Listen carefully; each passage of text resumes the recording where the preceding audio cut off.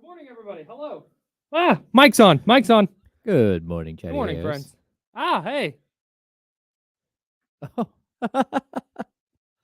Oops. What's going on? We're good to go. Sweet. Bang, bang. I think Ramsey got the belt today. Congratulations to Ramsey. Hi, Spencer. Good morning, everybody. We up in here. We are indeed up in here. Let's go. What's up, Warren? What up, Michigan? What up, Dr. David? What's in here? John Poles in the building. Spencer, my guy. Manny. Katrina here?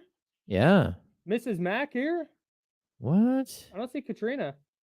Oh, I see Katrina at 9:18. Oh, there. Oh, I was looking. Wait, I'm down. I was caught up. Casey Tucker. Hello, everyone. Hello, Steven Castañeda.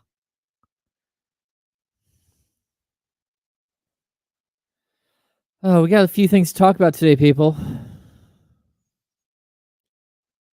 We got a great show lined up for you. Well, you've talked a lot about the mascots, but what about the players? Oh, they won't be a factor. Trust me. Great, you're doing Will Ferrell as Harry Carey. Yes. I like it. Hello. It's a simple question, Doctor. Kyle doesn't do impersonations very often. Not an impersonations guy. I love them. I like listening to them. I'm bad at them, though. Okay, here we go.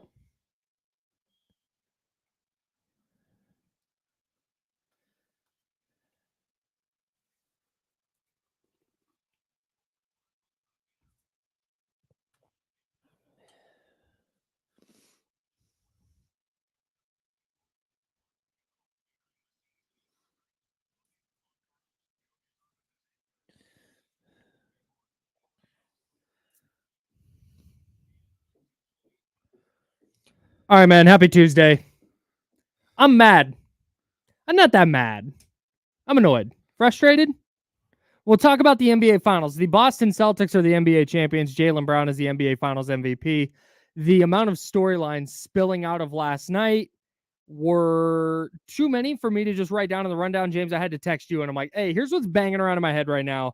I've got 7 things, and then you tacked on one very obvious one that I missed, and you're like, well, and also this thing. I was like, yes, you're right, 100%. We will talk about that, and we will talk about the NBA offseason officially beginning, particularly for the Sacramento Kings and Malik Monk, because now that the NBA Finals are over, the Kings can begin their negotiations with Malik Monk, but we're already seeing some other NBA news come out. We will have all of that for you. But I have to start here because I'm the one talking. So that's what I'm going to do. I was listening to Carlin versus Joe, which is the show that leads into ours. And I love Joe Fortenbaugh. I am a big Joe Fortenbaugh fan. Okay. Worked with him at 95.7.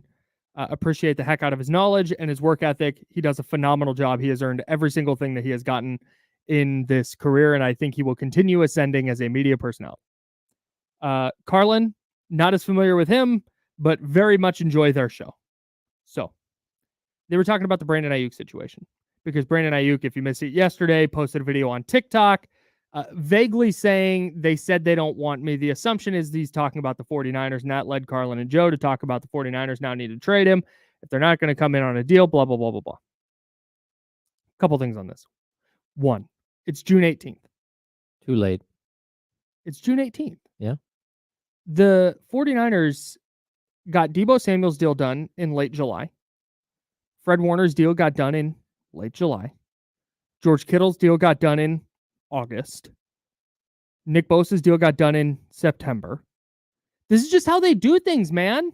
Mm-hmm. This is not, the delay is not a Brandon Aiyuk thing. This is just how it's gone. There's just been a bunch of other wide receivers getting paid, and so it looks like the 49ers don't want to pay their dude, but they're just waiting for the market to be set.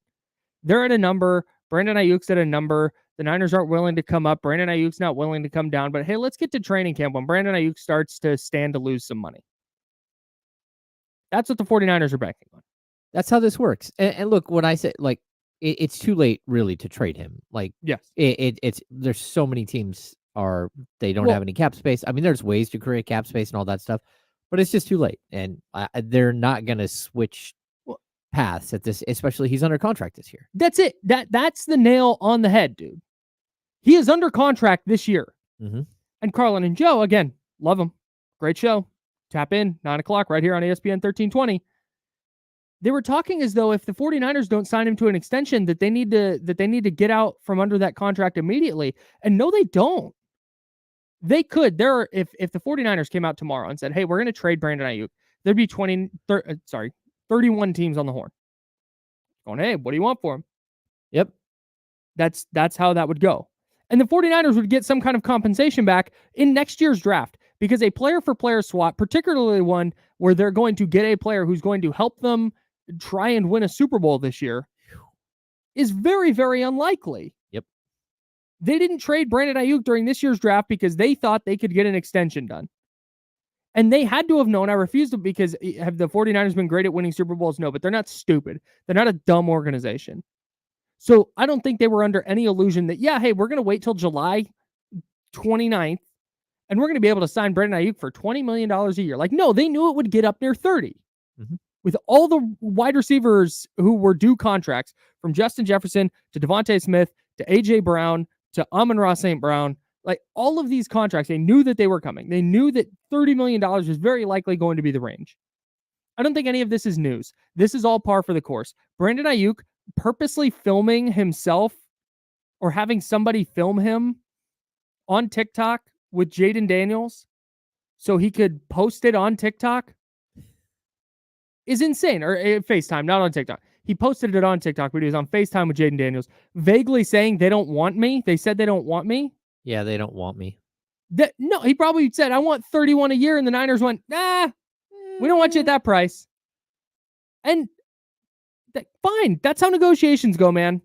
This is just all, to me, for now, this is all much ado about nothing, because it is June 18th. If it was August 18th, let's talk. But the 49ers have never done a deal at this time. They've never done a deal at this point. We had Deebo Samuel out here requesting trades and deleting stuff off social media and telling people that he doesn't want to play for the 49ers anymore and that he wants to play in Dallas and this and that. Like, he was, that all happened. And then, oh, look at that. Training camp comes around and, oh, there's a deal in hand. Shocking. It just, dude, the national discussion on this, like, oh man, well, they got to trade him now. If he did, well, then they got, like, no, they don't. He's under contract.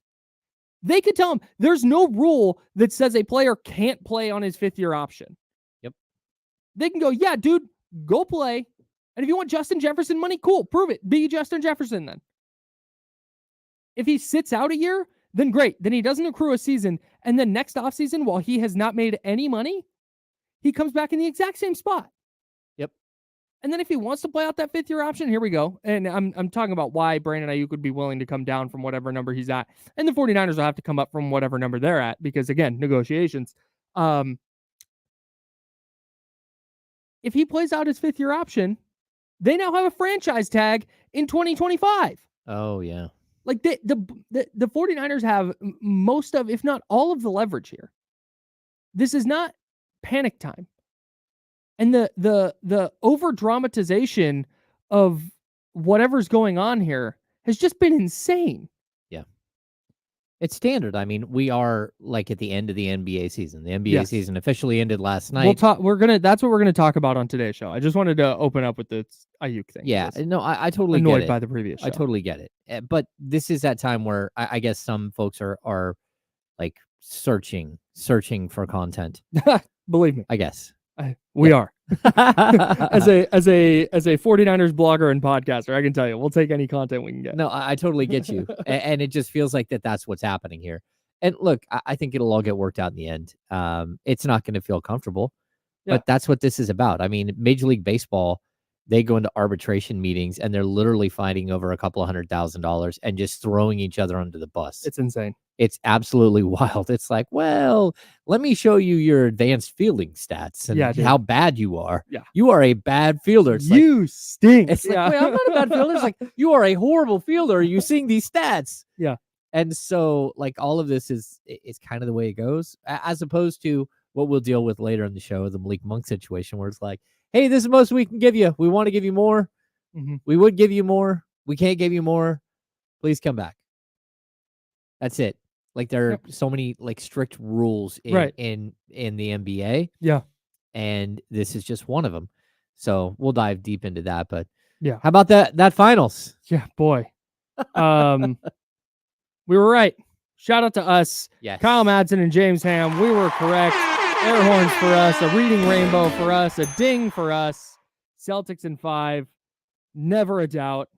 Even last night, I said before the game, I said Celtics by 17, Jaylen Brown MVP. Well, I'm a dunce. They won by 18. Oh. Stupid. God. Yeah, man. No, the Celtics are the best team all year. This is the right champion. The right team won. Oh, I totally agree. Yeah. When we got down to it, like, I think that there could have been some team that showed up from the Western Conference that was just really battle tested and really, really good and built to take on the Celtics. That is not the Dallas Mavericks. They were not built to take on the Celtics, and they were like shell shocked from the opening game. Like, whoa, what are we doing here? Yeah. Yeah. They never quite found their footing. And I think inexperience in the finals played a part for sure. But the Celtics were just better, man. Like, that's what played out last night. The Mavs had their backs against the wall. The Celtics still had 3 games to play with, and the Celtics came out and went, nah, hey, we're going to put this series in a chokehold early and never let them all the way back into the game. Yeah. It was a thoroughly dominant game 5 and a thoroughly dominant series from a thoroughly dominant season. Just the right team won the title. No, they're excellent. And not only that, but I think, we can debate the MVP thing all we want. But, Jaylen Brown had kind of set the standard for the first 3 games. I know Tatum had some nice games as well, but like, I don't think it was enough to sway the media members. And like, overall, I just think not only was it the way that they just, like, right off the bat, it was like, oh man, this isn't going to be a game. I like, very quickly, I kind of had the feeling it was either going to be a random blowout again by Dallas or a blowout by Boston. I did not think that Dallas could win a close game in that series, in that situation. And sure enough, they were able to do it on their home court. I thought it was a really, really cool scene. Some of the pictures coming out of that was incredible. That was so much confetti. It was. I have never seen more confetti. Have you been at the end of an NBA Finals when they? Oh well, okay. So let's be honest. The Warriors decide to shoot confetti all the time. It's like, after every game. Every win. Yeah. But championship confetti is a little more. But that was a lot of confetti. The picture of Jason Tatum with his son is one of the most stunning pictures. Incredible. What a great shot. So sick. Yeah. So cool. Yeah, man. I thought Tatum was going to win MVP with the way he played last night because I thought it was close enough through 4 games between him and Jaylen Brown. Like, they played a little bit different role, but it was really close which of those 2 players had been the best. And with the way Tatum played last night, down the stretch of the 4th quarter, he was the one hammering nails into the coffin, making tough layups, finishing through contact, playing good defense, pulling down rebounds. He was just making every right pass. He was just awesome last night. And he was playing that game with a level of force that, to me, said, man, that guy wants finals MVP. And I think he got it tonight. And then he didn't. I'm okay. Brown won it. Yeah, I'm okay. I just hope that doesn't become like the issue and how this whole series is framed and all that. Like, look, they're both great players. They're both like figuring it out at the right time, and they should figure it out as a duo and win as many championships as possible together and not have sort of that little bug in the back of your head. Like, don't let it fester. Don't let it be something bigger than it is. Just enjoy the fact that you're an NBA champion. And like, let's be honest, those 2 just pretty much stamped their way into the Hall of Fame. Like, it's early for both of them. They've got a lot more time here to build their resume. But that championship pretty much stamped who they are and what they look like once they retire. And that means that they're going to the Hall. And I think that's pretty apparent. And You hope that they embrace that Yeah. like everything that comes with it. You just took the lead, the most NBA Finals championships in NBA history. Um, you're playing for a storied franchise. You finally got the storied franchise back on the right path. This is a moment where you should be basking in all of it, not worried about who won an extra little tiny trophy. Yeah, that's what. So since it's kind of funny how this all works, right? Once you win a title, all of a sudden your resume becomes valid, and all of a sudden, hey, Jason Tatum and Jaylen Brown fell short a bunch of times. Turns into, wow, look at all these guys have accomplished. And that's what this is to me, because if you go back to Jason Tatum's first year, 2017-18, they lost in the Eastern Conference Finals. Then they lost in the Eastern Conference semis, then Eastern Conference Finals. Then they were first round exit in the 2021 season. But then they lost in the finals, they lost in the conference finals, and then they won the finals. That is an unbelievable resume. Every year that Jason Tatum has been on the Celtics, they've made the playoffs. In every year but one, they've won at least one series. And in every year but two, they've gone to the conference finals at least. And that's in 2, 4, 6, 7 seasons. That's insane. Yeah. An incredible resume. So I'm with you, man. Jason Tatum and Jaylen Brown, if they retired tomorrow, are probably both going to the Hall of Fame, but they have a lot more to accomplish in their careers, even if they don't win another title. Once that title's under your belt, doesn't matter. Yeah, you always worry about being a great player, but not quite getting the full recognition. Yeah. They'll get the full recognition now. I mean, this is just, and I think it means a lot for others as well. I think we have to go to break. Oh, yeah, we sure do. We're going to go right now. We'll be back in a second talking finals on ESPN 1320, Sacramento Sports Leader. Whoops. Caught up. Hi, everybody. What's happening?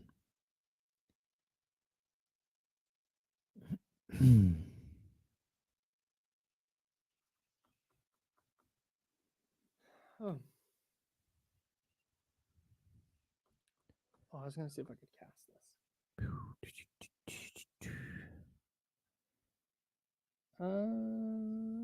Nope. Sure can't. Shout out to our guy, Neemias Queta, NBA champion. Yep. Amazing. Just stacking that Hall of Fame resume. He's now in the Portugal Hall of Fame. He is the first official player from Portugal to ever win an NBA championship. No one can ever take that away from him. Yeah, that's cool, man.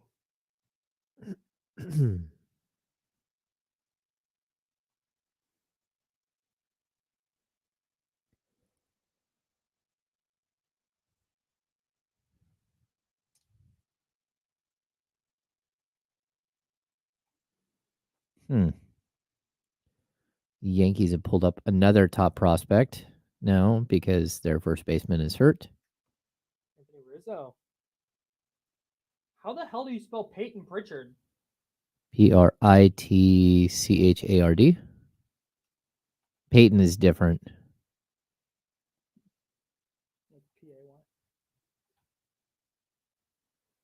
Peyton Pritchard. I want Peyton Pritchard.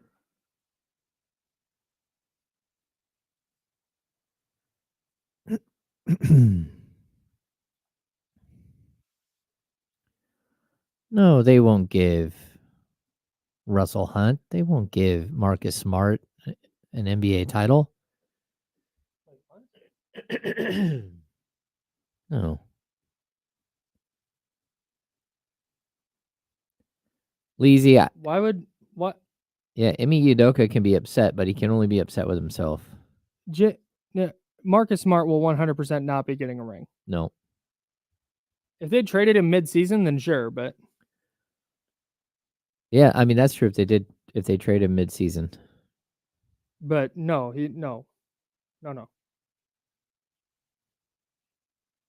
Oh, we'll talk about that, Kyron.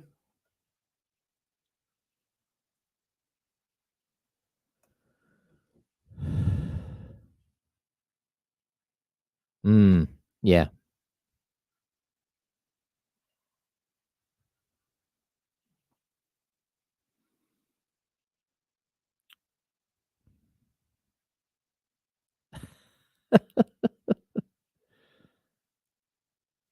Like, I get the sentiment, but no, moving on from Marcus Smart so they could bring in Drew Holiday was arguably the biggest reason they won the title. Yeah, it was a really, really good idea.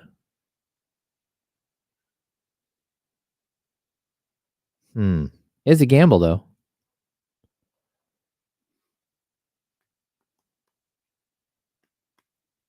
Oh, here we go.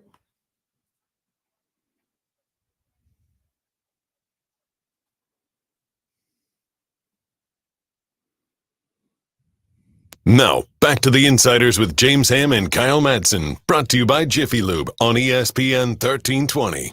Talking NBA Finals, talking Sacramento Kings. That's James. I'm Kyle, hanging out with you until noon.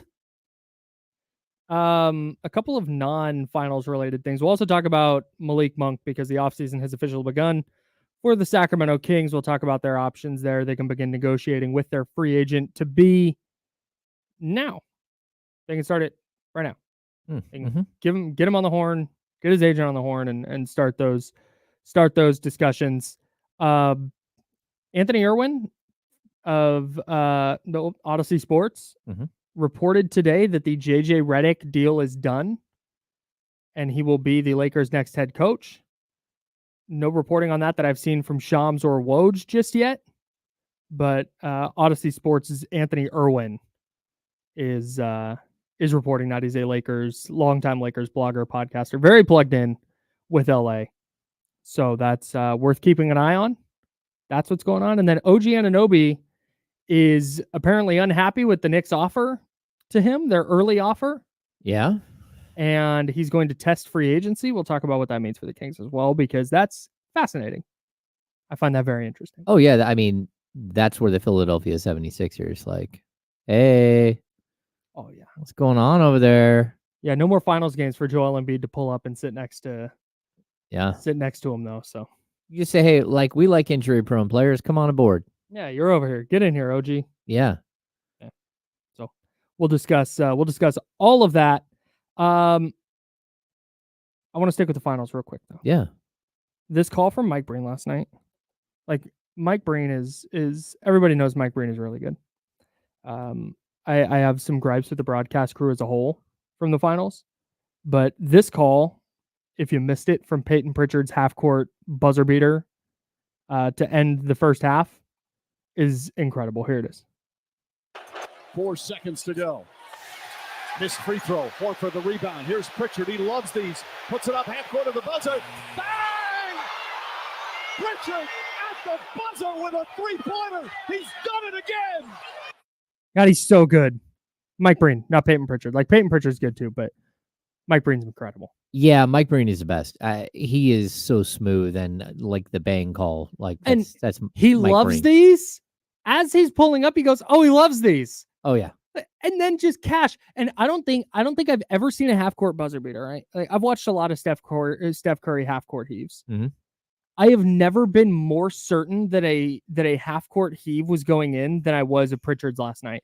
Like, that just looked cash out of his hand. He does it all the time, though. It's insane. Yeah, he's finished so many quarters during the playoffs. That's his second time in the finals that he finished a half with a 30-foot with a half court heave. Yes. Yeah. Just ridiculous. And everybody in the arena knew it was going in. The bench is celebrating as the shot's in the air. Yeah. That was the point that I knew last night's game was over. That felt like a dagger to end the first half. Yes. Because that is, hey, the arena's into it again. There was no like, yeah, hey, they got this Luka and one to close the half. And okay, that's got some momentum. Like, no, that was it. That was the point watching the game last night that I went, oh, Dallas just isn't coming back. This one's done. I kind of felt it early when Dallas had a little bit of a lead, and then boom, they were down. They're down 10. You're like, oh, it was the transition bucket after transition bucket after transition. Oh, yeah, and Tatum got the steal when and the they dunk. just like, oh, like we're just doing layup lines against you. That's when I was like, this one's over. Yeah, I thought, but even at that point, because you're right, the crowd's rocking at that point. the Mavs had just been up, and now all of a sudden they're down 10 or whatever it was. They're hitting threes. They got a steal where Tatum just went cookies on, I think it was PJ Washington, or was it Luka? I can't remember. Whoever it was, just goes steal, goes down, two-handed dunk, and he's fired up and he's yelling at the crowd. That stretch was a ton of fun, but still is 10, 12 points. It's like, all right, Dallas can get back in this. The Celtics are really capable of going ice cold from three, and Dallas just kind of chips away. The Pritchard three, though, the half-court buzzer beater, was just, to me, the ultimate, like, yep, it's their night. This one's over. There's nothing because that play started because Luka missed a free throw. And so instead of cutting the lead by 3 going into the half, they lose a point in the process. It just, I mean, there's probably 6 other plays that happened last night where I was like, okay, now it's, but that was the first time I really felt like, oh, I can probably turn this off. I didn't, but. Yeah, I may have started watching a little bit of Celebrity Jeopardy with the wife. I don't know. Macaulay Culkin was on, sure. which is weird because Macaulay Culkin, I don't think I'd ever heard his adult voice. Oh, really? Because he's kind of been out of the mainstream. I was like, oh, well, that's jarring. Yeah. So he did all right. Oh, good. The finals balloting from the media. For MVP. Yeah, for MVP, the finals MVP. Jaylen Brown had 7 of the 11. Did that catch you off guard that it was that many? No. No. Okay. I was caught off guard that he won it all. Yeah. But I figured that if he was winning it, it was probably something like that. I didn't. Yeah, I still felt like it really could have been a co-MVP. I do. You can't do that. You can't do that. I don't know. You cannot do that. You could have had 2 little trophies. So lame. That's so lame. Just split the small trophy in half. No. That's so lame. I was trying to. I had the. This sucks. I had the series stats up. Here we go. Series summary. Jason Tatum averaged 40 minutes a game. Shot 38.8% from the field, 26.3% from 3, 92.6% from the line. He averaged 22. I'm going to round just to make this easier. 22 points, 8 rebounds, 7 assists, a steal, and about half a block. Jaylen Brown, 44% from the field, 23.5% from 3, 73% from the line. Averaged 21 points, 5 rebounds, 5 assists, a steal and a half and a block. Like, numbers-wise, they're pretty similar. Brown was more efficient, but Tatum averaged more minutes, more points, more rebounds, more assists.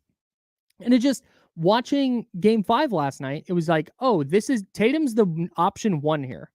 Tatum is the dude. The ball is in his hands. He is the playmaker down the stretch. Like I said earlier, he was the one doing all the scoring to really put the game away and just, hey, no chance for the Mavs. We're not going to go on a 6-minute run with no points here where they can drain a bunch of threes and all of a sudden it's a game again. Like, no. I'm going to get to the rack. I'm going to fight through contact. I'm going to make these shots and I'm going to get us a championship. Just the way he played last night felt like a finals MVP to me. And so that's why I thought going into the game that it was Brown. And then the way Tatum played last night, I was going, oh, everybody in the building is going to say, hey, it was dead even, and Tatum was the guy in the closeout game. And then no, that wasn't the case. So Brown got credit for the better overall series. Sure. I guess. That's fine. Yeah. I don't know. I was okay with it. Like, I like the way that, like, this kind of, it means a lot. It means a lot to Tatum and Brown. That's one thing. But some of the other guys, like, I mean, someone brought up in the chat earlier, like Porzingis played for the Wizards and like did not have a good time. And and Al Horford, didn't work out. 38-year-old Al Horford out there, taking it all in, winning a championship that late in his career. Drew Holiday, not only like winning his second chip, but also being such a huge, huge part of what was happening. I thought that was tremendous. It's just it's drama. It's like high drama, all of it. You're sort of, even if you're not a Celtics fan, you got to pull for Al Horford. And Yeah. Drew Holiday's just always been such a class act around the league. You have 4 Hall of Famers on this team? Yeah. Horford and Holiday both in? I think they are now. Yeah. Yeah. I think so too. And Yeah, then Brown and Tatum we talked about earlier. Yeah. You're going to have 4 Hall of Famers from this team. Yeah, I think That's so. nuts. Yeah. Man. That's pretty impressive, right? Yeah, Because I think Horford is pretty impressive because they all cemented their resumes for me in this title. Yeah, I honestly like the 2 young guys probably were going to get there either way, but Horford sort of needed that one more thing to give it. I think so give too. him, and then Drew Holiday has I think 1 All-Star appearance, and so for him to be part of 2 different championship teams and be And he might like get a gold medal this summer. Yeah, a major cog for 2 of those. Yeah. So, and Drew Holiday's awesome. And the Holiday brothers, like some of the best people. Like I even said that to their dad one time. Yeah. Because I've met like all of them at different stages. Just like, hey man, I just want to tell you that not only did you are your boys good at basketball, but my goodness, dude, they're such good human beings. Yeah. Like just being around any of them, he's like, thank you. That means more than the basketball. Yeah, I'm sure. Yeah. Justin, Aaron, and Drew, right? Yeah. Justin, Aaron, and Drew. Yeah. Shout out to the Holidays. And shout out to Drew Holiday, who's now going to be a basketball Hall of Famer. All right, let's talk about the Kings. Malik Monk is now officially on the clock. What are the Kings' options? And what else is going on around the league that might be of interest to Sacramento? We'll talk about it next on ESPN 1320, Sacramento Sports Leader.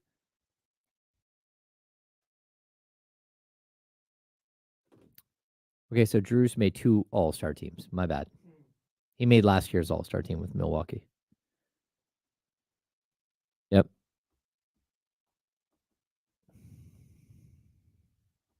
Do you think if Milwaukee could go back and redo the Dame trade, they would do it again? No. I think they realized it. I agree. But they were already desperate. So, they just got bounced in the first round. And I think they kind of felt like they had capped themselves at that point, that they had their championship run, and then they were sort of on the... Speaking of championship what's run, next? I'll be right back. Oh, good segue. Thanks. I just realized I got a little over 2.5 minutes. I gotta make a play. I think that Drew is now a lock. I'm not sure. Again, 2 first-team all-defensive teams. I don't know. Like 6, he's a 6-time all-defensive team player. Maybe he would have made it, but I think this is one of those things where it, like, fully cements him. And again, like if you like, they all do like a crazy amount of work off the court, the Holiday brothers, but they're also like some of the most genuine dudes to speak to. Like even when Justin Holiday got traded here to Sacramento, it was just like having him step up and sort of be the voice of the 3 with Sabonis and Jeremy Lamb was interesting. Just a really, really good dude. Those are the type of people that, like, if you're going to have somebody who's like 9, 10, 11 on your squad that you want, they're like culture builder type guys.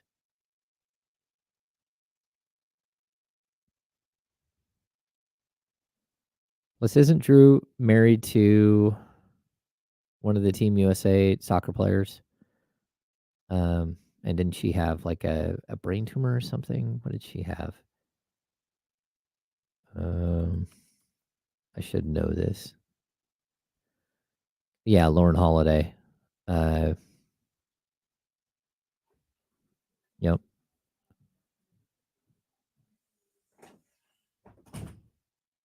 I still got a minute and a half. What? Rich. What?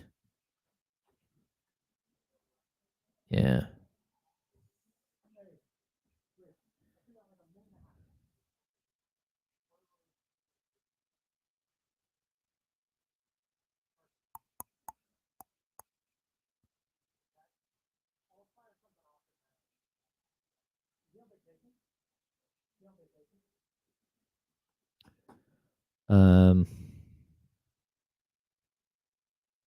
Yeah, but it was Lauren Holiday. What's her maiden name? I can't remember. We're still back. We're back? No, we still have a minute. No, I mean out there. No. No.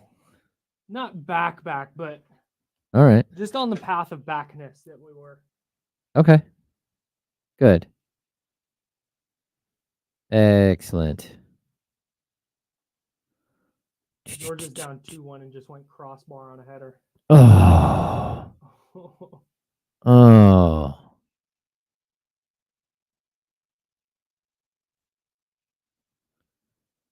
Hmm.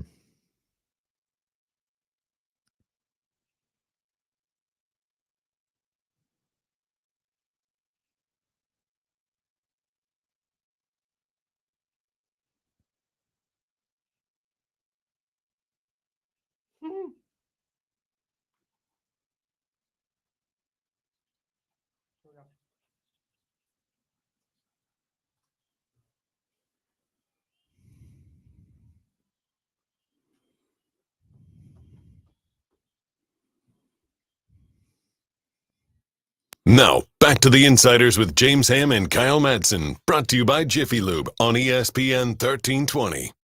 That guy over there is James Ham. This guy right here is Kyle Madsen. The NBA Finals are over. That means a couple of things. Well, one thing for the Kings. They can start negotiating with Malik Monk. But you can also negotiate with extension-eligible rookies And vets. and vets. Yeah. Yeah, But for the Kings, what matters is they can start negotiating with Malik Monk. Yeah. I don't think they can negotiate with Keegan Murray yet. I think that window opens up later. I might be wrong. Like rookie extensions. And either way, what is he? He's after his second year. No. He's got one more year. He's got one more year. But with De'Aaron Fox, they can offer De'Aaron Fox up to I think it's a 3 years, 165 extension. Mm-hmm. And if he would have made All NBA, he would have been eligible for like a 4 year, 235. Right. So a lot more. And if he makes All NBA next year, then he would be eligible for like a gigantic extension, which he will likely wait and see how that goes. Do you see Jason Tatum's going to get like 5 and 315? Oh, that's crazy. It's going to be so much money. Yeah, and it's just going to keep going up and going up and going up. So yeah, but this is the first day that you can start negotiating with your own free agents. So clearly the Kings were waiting at Alex Len, and they divided and conquered. Kessler Edwards' house, Alex Len's house. Yeah, they just kick doors down on those guys. Yeah. So yeah, everything I've heard, we've talked about this week, but everything I've heard is that the Kings are all in. Like whatever they can give Malik Monk, they would give Malik Monk. And I sort of did all my last minute research on Monk last night. So they have a couple of options that they can offer him.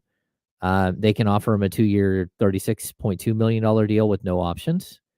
But he would have his bird rights afterwards. Mm-hmm. They could give him an offer 3 years at 56.5 with an option after year 2. So it would basically be a 2-year plus one more.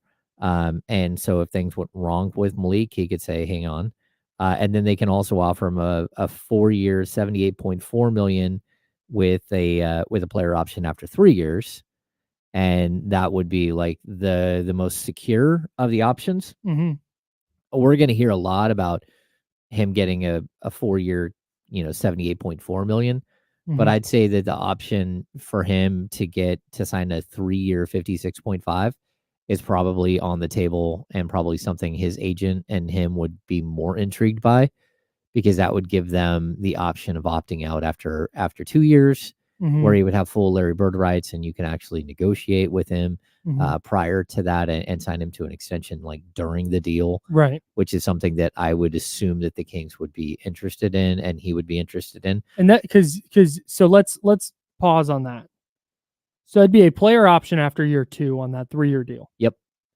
So that would allow him, basically, if he continues playing this well and he wins the 6th Man of the Year and the Kings are awesome, and he could opt out after year 2 and get a massive extension. Yeah. On the other hand, if things don't go well and he struggles, or the Kings struggle and they want to go a different direction, or whatever plays out, he still has that little bit of stability insurance of hey, I got this player option. I'm going to be making 17.5, whether I'm the even if I'm the worst player in the NBA. Yeah. So it would be something like a 17.4 million first year, 18.6 million second year, and then like a 20.2 million. Okay, so I know I've got third year. 20 million in hand no matter how I play. Yes. And if I'm good, I can punt that and get way more. Or let's just say you're having a great 2 years, but Yeah. right near the end of the season, you take a bad step and injure yourself badly. Yeah. Now you're secure in what you're going to make in that third year. Yeah, take a bad step, or I don't want to, like, if a player falls on you. Yeah. They're trying to draw, like, I don't know, like Like Luka falls on you. Flails on Yeah. you, like an out of shape Yeah. NBA superstar falls on you. Yeah, just if something like randomly. that happens. Randomly. Yeah.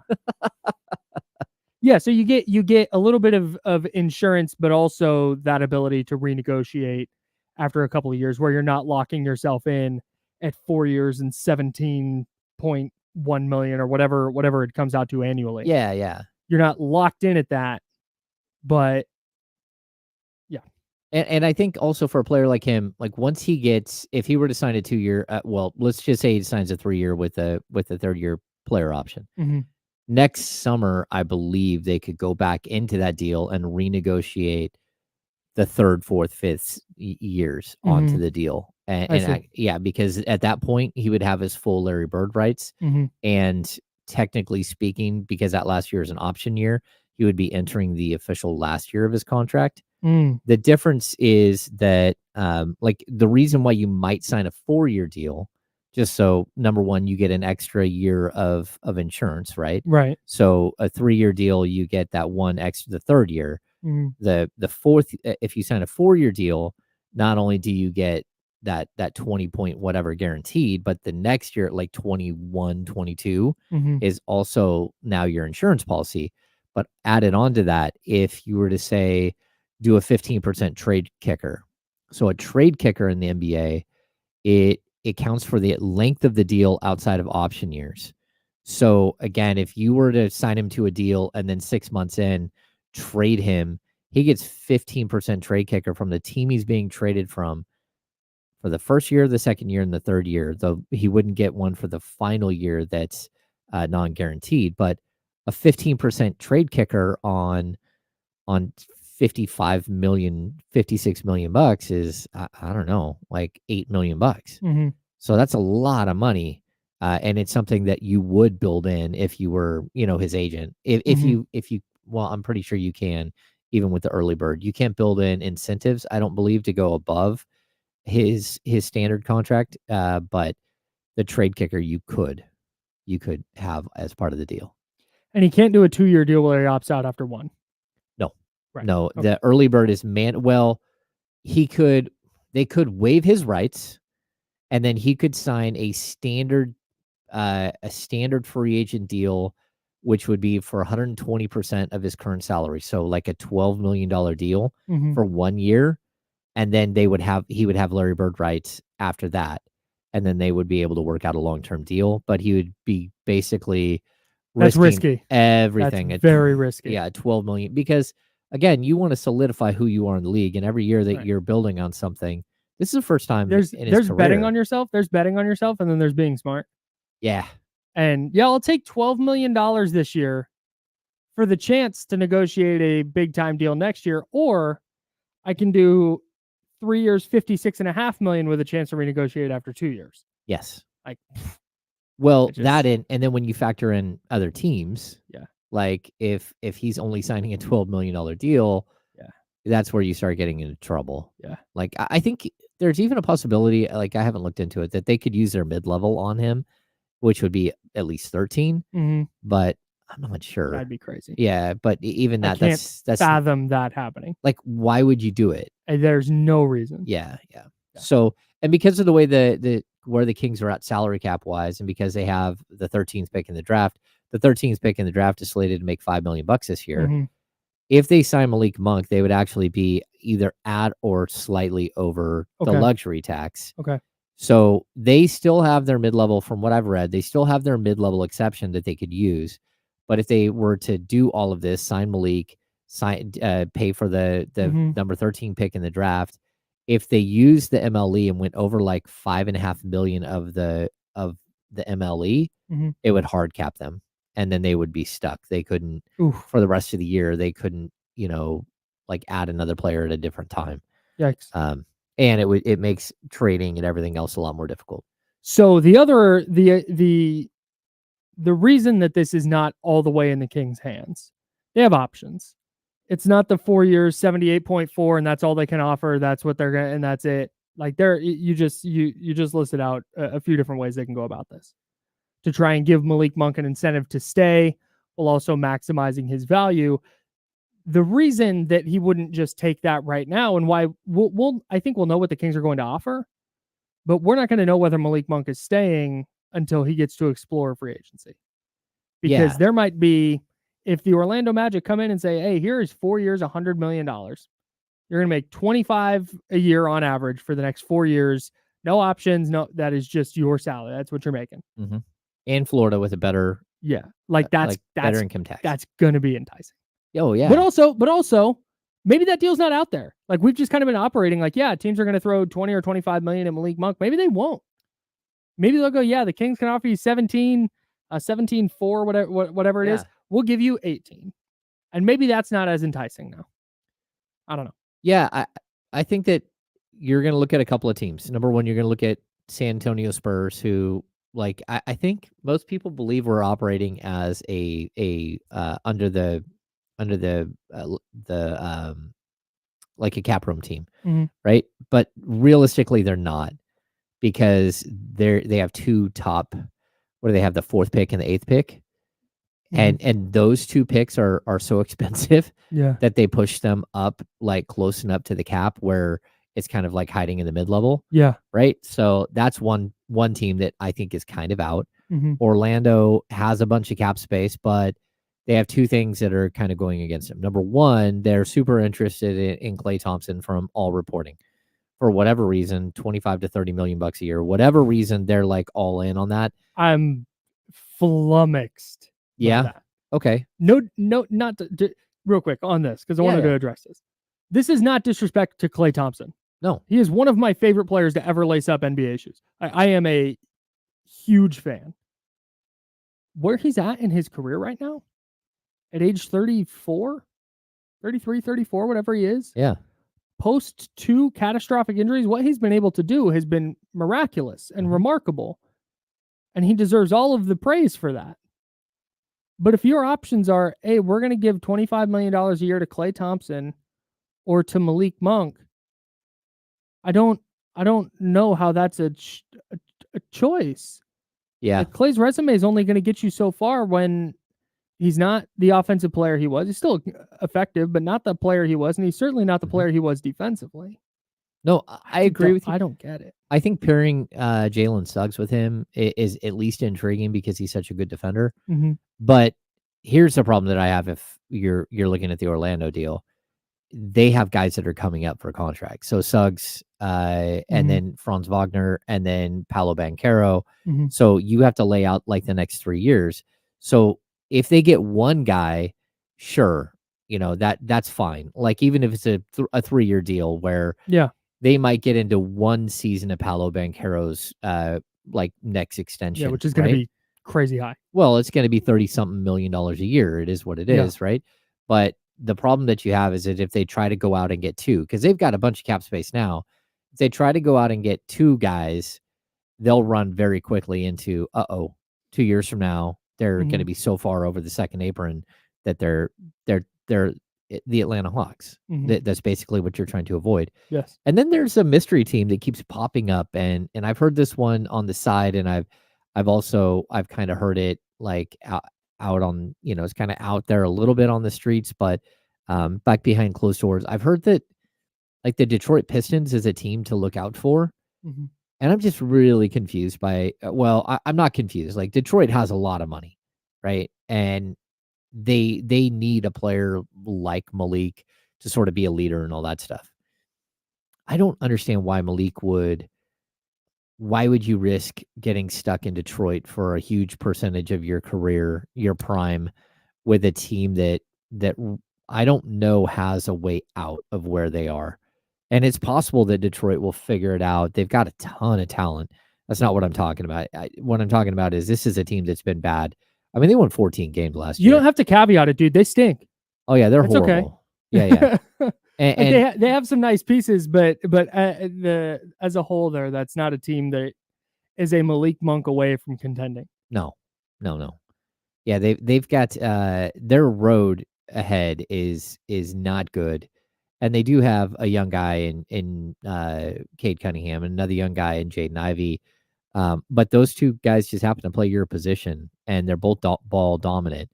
And I'm not sure how that works out for Malik. I mean, if you're going to go to Detroit and be a 6-man, like, okay, like, look, maybe they pay you $30 million a year to do it, and you just Sure. go, okay, I'm chasing the money. I get you're chasing the money, but at the same time, like, what are you That doing? sounds miserable. It does sound miserable. But like, also, if someone was going to pay me $30 million to do anything, like I would definitely consider it. yeah, I So, just can't imagine going somewhere to be a loser. Like, not that Malik's a loser, but you know that you're going to keep losing. Yeah, you're not going to, right. And that's the same thing why I bring up, like one of my fears with a guy like Kyle Kuzma. Like, if you're to go out and trade for a guy like Kyle Kuzma, Kyle Kuzma chose to be there. He did. He chose to be there on a team that, like, if all he had to do is put that team together on 2K and play for 5 minutes and go, oh no, this ain't gonna work. I don't know. I want to push back on that. Because you had a scenario where, okay, hey, they bring in Tyus Jones and that Denny Avdi. Oh my gosh. Denny Avija. Denny. Yeah, Denny Avija. I knew there was a J in there. I just couldn't place it. Yeah. Jeez. He's there. Hey, here comes Jordan Poole. He just needs to get out from Golden State. He averaged 20 a night. He just needs to get away from Draymond Green. He's going to be great again. He helped him win a title. This team, I am going to be the focal point of this team that's going to compete in the East. I see the vision. Mm-hmm. Because if he was trying to, it's not like he got a max deal to go there or something. Like he got a nice little contract, but it's not. He didn't get some insane amount of money. No, but there were teams like the Kings that were interested around the same dollar figure. Sure. The 4-year 100, 4-year 85, whatever it is, 4-year 90, whatever he got. Yeah. Yeah, there were other teams that you could have gone to. He spurned the winning franchise of the Sacramento Kings. Well, yeah, but come on. There were also no. There were like the Houston Rockets were intrigued, and sure.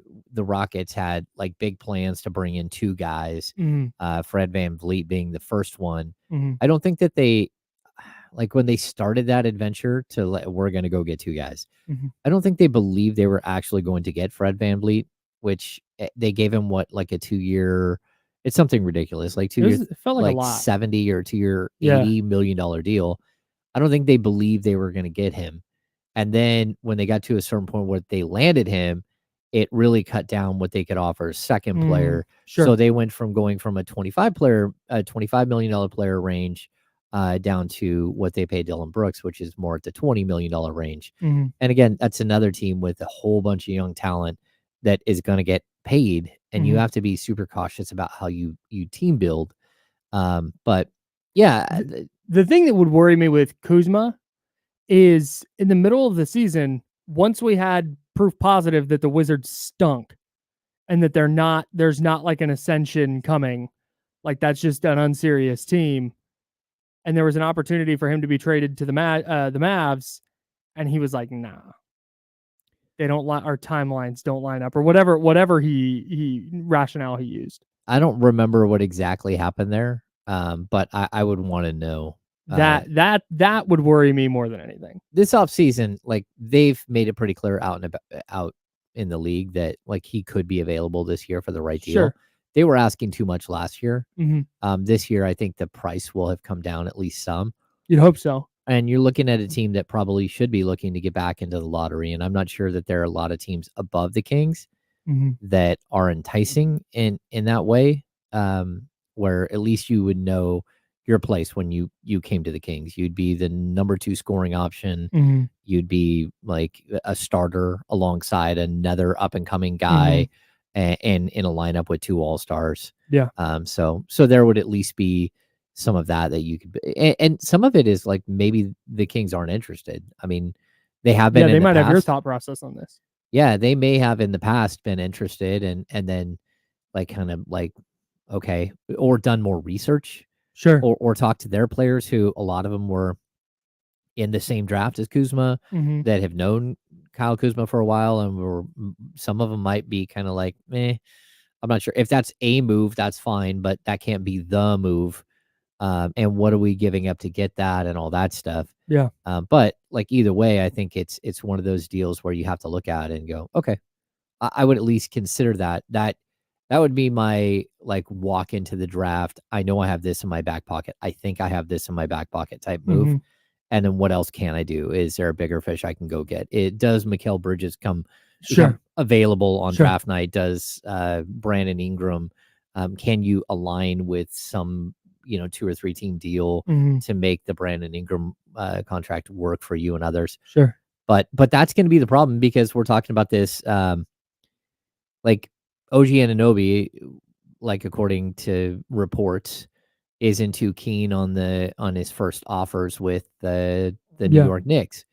Well, the Kings can't go get in the OG Anunoby race. Like the At all? days, no, the days of signing trades are pretty much over, Right. right? So the only thing the Kings can offer is a mid-level exception. And if he's turning down major money in New York, where his former agent Right. is Yeah. literally in the front office, Yeah. I have to, number one, I want to know what that offer is. Yeah. I kind of wonder if he thought he was going to get, bless you. I kind of wonder if he thought he was going to get just a max deal off the rip, and he didn't, and he thinks there's going to be one out there for him. So he's like, yeah, I'll go test free agency. I'll see what's out there. That's kind of what I think is going on. Yeah, all of the, like, when the Kings were interested in OG, it was always with the understanding that like his next contract, he wanted 30 plus. Sure. And that's tough, because the thing with OG is he's very talented and he's a defensive game changer. Yeah. But he can't stay healthy. Mhm. And it's just something like, it's not one season, it's not 2 seasons, it's his entire career, Mhm. where you're like, okay, man, you're never healthy. If you get 60 games out of him, okay, that's kind of what, and if you're going to base your team off of that, that's fine. But you have a tough time putting all that money into a player that can't stay healthy throughout his career. So Yeah. I don't 70 know. games one time. Yeah. And he's a guy who had a catastrophic knee injury in his final year in Mhm. college. Yep. At Indiana, right? So he's a guy that you're sort of worried about, what how long does that knee hold up?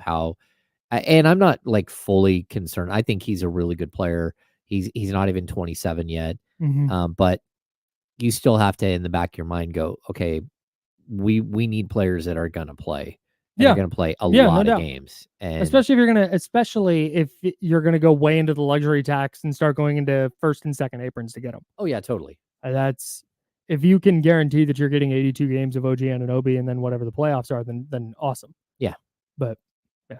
No, I just think that like it's an interesting discussion, because you got guys like that. And then right now, so people out there go, well, how is it that OG Anunoby can just sign with the Pacers? Because it looks like that's heading towards him getting a massive extension with the Pacers like right now. And he can't officially sign anything until June 30th. And then he can't, well, it can't even really be all that announced, but then the moratorium lifts on June 6th, July 6th, which Sure. is when he would officially sign his contract. So right now, they're the only ones who can negotiate with him, and they're going to give him the bag. Mhm. And they don't have restrictions like the early bird rights that Malik Monk has. Mhm. And so Monk is going to want to test free agent waters. OG Anunoby is going to want to go talk to the 76ers Sure. or a couple of the other teams that have Feels lots like of every money. free agent is gonna go talk to the 76ers this year. Yeah. So you're just trying to figure out how all of these pieces work together. But Mhm. there are reasons why we're hearing, like the OG Anunoby thing is building towards something Mhm. already. Yeah. And that's because they're the only ones who can negotiate with him, and they're willing to give him all the monies. Right. And there isn't a bunch of teams out there with a ton of money that can offer OG Anunoby 40+ million a year. Yeah. If you were Malik Monk ranking your options of Sacramento, Orlando, and Philly, Oh, how would you order those? I would have to look at Philly pretty pretty too. closely. Philly's at the top for me. Yeah, the question I would have there is, number one, is Philly offering that money? And number two, how do you play with Tyrese Maxey? Can you fit in a backcourt? Would that work, especially with how much Joel Embiid has such a huge usage rate? Like, how do you fit into all of that? Yeah. And it's like, if you were to go there, it's like the three of you and Paul Reed. Now, what else does the rest of the team look like? Big Paul Reed guy. Sure, it's a very intriguing question. Like, how do we build the rest of this thing? Yeah. Because there's so many variables there. Yeah. Yeah, no doubt. Yeah, probably just because of familiarity, and I feel like the situations are kind of similar in terms of where they're at in the hierarchy. Probably put Sacramento ahead of Orlando just from a pure basketball standpoint. Yeah. But financially, Orlando's going to have a leg up there if they want. Yep. So, we'll keep talking about that throughout the offseason. We'll have more Kings offseason stuff. We'll have more finals coming up. That's James Ham. I'm Kyle Madsen. We are the Insiders, and we're hanging out with you till noon on ESPN 1320, Sacramento Sports Center.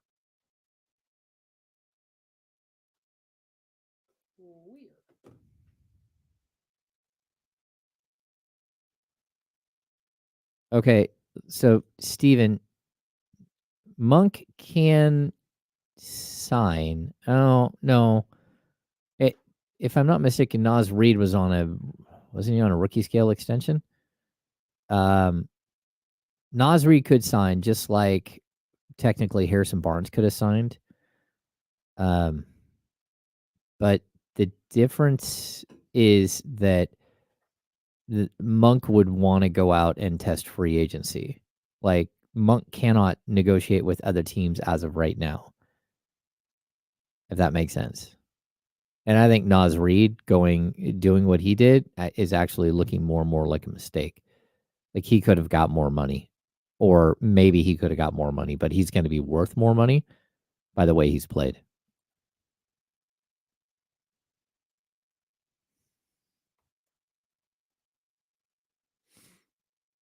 Let me see. 1, 2, 3, 4. Okay, when did they draft Naz Reid? Or did he not get drafted?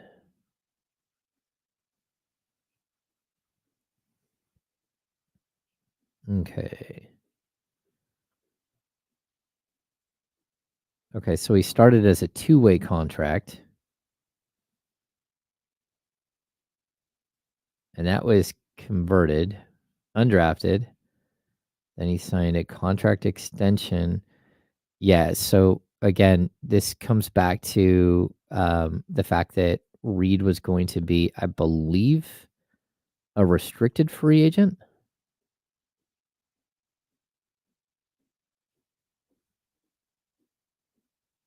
And they were capped at how much they could give him. I don't know. I'll have to go back and look. But either way, Malik is in a different situation because he really wants to go test free agency. Not test, but he needs to make sure that he's getting maximum money, and other teams can't give Malik an offer right now.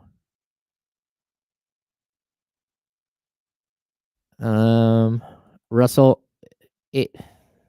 no, not yet. It's going to be close. Like, I still think that Vlade is the greatest free agent signing in the history of the team. But the list is super short. And he would put himself in line to be that if he continued to play and then lead his team, and then they start moving up the ranks.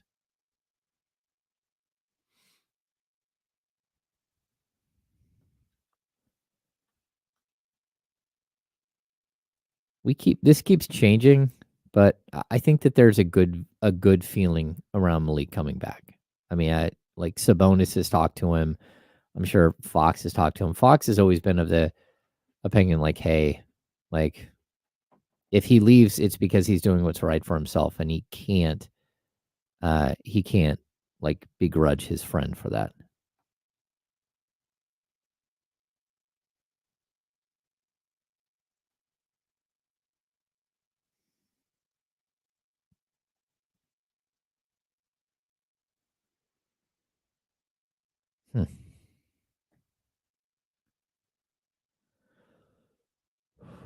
There's a lot of weird. Oh, they traded for Brad Miller. Kings did. It was a sign-in trade. Oh, here we go.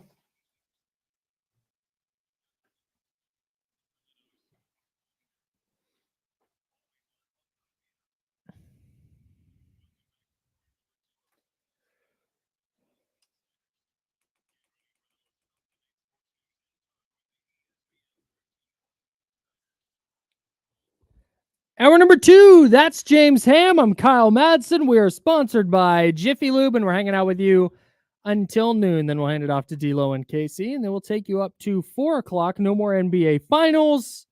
The Celtics are the world champions of basketball.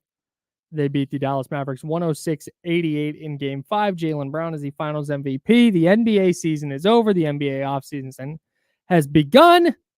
Was the 23-24 NBA season a good one? I think so. I think it, like the parity, especially in the West, was incredible. And like, are the Kings happy with where they ended up? No, of course not. No, I just meant as a. But as a whole, yes. Like I think once you got into the playoffs, the struggle was so real. Like the matchup issues was like such a distinct season, right? So, like we talk about this all the time. I'm a huge Survivor guy, right? I love the show Survivor. I watched I watched every episode since the beginning. And I think each of them are so unique in how they how alliances are formulated and all these things happen. And that's what this season felt like. It felt like such a unique season where even at the end, I think we all had a tough time just accepting that Boston was so much better than everybody until it got so late and people want to make excuses for their path and all that stuff. The fact is, it didn't matter what their path was. They were way better than everybody. That's it, dude. They lost 3 games in the playoffs. 3 total. That's crazy. They went 16-3. That's it. And so what did they win? Did they win 80 games? They go, yeah. Total 80 and 23. Yeah, something like that. 64. So that's 18, 21. So 80 and 21, Crazy. I think. Crazy. Yeah, that's pretty amazing when you look at what they accomplished and just how good they were throughout like the entirety of the season. But like, look, I think we just kind of like put them way up and said, oh, well, the East is just bad and they're just way better than everybody in the East. What would they look like in the Western Conference? Yeah. And the fact is that the Western Conference is over here just like slaying each other like the whole time. The West was brutal. Yeah. And so, yeah, I think this was it was a really intriguing season, especially when, Embiid went down, when Giannis went down, when the Denver Nuggets fell and like opened this door for something new. Yep. And it's not even like the Nuggets were holding that place forever, but it felt like they might. Yeah. And then they were gone. And so, yeah, I think the intrigue of this season was really good.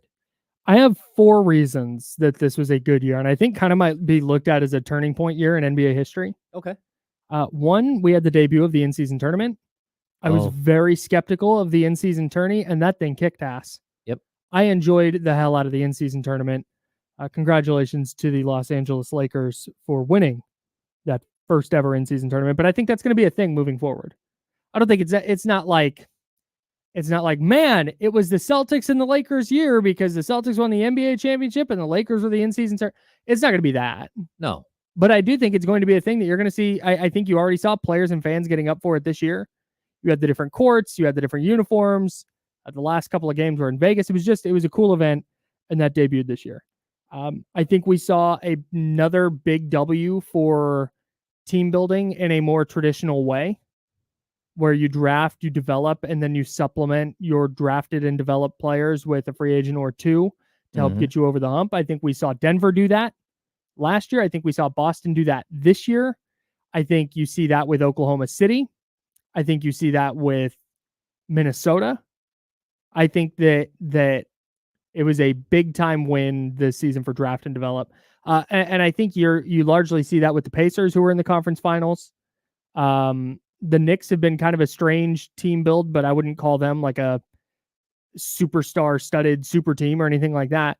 So death of the super team, I think, helped kind of define this season. You can say that the Celtics are that, but they drafted Jason Tatum. They drafted Jaylen Brown. They added Derek White a long time ago. Derek White's been around. Al Horford is way past his prime. Kristaps Porzingis had never been able to stay healthy. It had never been able to have a winning impact. They go and add Drew Holiday via trade. Like that's just that helped get them over the hump. The other one, passing of the torch. I think this was a season where we really saw, okay, hey, the new guard is here. The new, if you want to include Jason Tatum and Jaylen Brown in that, I know they've been around for several years now, but they're both well under 30. So I think you include them. Anthony Edwards, Luka Doncic, I think turned a corner as a player a little bit this year. Yep. Where you might see an even bigger ascension from him. I know I'm missing a bunch, but you get it. The new guard is kind of here. No, I totally agree. Yeah. Even Wembanyama, like thank you. That's all of another it, one. you Tyrese know. Maxey is in there. Yeah, SGA like becoming like a another one. legitimate MVP candidate. And I think it's interesting because you talk about that, and it's such a like prevalent thing where you can see the young stars are taking over, and it's almost like this Olympics might be like a really, really interesting farewell, like a send off, to some of the greats of the game point. that held an entire era like captivated. Mm-hmm. So yeah, like really interesting. Yeah, one last like, hey, let's all get together, let's all play in the Olympics. Farewell, the league is no longer ours. Yeah, totally. Yeah. And then the last one, this is the first season of the new load management rules. And I think you saw the benefits of it, of players playing in games. I don't think it's a coincidence that Anthony Davis played a career high, right? Career high in games. Yeah. Kawhi Leonard played in a bunch of games, but then I think you saw the additional wear and tear kind of show up in the playoffs, where I think you saw maybe some more injuries than you might have seen in years past. Now, maybe it's just a coincidence. Maybe it's because teams have to learn how to properly manage without being able to load manage. But I think that's another thing that we're going to look at down the road as a kind of turning point in NBA history. Not toward any like good or bad direction, but just like, hey, here's an inflection point in kind of how the league is going. Yeah, I mean, Kyle, all of those, like it's like I think the way the league sort of morphed this season is intriguing. And for sure. And also like the handoff and watching Steph and LeBron labor to get in, into the play-in tournament was like jarring, and to see sort of like this transformation. I think the 65 game rule, I think it's good that Adam Silver's like, oh yeah, I liked it. Next question. Yeah. Like I think maybe there are some small adjustments, like the DiVincenzo weird that he wasn't didn't able play to X amount of minutes one night. Yeah. He plays like silly. 80 games, but he's not eligible for certain things. Yeah.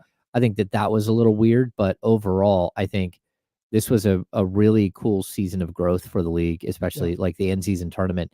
I hated the idea, like realistically, we may have talked about it and we may have like, oh, let's give it a shot. But really in the back of my head, I'm like, how in this, they can't even tell us how it's going to work. Yeah. But then we watch it play out and you're like, okay.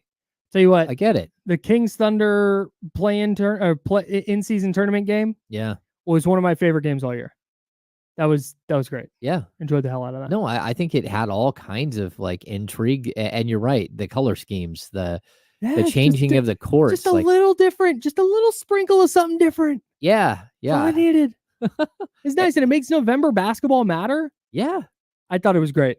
No, I think so too. Yeah. I think that it's one I want to see how it plays out over a couple of years. Sure. To see if it kind of loses its luster and people are like, okay, that was fun, but it doesn't really have a value. I'd also like to see them bump the value of it. Sure. Like give the players something unique for it, whether it's a bump in the standings or whatever it might be. Yeah. So I think overall a good year. Saw some people complaining about the playoffs. And if you didn't enjoy the playoffs, fine. But I think Anthony Edwards' ascension was super fun to watch.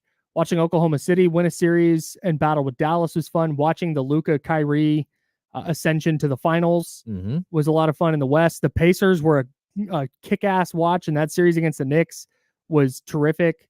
Joel Embiid dragging himself around the court to try and get the Sixers past the Knicks was pretty remarkable. I thoroughly enjoyed the postseason. Yeah, the Maybe Jalen I'm a Brunson, weirdo. the Jalen Brunson Jalen Brunson. ascension. Yep.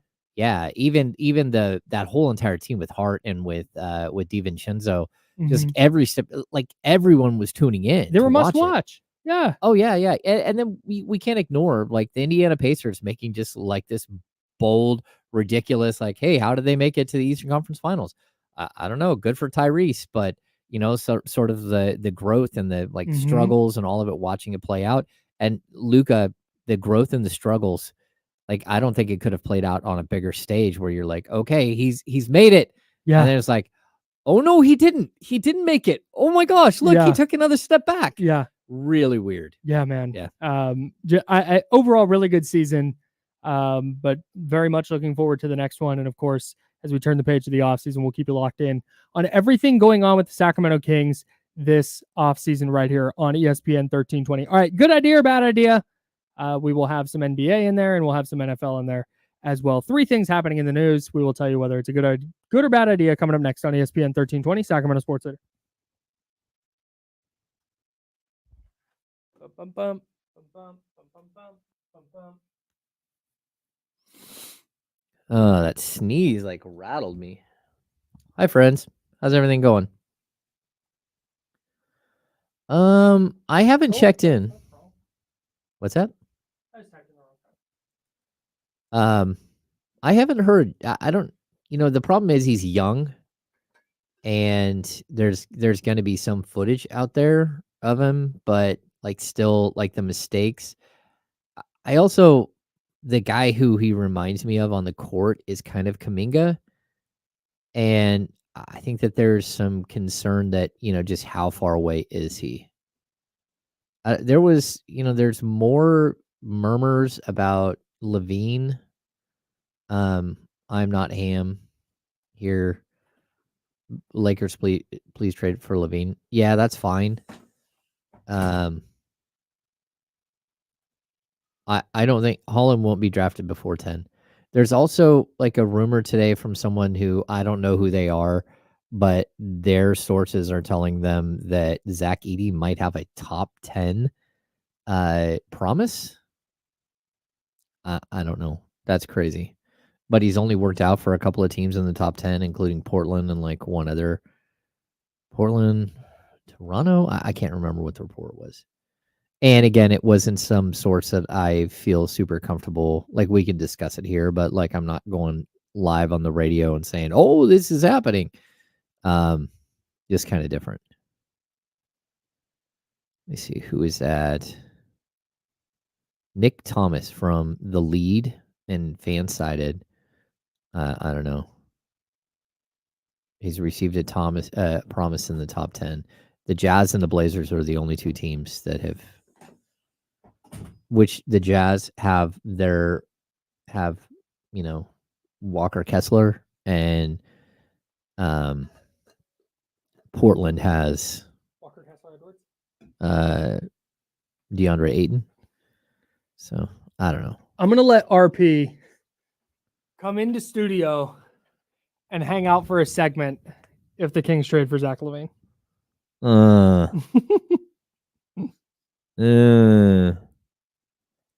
It's such a tough one because, like, again, I keep saying that, like, Zach Levine is talented. He is. It's the injuries and the contract that, like, there are moves that you make that you think I would. Okay, I would put the Zach Levine move in the Kristaps Porzingis trade like sphere if it wasn't for the fact that Kristaps Porzingis doesn't make $50 million a year. I mean, he makes 43, 46, and 49 over the next 3 years. That's a lot of money. So, and he doesn't play defense. He is a 2-time All-Star. But he's played 77 games or more 3 times in his career. Oh, coming back.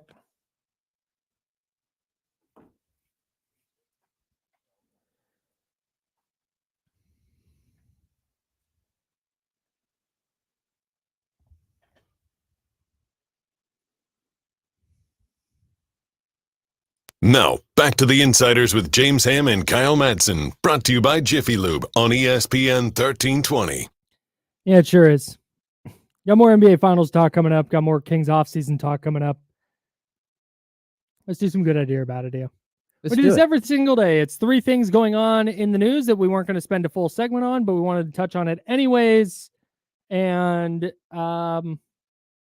we say whether that thing is a good idea or bad idea. You can play along in the chatty house at youtube.com/ESPN1320, twitch.tv/ESPN1320, or give us a call if one of these things strikes your fancy at 916-909-1320. That's 916-909-1320. Good idea or bad idea, James? Number 1, the Orlando Magic apparently in free agency are choosing between whether to pursue Klay Thompson or Malik Monk. Good idea or bad idea? That's a tough one, man. Is it? It's I don't know. I understand the Klay Thompson love. I Sure, understand that they have very specifically an offense that is struggling because they don't have floor spacers. Mm-hmm. But Monk is such a dynamic athlete and such a game changer. And I still don't know that Malik is built to be a starter. Mm-hmm. I don't. But I don't know. I'm going to say, like, if I'm them, it's more difficult than you would think. Yeah, I think to me, it's a bad idea to go, hey, we need to choose between one of these 2 guys. Especially since they're not your players and you don't know if you're going to get either one of them. But yeah, but just pursuing in free agency, if we're going to go after these guys and we have to make a choice between, to me, it's very clear, just based on, and again, I did not watch 82 games of Magic basketball this year. Let's be very clear. But from what I saw in the postseason, like, man, this team could really use a shot creator, because every single time they got into a crunch time situation, it was like, hey, Paolo, dribble around on the perimeter and bail us out. And he did it several times. He is a very, very good player. Mm-hmm. But hey, they could have really used just a elite, electric shot creator and shot maker like Malik Monk. And I understand the idea with Klay Thompson. Yeah, hey, you need floor spacing, you need shooting, you need that veteran presence. He's been there. This is a young team, and this guy has won titles. He brings that veteran savvy. And that's great. But if your amount of money is going to be the same for those 2 guys, to me, it's very, very clear that Malik Monk helps your team more right now. No, I totally agree with and that. So to me, if Klay Thompson is your fallback option, where you're saying, hey, we're going to offer $25 million a year to one of these 2 players, you go to Monk first and you make Monk the priority. And from there, figure out the Klay Thompson thing. But it cannot be, if you're the Orlando Magic, to me, and again, this is not a disrespect to Klay. He has accomplished incredible things. He is a Hall of Famer. He's one of the best shooters the sport has ever seen. He's still a great shooter, but he's just not the offensive player he was, man. Not the defender he was. This is prime Klay Thompson. To me, it would be a no-brainer. Yeah, go get Klay. But that's just not the version of him we're getting. So for me, with the Orlando Magic, bad idea to make a choice. Make it about Malik Monk, and if that doesn't pan out, then go chase Klay. Yeah. That's it. No, I mean, that, like, I understand that. Yeah.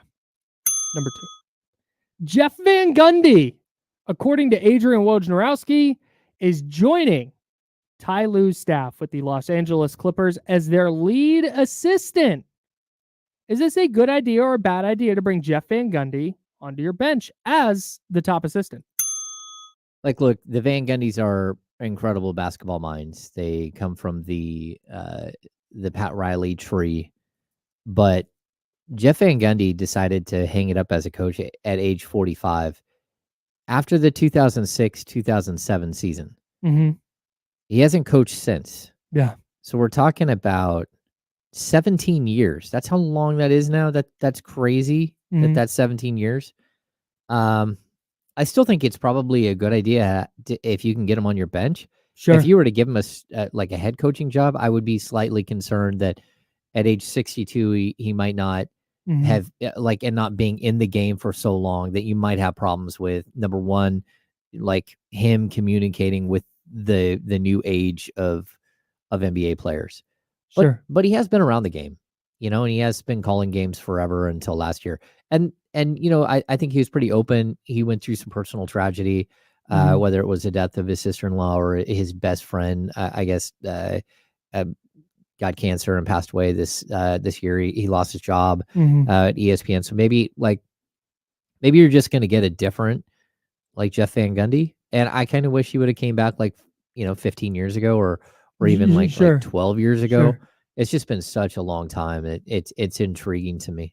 I think the bigger problem for me with this is he was on TV and calling finals games and prominently on ESPN for so long that there are probably a lot of dudes on the Clippers who only know Jeff Van Gundy as a commentator. Of course. And that's what they know him as. And yeah, he's not been in the sport coaching, but he's been around. He's been in production meetings. He's talked to players. He's talked to coaches. I just don't know at this point, because when he was on the ESPN broadcast, he was the whiny referee guy. Like that's what everybody I know who is a casual basketball fan, who loves watching games, but is not, tapped in every single day, listening to podcasts and sports talk radio and reading. They're just like, yeah, I'm gonna tune in for the national games and then my favorite team local games. Every single person is like, oh, he's the referee guy. He's the guy that just rails against the officiating all the time. And that's just kind of what he is. That might be what he is to several players on the Clippers. Yeah. And that would be my problem is can he step in and now be that authoritative coaching figure? I have no idea. And maybe him being separated from the game for so long, from coaching and viewing it from that kind of 30,000 foot view of covering the league, seeing a bunch of teams, talking to a bunch of players, talking to a bunch of coaches. Maybe he now has new thoughts and ideas and opinions that just differ enough from what Ty Lue is looking at that he can offer something for LA.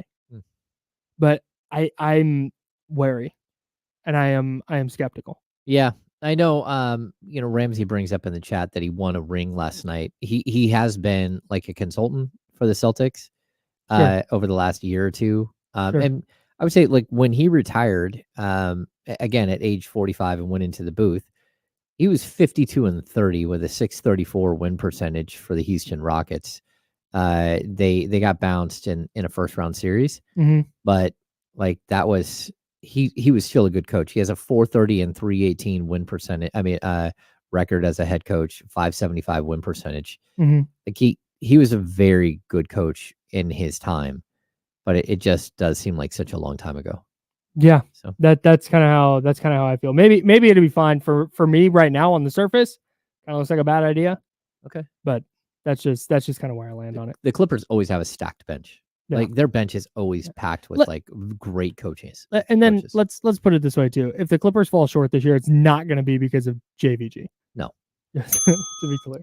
Number 3, Brandon Aiyuk apparently telling Jaden Daniels, the Commanders quarterback, the 49ers don't want him. Having that video filmed and then putting it on TikTok. Good idea or bad idea? I'm going to say bad idea, but this just is the world we live in now. So I think these things happen all the time. And I always think they're bad ideas, but that could just be because I'm older and don't look at them as the same way that certain people do. This is his car. This is the hand he has. Yeah. There's nothing else he can really do. So what he can do is go on social media, and that's why you see players delete things off Instagram or delete stuff out of their Twitter bio or whatever it is. Yep. They go via social media because the goal is, hey, this is the weapon I have. This is the way I can negotiate publicly, is see if I can create enough outcry from fans that it sways the organization one way or the other. Like that's it. Brandon Aiyuk is of the generation of player who ostensibly grew up on social media and with social media. I'm several years older than him, and I basically grew up that way. So I get why players in this era use social media that way, because that's what they know. Oh yeah. So to me, this is fine. If that's what's at your disposal, if that's what's in your bag, go use it. If you don't want to sit there silently and be like, yeah, I'm just going to let everybody talk about me all the time, like, this is your way of getting your voice out there, yeah, go for it. Yeah. Do whatever you can to get your money, man. This is a world we live in. I fully. That's it. Yeah. Yeah. I get it. We're in the social media era and have been for a long time. and the players going to social media to try and negotiate in the public or whatever you want to call this, that's going to continue for sure. Let's talk some NBA Finals. We got the handoff coming up with D'Lo today. I believe it's a D'Lo day. Yeah. D'Lo today coming in from D'Lo and KC. He'll be in about 15 minutes, so stay tapped in for that.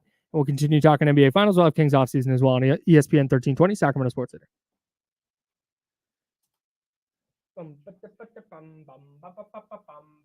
Hey, can you kill the mics for a sec? Kyle. Kill the mics for a sec.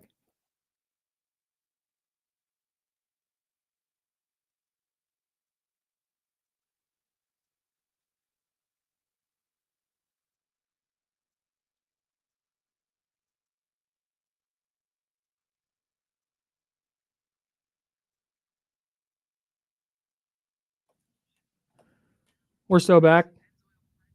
Hello.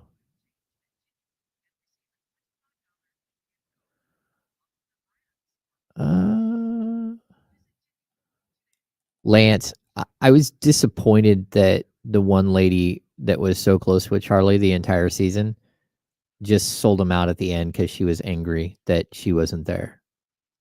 So I thought that was Bush League. Like, those two were inseparable. They made all their moves together. She lost out on trying to get him out of the game and then was very upset about it afterwards and just like cost a dude $1 million. So anyway. No, I'm not heated. Not going to cut someone out. We were discussing we're off tomorrow. That's something that I needed to make sure that was okay to say. Yeah, we're not aquí mañana. We're not here tomorrow. It is a holiday. So it is Juneteenth tomorrow, and it's a national holiday and in the middle of the week. So yeah, sorry, Spencer. Anyway.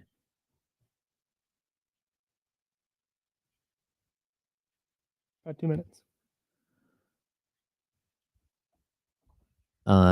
Kings Beat podcast recording. I think, okay, so first of all, if you're a premium subscriber to the Kings Beat, we're going to do an off the record with the Kings Beat virtual happy hour on Thursday, 5:30 to 7. So you guys can come and hang out with me and Brendan and Sean. We're not going to bring in a guest unless my friend Kyle decides to show up and hang out. But it's been a long time since we've had time to do an off the record, and I just want to, it should be a good time. So we'll catch up with everything and do all that stuff. So again, if you're a premium subscriber, we will do that on Thursday night from 5:30 to 7. You'll get a link sent to you on Thursday. Kyle's back. 1 minute. 1 minute. The breaks seem long today. Yeah, it's probably something I should start checking in the mornings, but yeah.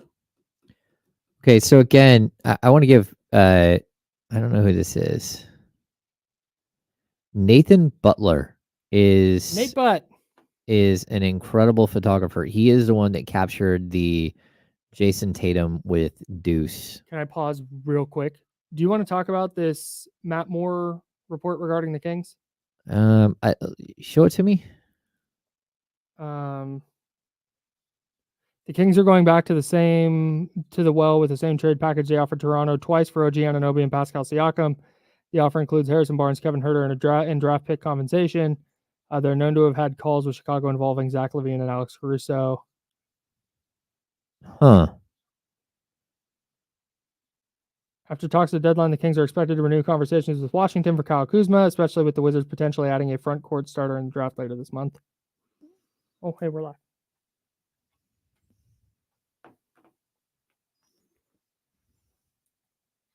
Now, back to the Insiders with James Ham and Kyle Madsen, brought to you by Jiffy Lube on ESPN 1320. Does that interest you or not? Sure. Okay. I don't see the link though, so It's here. Do you want me to send you the link so you can follow along? yeah, that's fine. Okay, here we go. I'm going to text it to you right now. This is good radio. I'm Kyle, that's James. We're talking about this report from the Action Network where Matt Moore wrote a free agency offseason notes deal. Mm-hmm. And among his other notes is this report that the Kings are going back to the well with the same trade package they offered Toronto twice for OG Anunoby and Pascal Siakam. The offer includes Harrison Barnes, Kevin Huerter, and draft pick compensation. The Kings are known to have had calls with Chicago involving Zach LaVine and Alex Caruso.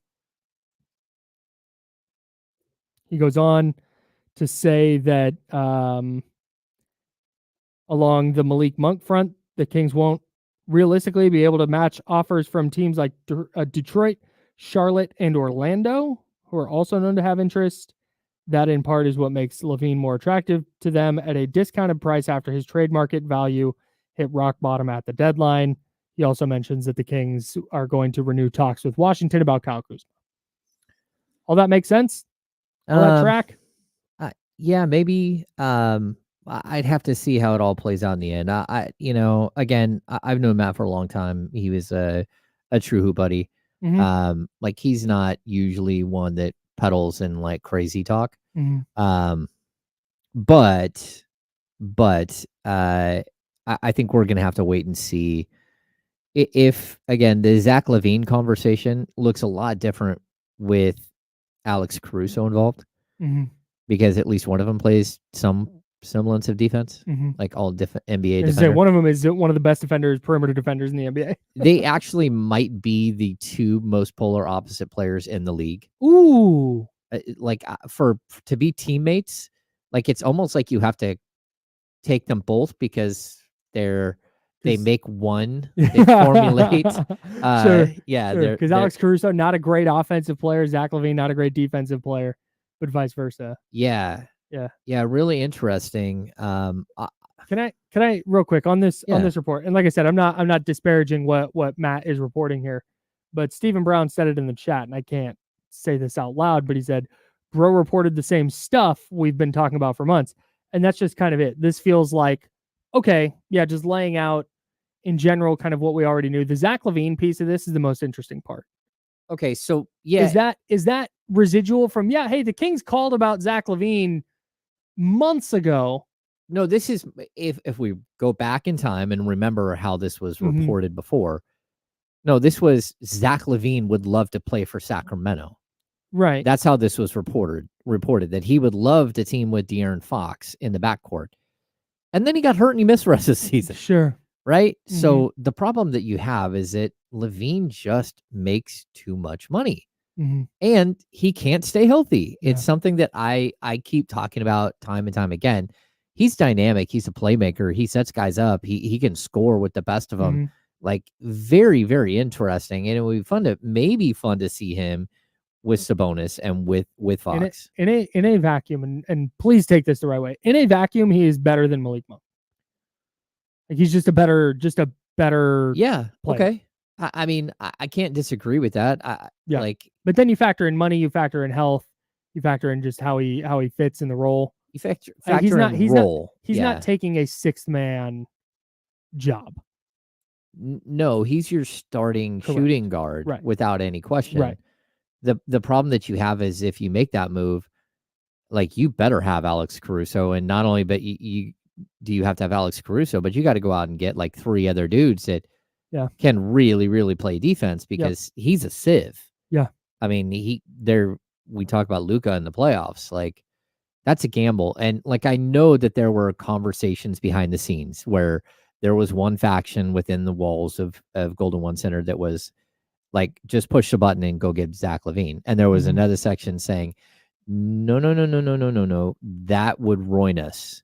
Like, because that's what you have to look at. So again, we're talking the next 3 years.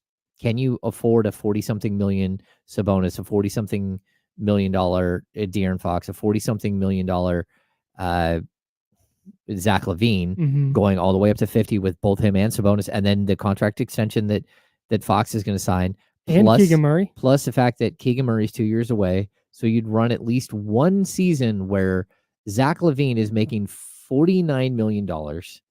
And on top of that, you would have Sabonis at like, let me see. Let me look this up really quick. So I want to clarify something while you're looking that up. When you say Keegan Murray's 2 years away, you mean from a contract extension, not like Bruno Caboclo. No. Yeah, from a contract extension. No, he's not 2 years away from 2 years away. Yeah. So I'm just trying to find the current. So okay, well, while you do that, we've got Yeah. Don on the line here. okay. Hey, Don, you're on the Insiders with James Ham and Kyle Madsen. What's up? How you doing, Mr. Madsen and Mr. Ham? This is Javier from Vancouver. I tried to get my 2 trades in last week, but now I understand you call everybody Don now who answers, or you're taking the phone from now. I like it. My call that I'm trying to more or less come about is it's a 2-part trade that last week with only half of it kind of All right, I'm writing it down this time. Differentiates the trade that doesn't make it all come full circle. So the Brandon Ingrams and the Jeremy Grants of the world, those aren't practical in regards to the contract that they're going to need Brandon Ingram as well as the money that Jeremy Grant makes currently at his age. Kuzma and Landry Shamet, again, just hear me out, please, for the 13th overall selection in the 2024 NBA draft, Davion Mitchell, Chris Duarte, and Jalen Slauson. Then, like we just said, the other, previous discussion kind of took my firepower, but it's all relative. Again, the Kings call Chicago. They do Harrison Barnes, Sasha Vezenkov gets his wish, gets some playing time in Chicago. Kevin Huerter for Zach LaVine, Alex Caruso, and Torrey Craig. Now, this is how this all comes full circle. People are Landry Shamet with this lineup of De'Aaron Fox, Zach LaVine, Keegan Murray, Kyle Kuzma, Sabonis, with your bench being Keon Ellis, Shamet, Caruso, Craig, Lyles / Lynn. That right there alone is the security of not just a 50-plus win team. You shake it up in the way you need to. But let's say, heaven forbid, knock on wood, Zach LaVine does get hurt. You plug Keon right back because he's a combo guard. He can play that starting shooting guard position. Landry Shamet, it'd be Shamet and/or Monk. If, heaven forbid, again, knock on wood, Malik Monk walks for agency because he makes the offer somebody can't refuse. Landry Shamet was a great scoring shooting guard off the bench in his previous stops with the Clippers, the Suns. Yeah, he's had some off-season with the Wizards, but those are 2 fantastic trades. I mean, I don't know why we're scoffing at it and making it seem like that's unrealistic. Look at Landry Shamet's early numbers, 40% plus from the three-point line a few times in his career, and was a 45 or 43% shooter from the field overall. He's a great bench player and a great reserve for somebody as an insurance policy for Malik Monk. Not somebody to replace him, but definitely take off that scoring load if and when we were, again, heaven forbid, not when we lose him, but it's something to replace him with if he walks. And you get LaVine with an insurance policy to start Keon Ellis if he got hurt again. Got you. Thanks, Hov. Appreciate you. All right. I had to let him cook. I had to let our guy cook one time. Okay. All right. That was the longest call in the history of calls. So the Kings are getting, I let that go on too long. You guys are right. I'm sorry. Kyle Kuzma and Landry Shamet to the Kings. And then they also get Zach LaVine, Alex Caruso, and Torrey Craig. How tall is Torrey Craig? 6'4", but he plays bigger. Maybe 6'7". Oh man, why am I drawing a blank on Torrey Craig? In my brain, he's like 6'4". Yeah, he is. Is he legitimate? Like he's 6'7", but he's also 33.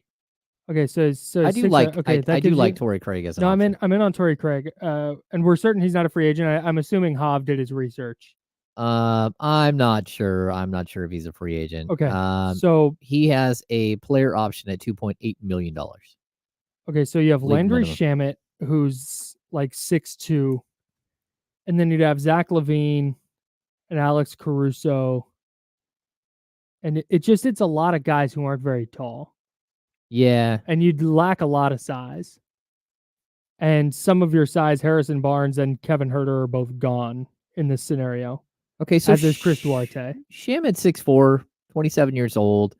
Shamet can shoot the rock. That's for sure. Yeah, for sure. Although he really hasn't been able to, like, his best years were back with the Clippers where he's just straight shooter. Now, I mean, he's only broke 10 points a game once in his career. Like, if Landry Shamet was on the Kings, I wouldn't hate it because especially if it were a swap out of Chris Duarte. Because I think, well, first of all, he doesn't play defense like Duarte, and he also doesn't foul everybody like Duarte. But my concern is that Shamet makes $11 million and $12 million. And so again, the proposed trade that he had there with Kuzma, and I think it was for Davion and Duarte. And Jalen Slauson. And Slauson, but that's not enough. And first of all, Jalen Slauson is a two-way player. You can't trade a two-way player. So, but that's okay. You still need way more in order to get Shamet, because now you're talking about almost $35 million in contracts between Kuzma and Shamet. So you're going to have a lot more thrown into that deal. And then that impacts what you could offer Chicago. So I don't think the numbers actually work. Either way, I would be surprised if any of that happened. And I think you run the risk of being like a team with just names, right? So that's kind of how that felt for me. Yeah, and so when I looked at the Kristaps Porzingis trade with the Celtics, I was like, okay, whatever. That like didn't move the needle. When they got Drew Holiday, it's like needle moved. Okay, and then when you combine the Kristaps Porzingis and the Drew Holiday trades, it's like, oh, okay, now I get it. Yeah, but still, I'm a little out because Porzingis has such a large history of being injured. It worked, but that's because they have Tatum, they have Brown, they have Derek White, they had Al Horford. They've been to the championships, the championship before. They've been to the finals before. They're a team that has been cooking. It feels like to me you're getting a bunch of guys who have names who are a lot more fluff than they are substance. Does that make sense? Yeah, man. I would take Caruso and Craig for sure. Like, I think they could be legitimately impactful players. But Zach LaVine, keep it. Landry Shamet, keep it. Not that Landry Shamet's a bad player, but at $23 million over the next 2 years, I'm out. Yeah, and I would take Caruso. I mean, Did I say I wouldn't take Caruso? I would take Kuzma. That's what I was. I would take Kuzma if the other players that you're getting make sense. But again, we're hearing that Caruso, that they turned down a top 10 pick for Caruso. Yeah. So they're not giving. Maybe they give up Caruso, so someone would take LaVine, but that's a lot of money to take on. And the Bulls just in general are in kind of a weird spot because Kobe White was awesome this year, and now all of a sudden looks like a player that you can kind of build around. And the East isn't great, so you can talk yourself into, man, Kobe White, and if you get a full season of Zach LaVine, and Sylvania's just got to keep him healthy. I think the Bulls are going to talk themselves into not making any moves. Yeah. It's possible. I do know that there were a ton of teams that came after Caruso, and then Caruso's he's got 1 year at $9.9 million, and he's going to get paid. And again, now you're running into this weird, like, how much money do you have? Like, you can't just go like well over the second apron for a team that may or may not be good. Who knows? And that's a tough gamble. Yeah. Because I think you kind of turn into the Bulls in that situation. Yeah, man. And that's kind of it. And the Kings have been, this is why, let's just say that Javier's trade here all works. The Kings have been so conservative with their team building, and none of those moves make enough of a move the needle enough for me. Yeah. To make me think that the Kings, that's how they're going to take their big swing, because that would be it. That's their big swing. Is, hey, here's these huge, we're going to move heaven and earth to get these players in, and then we're going to look at the roster and go, I guess. Okay. Like, maybe. But if they're going to take, look, if they're going to make the kind of swing where they're trading 1 to 5 guys and their first round pick this year, it's going to wind up netting them a better haul, whether it's 2 or 3 players or whatever it is. And it's probably going to have to include additional draft picks. It's going to get them a better haul than something that shakes out to Zach LaVine and Kyle Kuzma. Okay.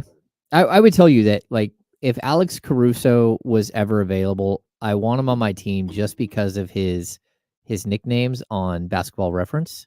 Mhm. So let's go through these nicknames. Oh, hell yeah. Damian Barling is logging in right now. Damian Hopefully- Barling here for the handoff. Hopefully he can hear these things. His mic is not on yet, but we're good. There he is. Damian Barling here for the handoff. D'Lo and KC coming up next. Here we go. Let's get a reaction here. Alex Caruso's nicknames per Basketball Reference. First one, Bald Mamba. Bang. That's my nickname, but that's fine. Go on. Second one, Bald Eagle. Okay. Third one, Caruso, like the show. Mm-hmm. I'm going to skip the next one. The next one is Goat and then AC. Here's White Mamba 2.0 and The Accountant.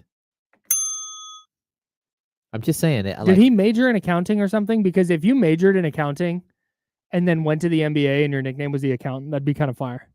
I think it's possible just he's awfully pale. And they're like, he looks like an accountant. Sure. Yeah. Thoughts? I don't know.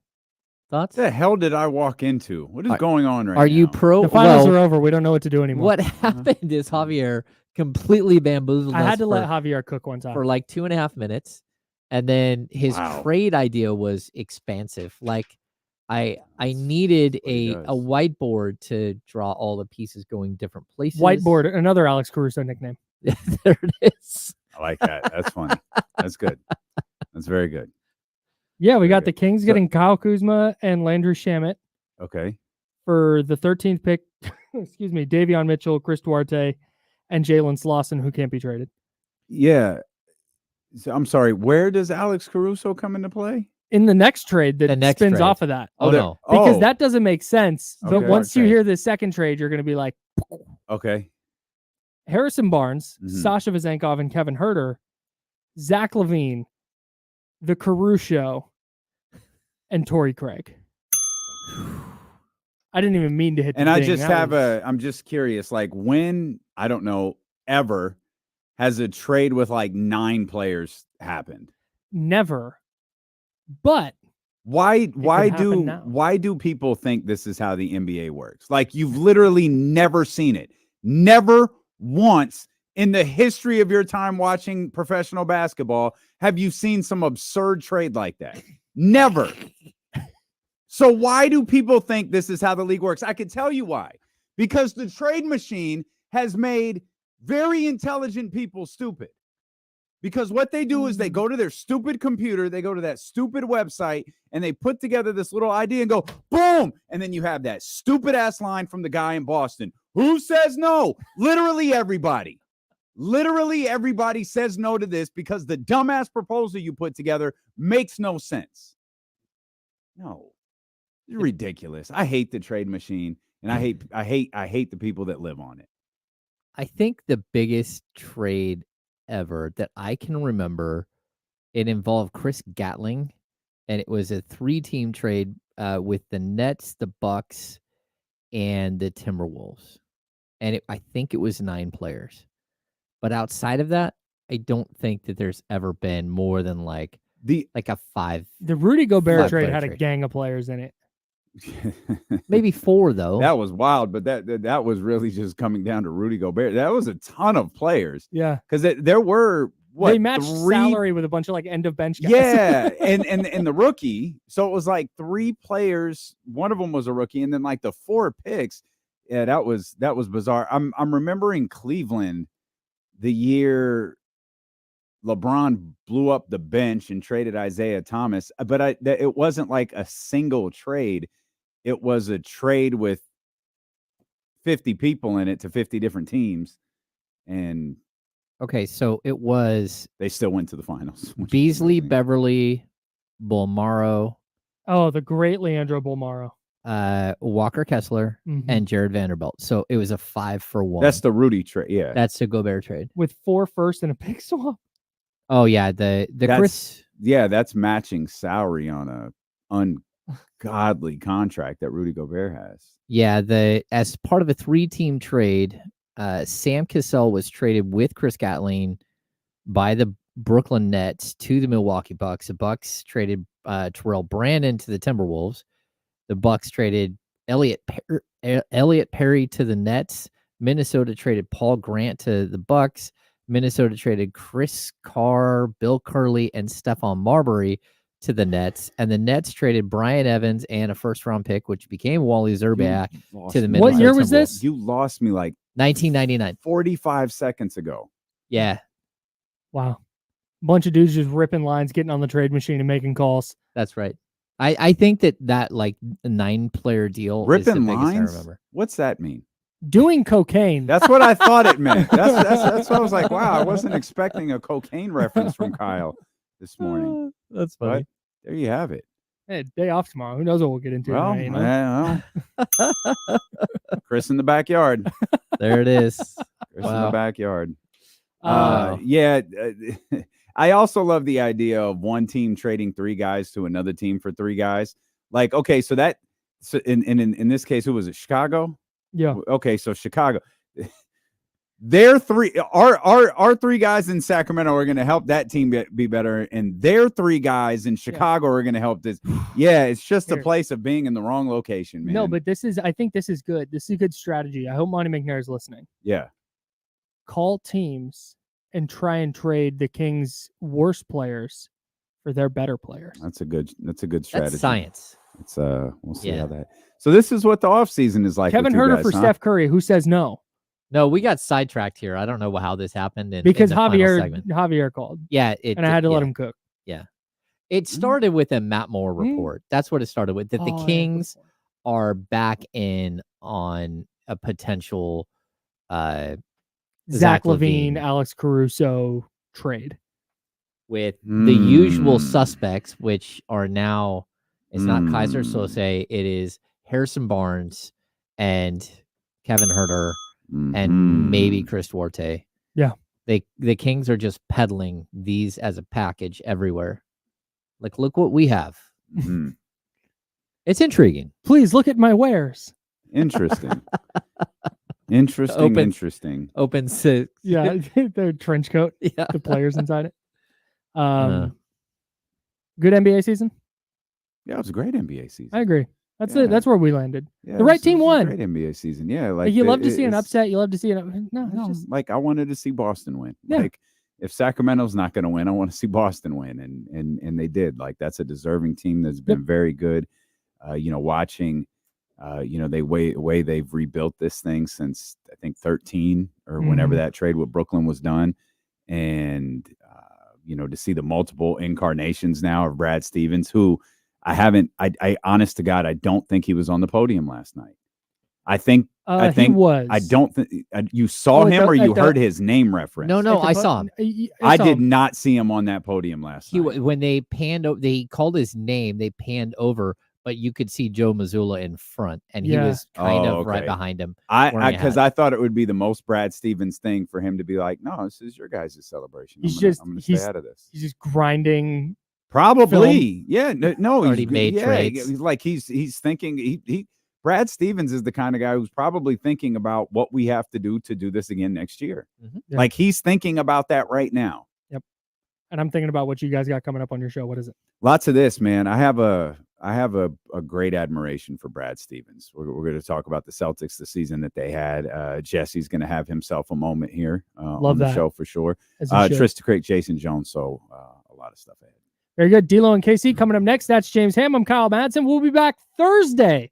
Best day of the week. Best day of the week. We'll be back Thursday at 10 a.m. right here on ESPN 1320. Until then, drink water and be nice to people. Blue. Letter gang. Appreciate you guys. Good show today. Bye, guys. See you Thursday.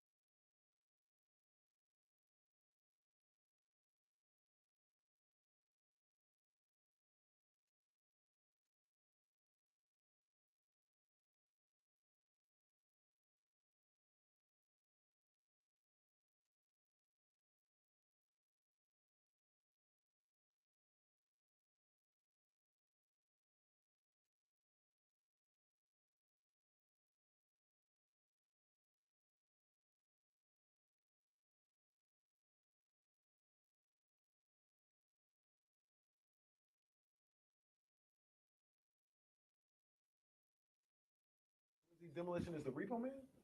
Or was he? No, he was like Axe I didn't know that. or Smash. I think he was Smash. Have a great show. Have a great show. Sweet. I'm gonna drink Yo, that was crazy. That was absolutely Yeah, so Chad Gable's just nuts. dead, huh? It looked like he had a bullet in his head. That was nuts. That you got to see it. You didn't watch it when I left the No. Wyatt. You have to watch it. No. Yeah, no, it was. Bro, was they pretty JFK'd crazy. Chad Gable. No, it's crazy. Like you might need to watch it like during the show. I'm pulling it on right now. Oh man. Yeah, it was. They hit the close up of him. I was like, yo. It was at the end when they came out. When they debuted, yeah, and they're baby faces.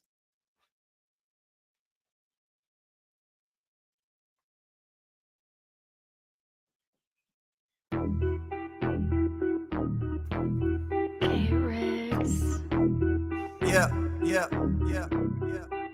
We got them screaming D-Lo, KC, D-Lo, KC, D-Lo, KC, D-Lo. We got them screaming D-Lo, KC, D-Lo, KC, D-Lo, D-Lo. We a number one spot. We a number one spot for some sports, huh? Got the city going crazy when we work, huh? We top 2, but we ain't 2, we in first, huh? And when you need the real, we is who you search, huh? D-Lo, KC, D-Lo, KC, D-Lo, KC, D-Lo. We your number one spot. Hey, one time for the champions. Come on, man. Come on, man. Give it up. Hey, stop trying to be Mr. Cool in there. Come on, man. Give it up. Come on, man.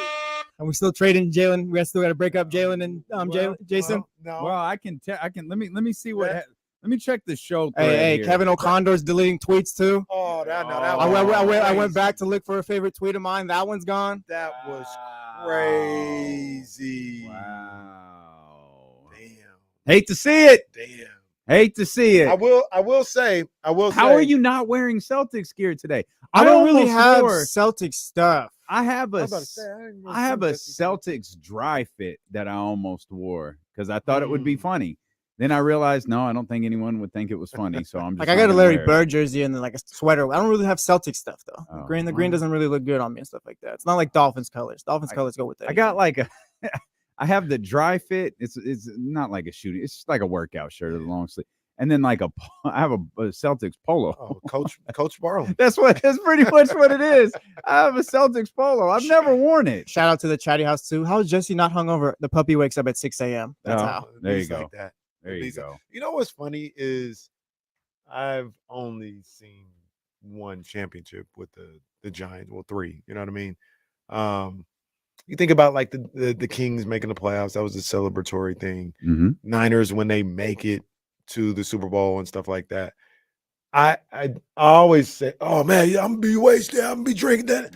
No, it don't really happen that way. It's kind of like when they won yesterday. It's almost kind of like it's not real. 'Cause you see the graphics and the Yeah. titles and the trophy and all. It's like, no, they actually won and stuff like that. Like finally, Yeah. especially after all these years coming up short and all that. Might have a little drink. I had when the Kings made the playoffs. I popped open some Bel Air. We drinking drink in here. champagne in here. Yeah, we were drinking in here, but it never got too crazy. No. And I can't imagine if Niners won the Super Bowl or Kings won the finals that I'd just be like crazy hungover. Well, I also think, well, maybe Jesse's. I just don't think that's how Jesse rolls. Dolphins, if there's the that Dolphins too. win the Super Bowl, I'll probably take a week off after that. Okay. All right. I'm gonna go missing for a week. So is before yesterday, was the Celtics your biggest missing title?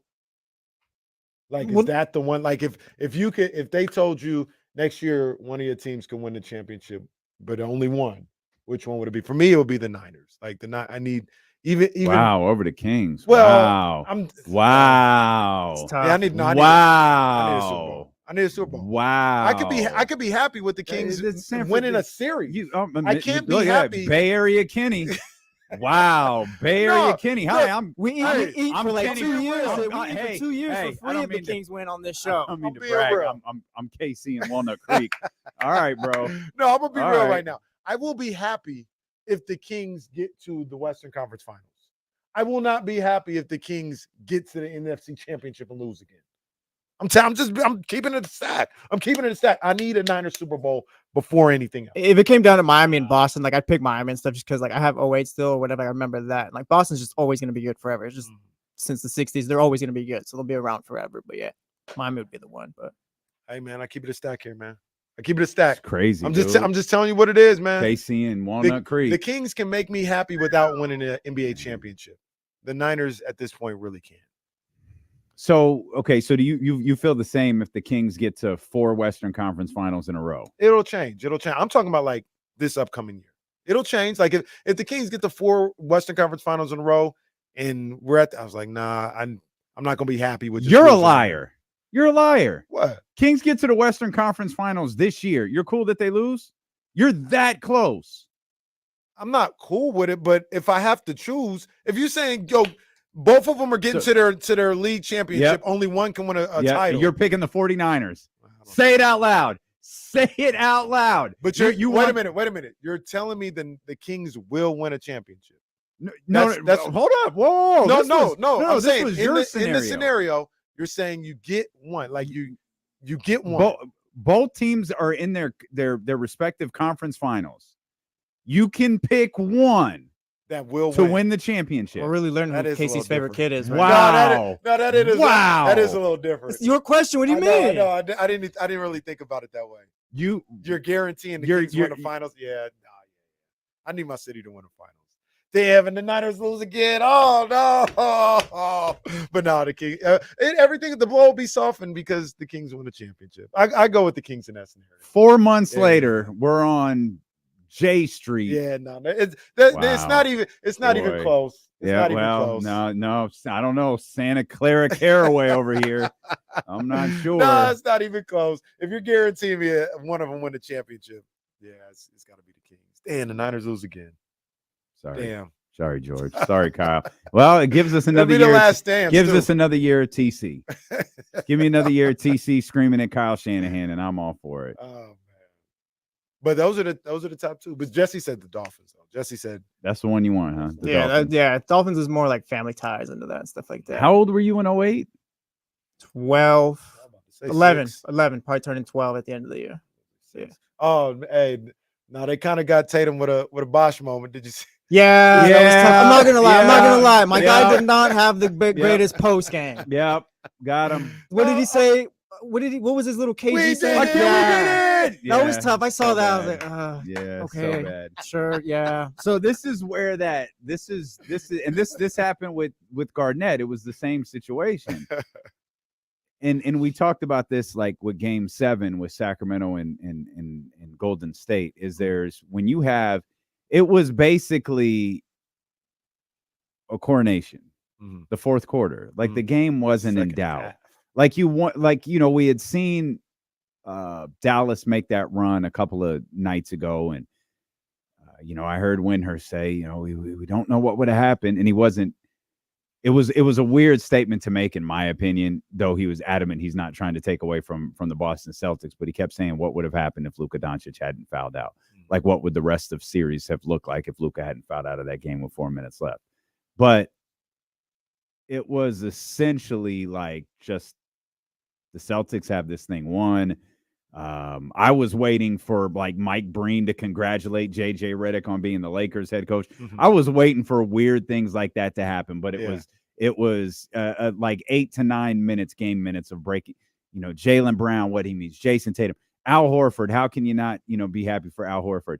And I think there's a like that emotion. The emotion I think in that situation is different than if you're fighting than if you're Kyrie hitting the shot, LeBron getting the block, Kevin Love getting the stop. Like it's a different type of emotion. You have a chance to experience the emotion of becoming a champion over, 20 real life minutes in 8 game minutes. And so I think by the time that they finally got the mic in front of, Jason Tatum, he had already said stuff to his coach, to his players. He had talked to everybody on the floor, and he just channeled his Kevin Garnett. And it sucked. Practice that? Like, was that off the dome? Like, how does that work? I honestly think Tatum is awkward. Like, when it comes to the media, like, I think he's a little like awkward. He is Like, chill. Mhm. Like, that's him. Yeah. So I honestly feel like he didn't really know what to do, but felt like he needed to do something. Right. So he yelled out, "We did it!" Right. He is a superstar that like is trying to do superstar things. You know, if that makes any sense. Like, he's not naturally like He doesn't have the charismatic Ant-Man, the type Ant-Man guy. Yeah, style. right. Yeah, He's not yeah. but he's a star. Like, he's his game puts him on that level. So he's trying to do the things and have the moments that a star would have, and sometimes it just comes off. It's weird because him and Jalen both, like, they're good looking guys. Like, they've got a style to them, but that's it. Like, they really don't have like a ton of charisma.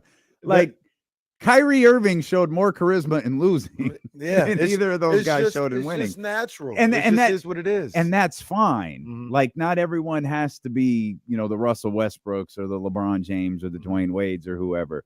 And that's what's kind of unique about these guys is they're two superstars they have very similar personalities. Yeah. My favorite part, truth be told, was the pop that Jalen got. Yeah, that was cool. When they said that Jalen was the MVP, that got a pretty big pop. I like Jalen. I just want to know why people hate Jason Tatum. I don't know, because the pop wasn't from the voters; it was from the crowd. So that's what I'm referring to.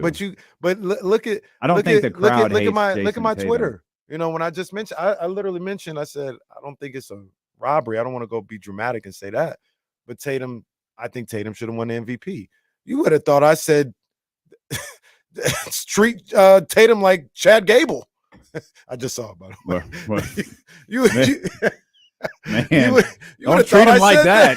Don't treat him like that. You would have thought I said something like that. I don't know why people don't like Jason Tatum. I don't think it's they don't like Jason Tatum. I don't know what it is.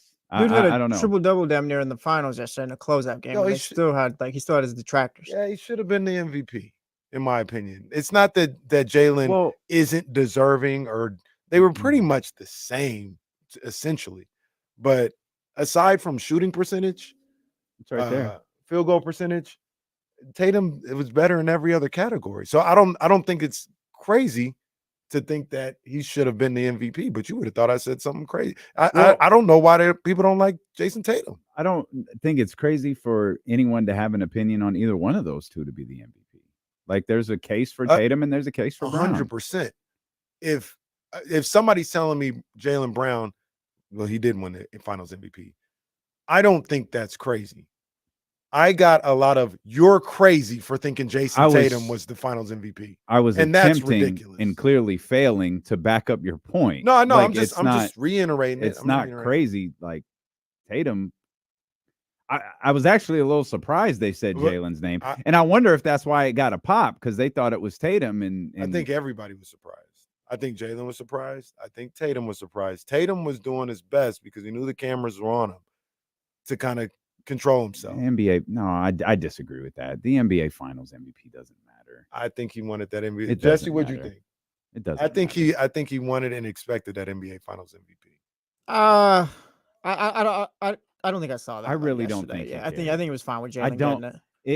I don't. I'm not trying to diminish. Like, it's an accomplishment. It's not that big of a deal. But like, Andre Iguodala has one. Real quick, respect to kind of back on my point. You say you don't think it's crazy to make argument for either one of them. Mm-mm. I agree. I'm with you.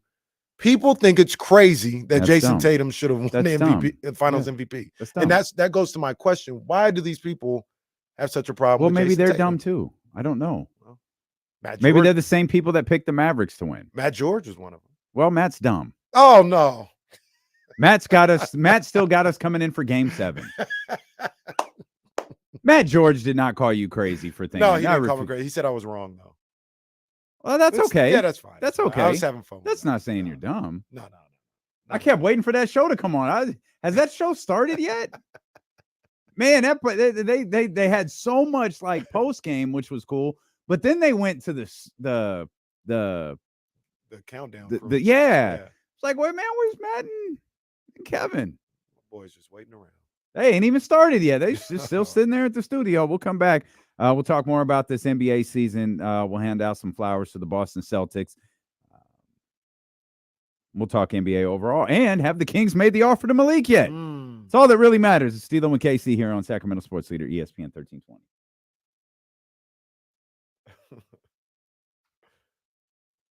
R.I.P. Chad Gable. Oh man, that was crazy. That was a crazy little setup they did. It was dope, but the blood splattered on the wall. It's Jesus. That was Christ. wild. Yeah, that was wild. What'll be even worse if Chad Gable just shows up and wrestles next week. The old redacted. Yeah, I'm back. No, What is wrestling? Like they light you on fire. That's just a month out. No, good old JR. Oh no, who was the other? It was Randy Orton, huh? Didn't he get set on? Oh no, the Fiend. The Fiend got set on fire by Randy Orton. Well, the Fiend came back and was burned to just a crisp, and then walked through some like magical wall and was normal again. And they told the story about that in the Bray Wyatt documentary. Gotta watch. And it was, I can't wrestle in this stuff. Can we help you, ma'am? What the hell? Are you leaving already? It's 12:15. Well, the whole crew's going to lunch. Bye, guys. Enjoy. You know, it's not like we're hungry or anything. No, it's good. Now that's our guy right there. That's our guy right there. That's such bullshit. Aaron never took me out to eat. No, me neither. Oh no, yeah, you got taken out by. You don't get to play this game. What are you talking about? You sit this one out. Everybody was out. Sit this out. Everybody was there. Sit this out. Everybody was there because of you. Yeah, not. I was invited to your dinner. That's facts. That's not, facts. It was not my dinner. They were like, "Hey, Kenny hits me up. You bringing a significant other?" Like, what? No. Well, they told me I could bring Jazz. I don't know. Did they tell you could bring Crystal? They barely told me I could bring me. Well, this is not true. None of this is true. None of it. Dr. David says, "How are your mushrooms, D'Lo?" Never forget the meeting we had too, where you guys weren't coming into the studio yet. I come in to let you in or whatever. It's like, hey, we're a couple minutes late. Yeah. Hey, don't be late, assholes. All right, I'm gonna fire you. All right, sorry, boss. Kenny walks in. All right, clap it up, everyone. Clap it up for Kenny. Come on, man. No, come on, man. Let's tell the whole story here. That's what happened. That's exactly what happened. That's what happened. I couldn't even get in. Neither could we. I was Jamal Adams. I was Jamal Adams. Neither could we. I couldn't get in. I had to call Jesse. Hey, be on time. God damn it. Hey, Joe, I got to go get KC. Oh, that's fine. Hey, look at this guy. That's not accurate. That's a shoot. That is 1,000% what happened. We're not even really like exaggerating this one. No, either. That happened that way. Happened. That is not accurate. We're not exaggerating anything we're talking about. The dinner Pretty was much all for of your it. contract. Pretty much all. That's not true. Did you Not get a true. contract that day? I barely got a steak. You didn't get a contract for a whole year. I didn't get a contract. That It was that already dinner. signed. Shit! Don't make me go to Instagram, bro. Our boss, cold as ice. Cold as ice. She is. We're standing on tables, Yep. like just That's not true. taking pictures. Yep. Ridiculous. We had people flying in from Portland. That's a They shoot. were already here. That's a shoot. Boy, I tell you, you can't listen. Nothing these guys say. This is all true. Not a word.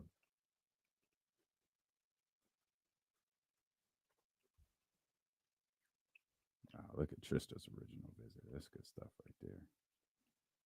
Oh, Olivia. Shout out Olivia. Maybe I go. Yeah, she's all over our timeline, as is Dr. David's kids, Yeah, shout out to because they Shout out steal his Dr. David's clothes. kids. Oh, look at these. Oh, there's me and the Macho Man and DJ Cool. Oh, look at these early videos of D'Lo and Casey. Oh, Kenny on the couch. We got a Kenny on the couch video. That's a great one. Kenny on the couch. That's a great one. Look, My with back with almost died. with the collector's item hoodie on. Wow. My back almost died. What are we sitting on the talking couch about? The for Kings 4 broke. hours. The Kings broke Kenny. Oh, free throw shooting did at IMK Diddy. And that's when one of the Damn. coaches got mad at me. That's Yep. crazy. We were doing free throw segments shoot. 4 years ago too. Yeah, wow. Yep. They'll figure it out one day though.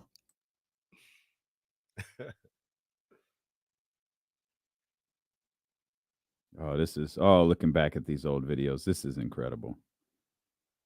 Oh, look at Rick Ross joins D'Lo and KC. Rose. James's goatee is way darker in this video. Look how dark James's goatee is. That's when he looked like Stone Cold. What? Oh, there's the Super Spreader Bel Air event that we did. Oh, man. Jeez. Oh, them blue hoodies was fire, boy. Where is one of the original photo shots? It was freezing in my house. Getty called in cold. There it is. Yep. No, it's good. I found it. Yeah, no, we didn't go. Is to anybody dinner. standing on a table or anything? I am. Picture? I'm taking the picture. Look how big that Look shrimp at is. that. Oh my Look God, at the that is shrimp. enormous. Stop it. Look at that. That was for the whole table. That ain't got No, nothing that to was do with yours. Me. That ain't got nothing to do with me. No, look at. Congrats. Outstanding champagne bottles, fire emojis. They even brought a folder. They did bring a folder. Stacy sends high five emojis. Look at Big Mike sent fire emojis. That'll put some butts in the seats.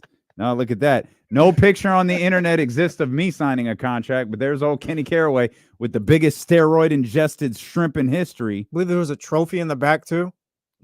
Yo, that's the shoot. Look. Yeah. That's not a trophy. That's Kenny Caraway's Man of the Year for Odyssey trophy. Are you two finished? Are you two done? Not sure. The This is Celtics won their version of a trophy last night. This and is ridiculous. There's Kenny with his trophy. You guys don't listen to anything these two are saying. Yeah, you don't listen. Go watch on YouTube TV. ESPN 1320 It's TV. just a regular How picture. are you denying? It's just a regular picture. It's a regular picture of you and our regional vice president signing your contract. Hey, Dame, how did your contract signing go? Not like that. Yeah, I literally. Hey, Aaron walks in. Hey, No, you need to sign this. Look. The second time around, she wasn't even around.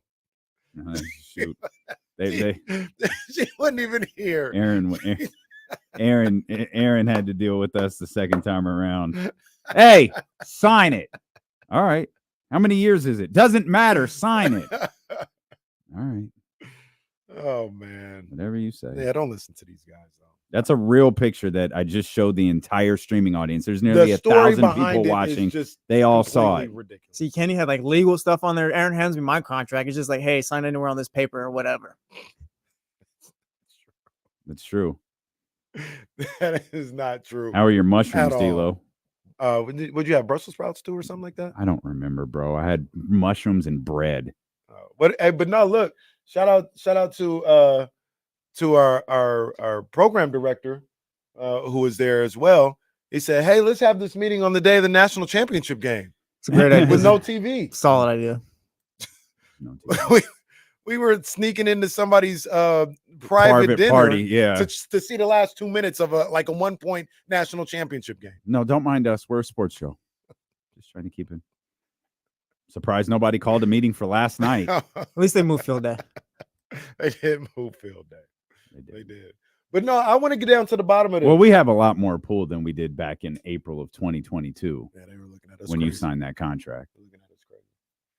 I want to get to the bottom of this though. Why people hate Jason Tatum? Well, I want to get to the bottom of why you hate the Kings. I don't hate the Kings. What are you talking about? The whole show started with you demanding the 49ers win a championship. So we just ignore we ignore how we ended that conversation. Well, man, that's what we do. We ignore it. It was that was lot of work. That was essentially the hey, I'm thinking about getting a Steph Curry jersey. No, Casey, don't do that. Yeah, okay, I'm not going to get a Steph Curry jersey. That's pretty much what it was. We broke down. We actually don't know that he doesn't have one. He just hasn't. I definitely don't have a Steph Curry jersey. He has a Steph Curry jersey, but he keeps it in Reese's closet so he can basket that way.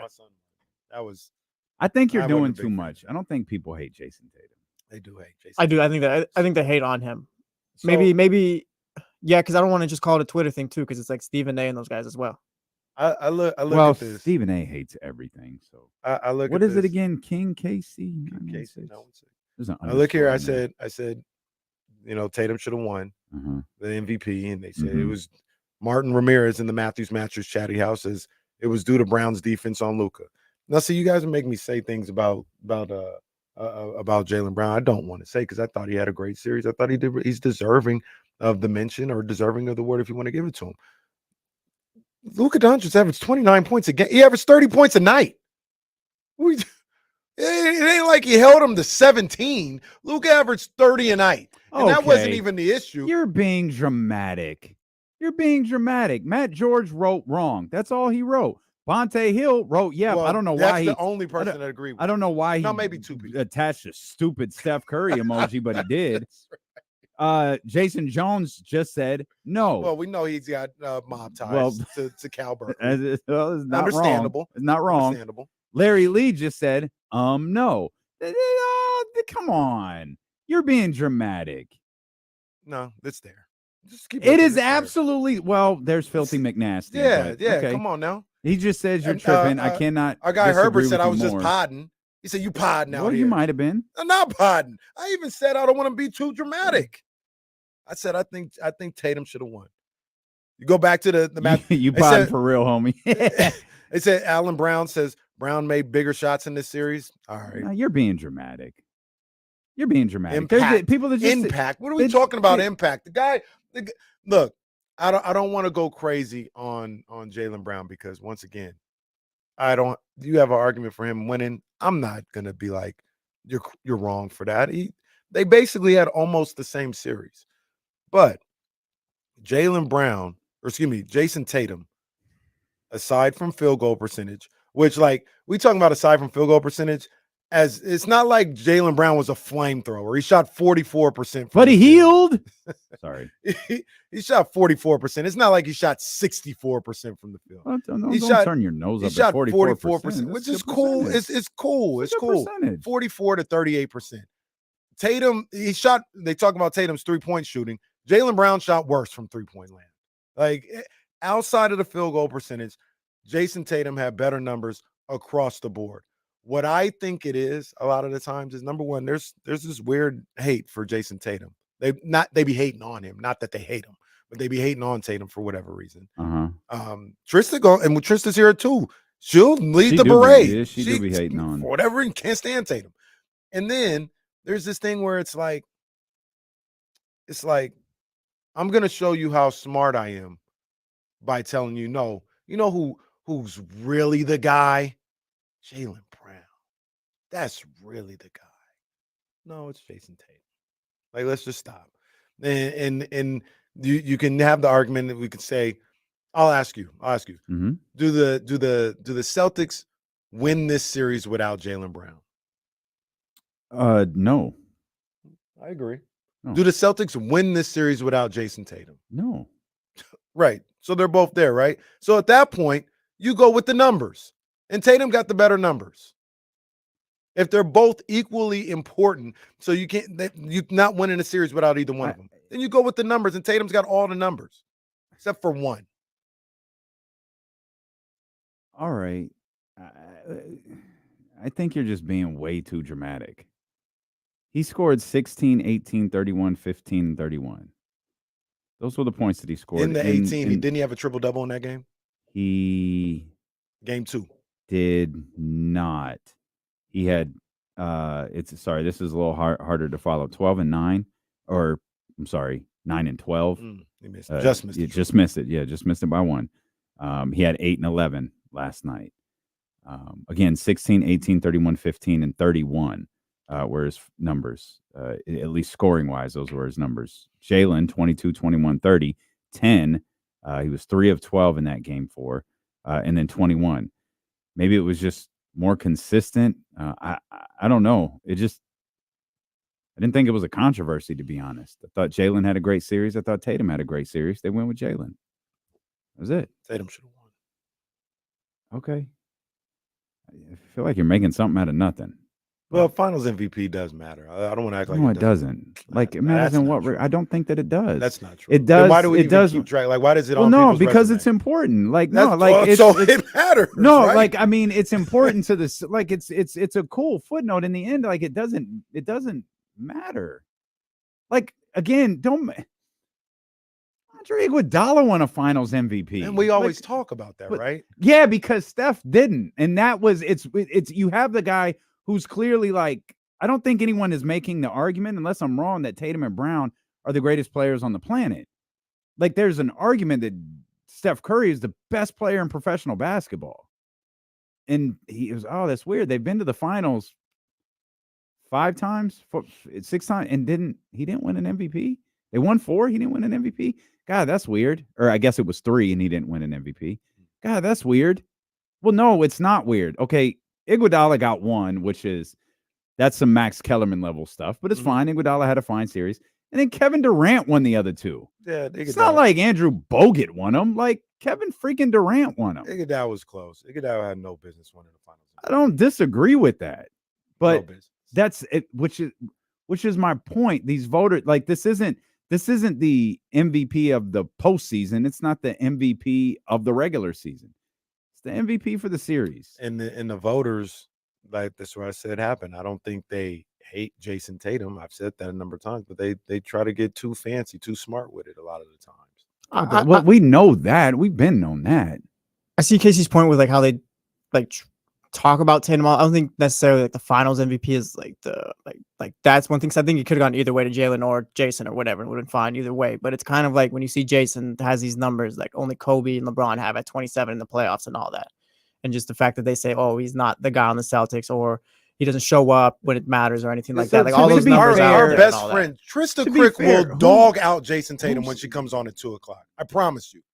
Like, you guys think I'm just making this stuff up. She is going to dog out Jason Tatum. These things happen. And it's on ESPN, FS1, all. It's not just a Twitter thing, I don't think, but what I'm saying too. Yeah, it's fine. Like, I don't really care what Twitter thinks. I never have, and I never will. I'm just telling you, I think you're making too big of a deal out of this. I can't speak for why Trista hates Jason Tatum or why people hate on Jason Tatum. They hated on this Celtics team. I told you that the hate, I don't even think with this team is over. They're going to continue to hate on this team because in their mind, this goes back to the question that we always ask. Who creates these stupid ass timelines that these people on TV reference? Boy, the Oklahoma City Thunder, they're ahead of schedule. Bro, where is this schedule posted and where can I follow it? This group, this Boston Celtics group, they're behind schedule. Because Tatum and Brown are great.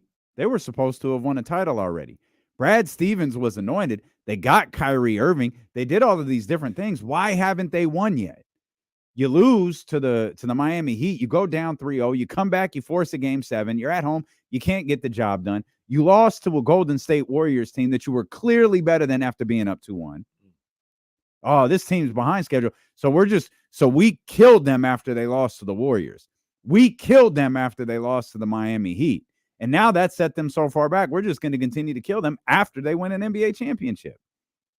I turned it off. I wanted to watch Matt and that crew. When I saw they were going back to Stephen A, I was like, I'm out. I do not care what this individual is saying. I don't think anybody's going to kill this team now after winning the championship. Okay. They didn't last night. I know that much.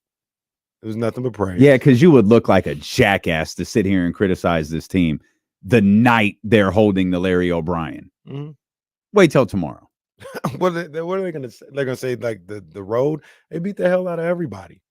You preaching to the choir. Well, and on they top won of that, 80 games this and year. On top of that, 80, 90, 80? They won 16 playoff games in 64? On top of that, who are they going to say should have won outside of Denver? Like, that's the other thing. Nobody's going to be like, oh, they had an easy road because they didn't have to face healthy Indiana. No. There's nothing there for them. They're not going to say anything because there's nothing there to say. Okay. They don't even like Milwaukee. They made fun of Milwaukee all year long. It's wild to me that you spent the last 20 minutes talking about how everybody hates Tatum, but now you're telling me that they're not going to diminish what they did last night. No, because what's the alternative? Oh, Milwaukee would have beat them. They hate Milwaukee. They're not going to say that. They don't like Milwaukee. They make fun of Doc Rivers all the time. They don't have to say who would have won. They're just going to say they weren't challenged. Okay. That's something I haven't heard a lot of time outside of Greeny. That's something I haven't heard. Everybody is kind of conceded on the shows that I watch, the shows that I listen to, the Twitter, like nobody beating Boston. They had the Denver thing going on in the middle of the season. They had that going on heavy.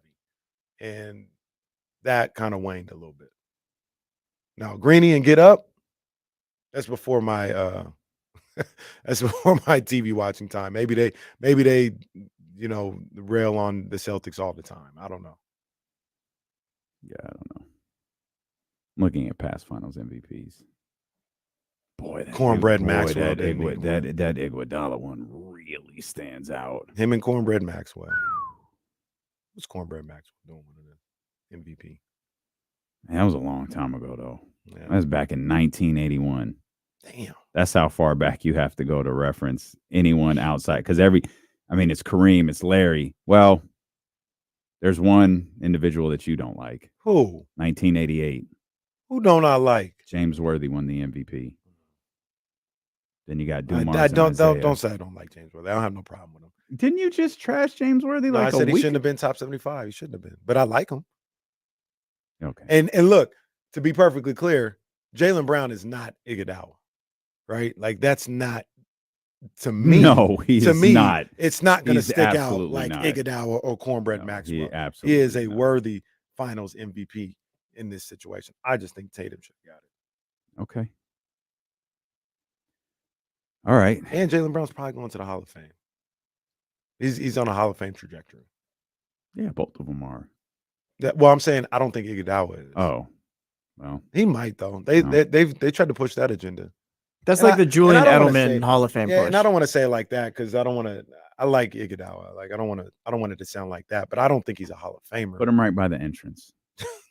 You'd be the bouncer. Just walk right in. Hey, there's Andre Iguodala. All right, kids, let's go to the real Hall of Fame. Oh, that I didn't mean. no, I didn't mean don't that. do That's that. not okay.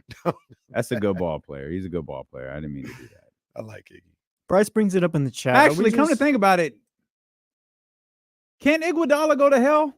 Wasn't he the one who was talking about Tyrese and De'Aaron and the contract extension on the podcast? He's talking about Fox's contract. Yeah, Fox didn't take the they- contract. yeah, He was yeah. way wrong. He was. He ain't got to go to hell, but he was way wrong.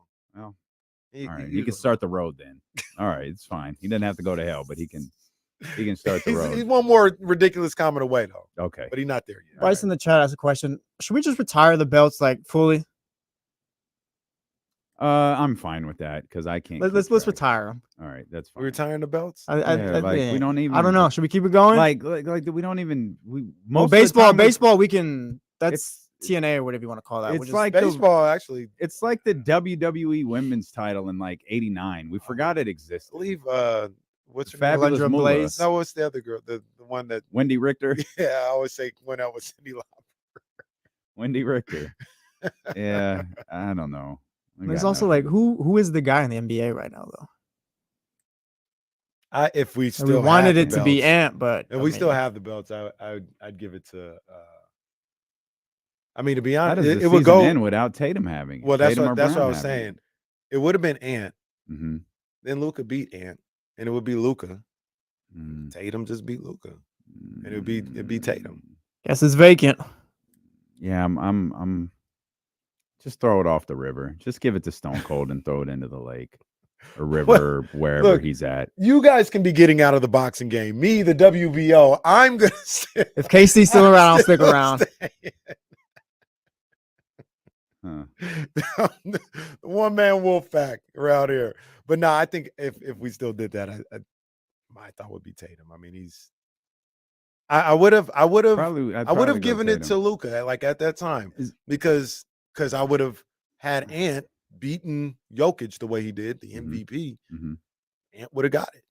And Didn't- Luca beat him? I say Tatum had to win a title before getting my belt back. Yeah, and I said Yeah, and I said he put the title on Tatum. yeah, he Bob Backlund it like two Yeah, times. No, he did. Well, he so did. did I. Yeah, Then well, then he lost. And I but he never won put the it on title, Tatum. so he got the belt back. I just never put it on So Tatum. you gonna Like, put him on? We gonna give him the belt now? I would. Is Yeah, Tatum- yeah, he can have it. So he's a no, but here's- two-time KCC. Here's the champion. here's the question. Take the stupid belt part out of this. Is Tatum the guy in the NBA?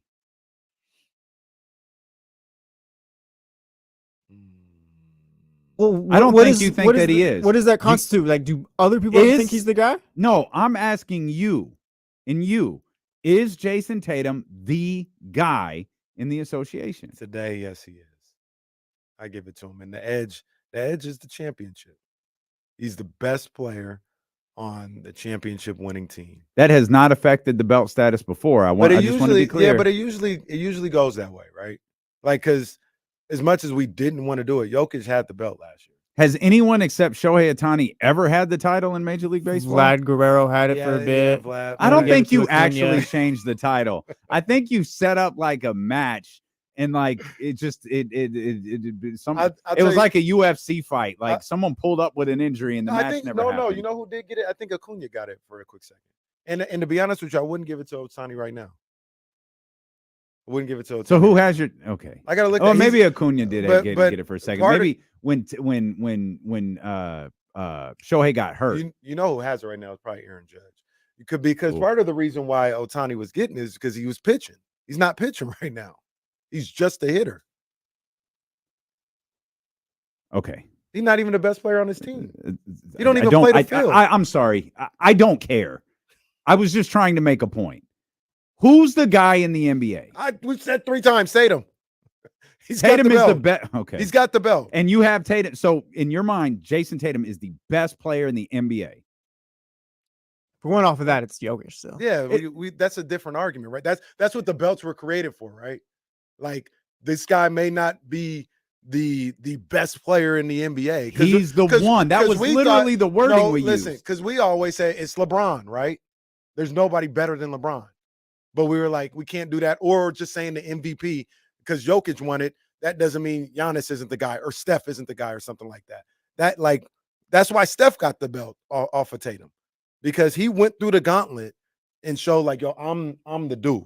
Believe I'm the one. De'Aaron Fox was tearing it up to start the season 2. And he had De'Aaron had the belt. De'Aaron had my belt. That's right. De'Aaron had my belt. I remember the conversation started with who's the one, and you've got Tatum as. Do you? I got Tatum as the one right now. Well, I mean, like, because what is the one? Like, yeah, I guess, yeah, he's the champion. I got Tatum as he's the one right now. If he's not the best player in the league, then it would just be the MVP. That's what this was created for. So you wouldn't. No, I disagree. Like, it could still be Anthony Edwards. Anthony Edwards is still the one. That ain't changed. I'll go with Tatum. Okay. Yeah, I'll go with Tatum over Ant. Okay. I'll go with Tatum. Too bad the belts don't exist anymore. Goddamn shame what happened to those belts. 5 minutes we'll never get back. Man, belts just died. But somehow pocket watching lives, but the belts die. Pocket watching is flourishing. The Kings can offer Malik Monk a contract now. Have they? That's the question. I have no idea. We'll talk more about the finals last night and what's ahead. We'll take a look back on the season, what's going on with Dallas, what's next for them. As Kyle Madsen would say, now the real season starts. Well, I don't think he meant that, but it was funny nonetheless. The championship has been crowned. Now the real season starts. Stilo and KC here on Sacramento Sports Leader, ESPN 1320. I see Manny. Tell Manny to hang on. We'll get him right after.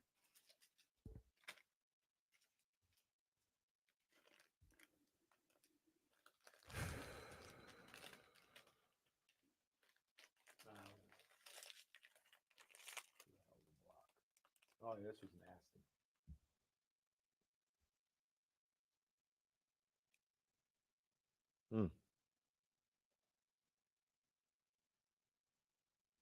Oh, yeah, when he crossed over, Lucas probably coming up. Yeah, that's the one, too.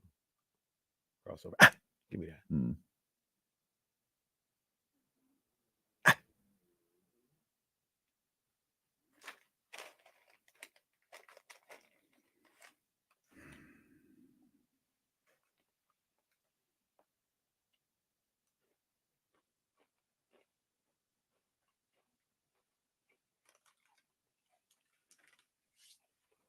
Let me write this down. And yeah, I gotta tell you something. That was a little wild about the draft. A little wild. The draft? Yeah. I'll let you know. This will go on the radio.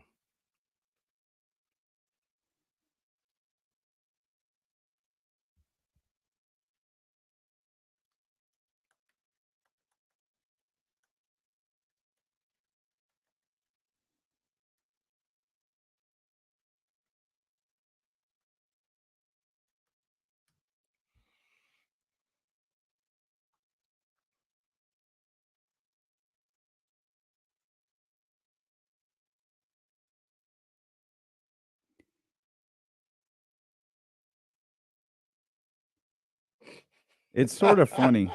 No. Did you see Tristan's tweet? In response to like the little show preview, this goes right into what we're talking about.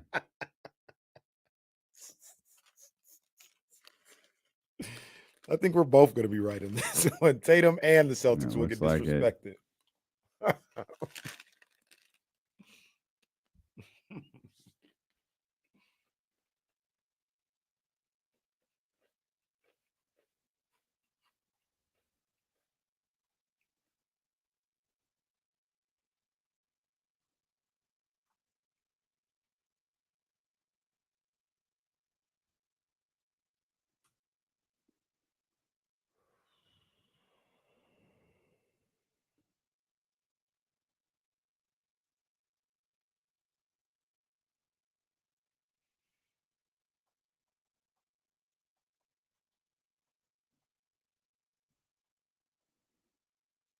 Yeah, I saw the Legler Scott Van Pelt thing last night. I was a little confused by it. I assume it means Legler's contract is running out. Yeah, that's what they were saying on the awful announcing. Like you, I saw it live. I thought he was just saying like good season. But Yeah, as he kept going, it almost sounded like he was going to be a coach. Like it was like what is going on?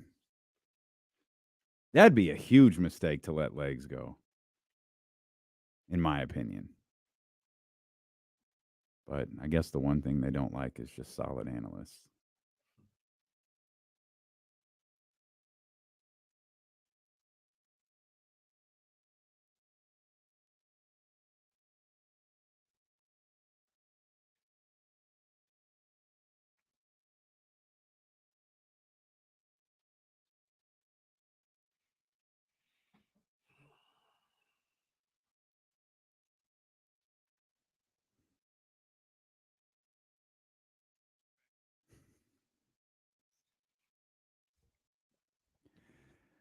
There's some interesting stuff on Awful Announcing right now.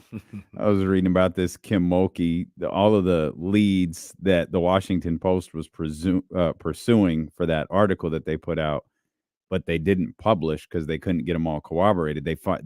Someone filed a public information's request, and one of the leads that they pursued was, I guess it was a fight in practice involving Angel Reese, and it occurred in front of visiting recruits. And Kim was so upset, she called the team meeting and called the entire locker room trash. Oh, jeez.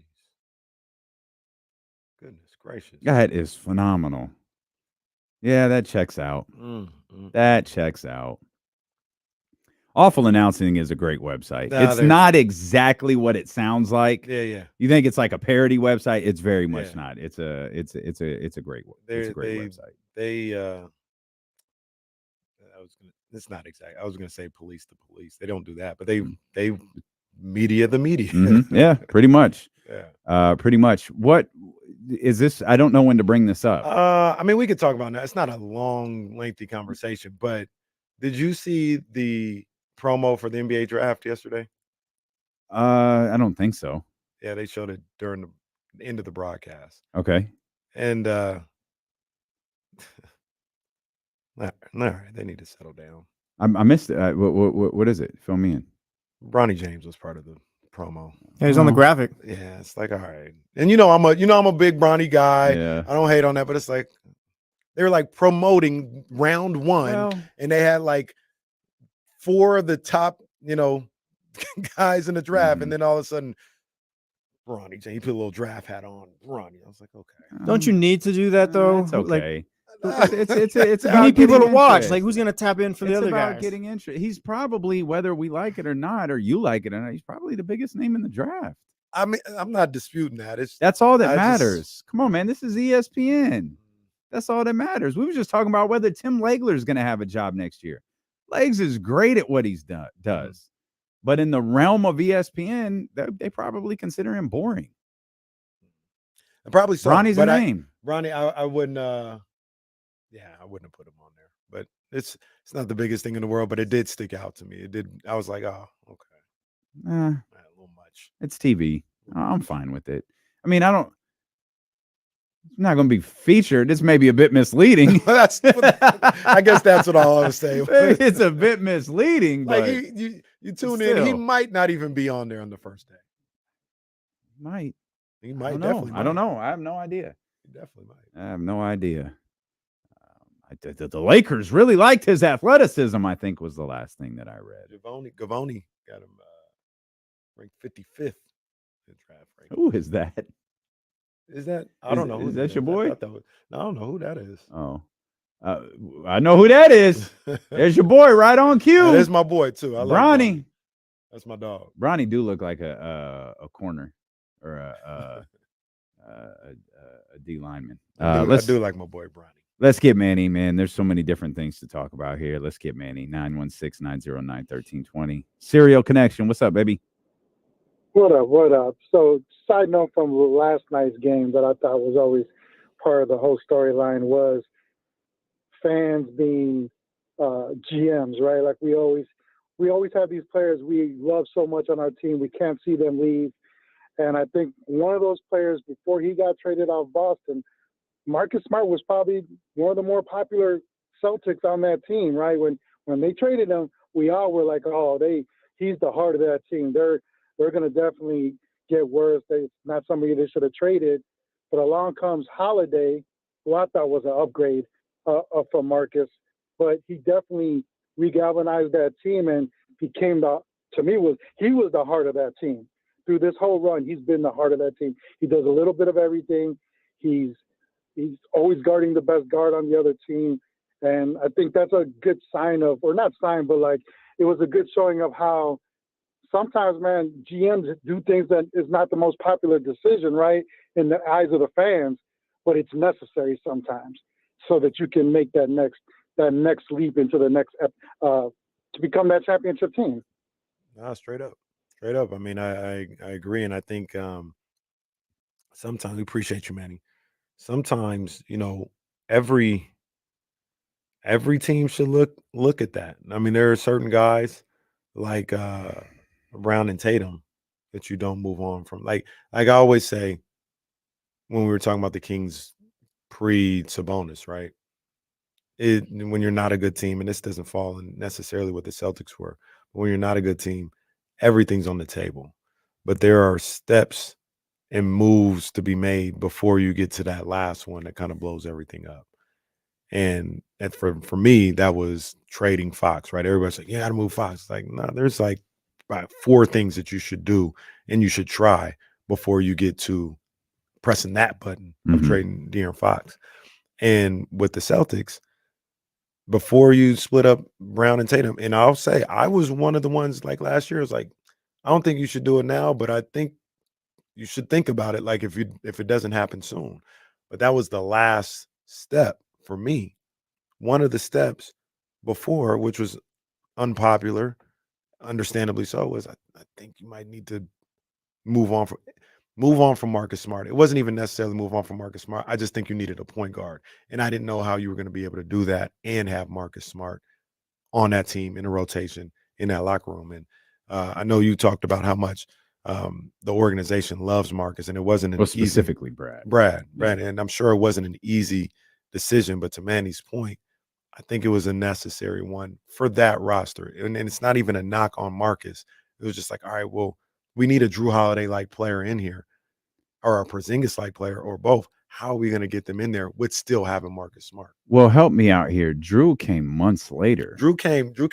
Marcus was part of the Porzingis. He was right. So they had landed, and that's one of the interesting things about this season for Boston is it feels like it's not. It doesn't feel like they did. They made 2 big trade acquisitions. Help me. I'm looking at Jesse, but you might the Brogdon trade. Was that the Clippers one? Was that Porzingis? Yeah, it was supposed to be Porzingis. And it fell apart, and they figured out it was Clippers a 3-team trade involving the Clippers that Marcus Smart would have stayed on the Boston Celtics in that scenario. So let's try this for a second. They had to give up Marcus to make the Kristaps Porzingis deal work because the Clippers didn't want Brogdon. If the original deal goes through, Brogdon winds up in LA, Kristaps Porzingis goes to Boston, it's still Marcus Smart. Are we here today? No. I don't think so either. Yeah, no. And this is, or is Marcus traded for Drew Holiday down the road? You know, 2 months later. I don't think months Marcus later. is traded off because I think the way it went down was just kind of like Brad Stevens had to find some team to take a guard or whatever so he could get Porzingis over. And it's just like the Grizzlies wanted Marcus Smart probably. His hand was kind of forced. But he wasn't forced in the original trade. Not in the original trade. What But he was originally saying is if the Clippers deal goes down and Marcus stays with Porzingis, are we here today? yeah, I don't think they're trading Marcus Smart for Drew Holiday. I think we're going to. Do you think they're winning a championship? No.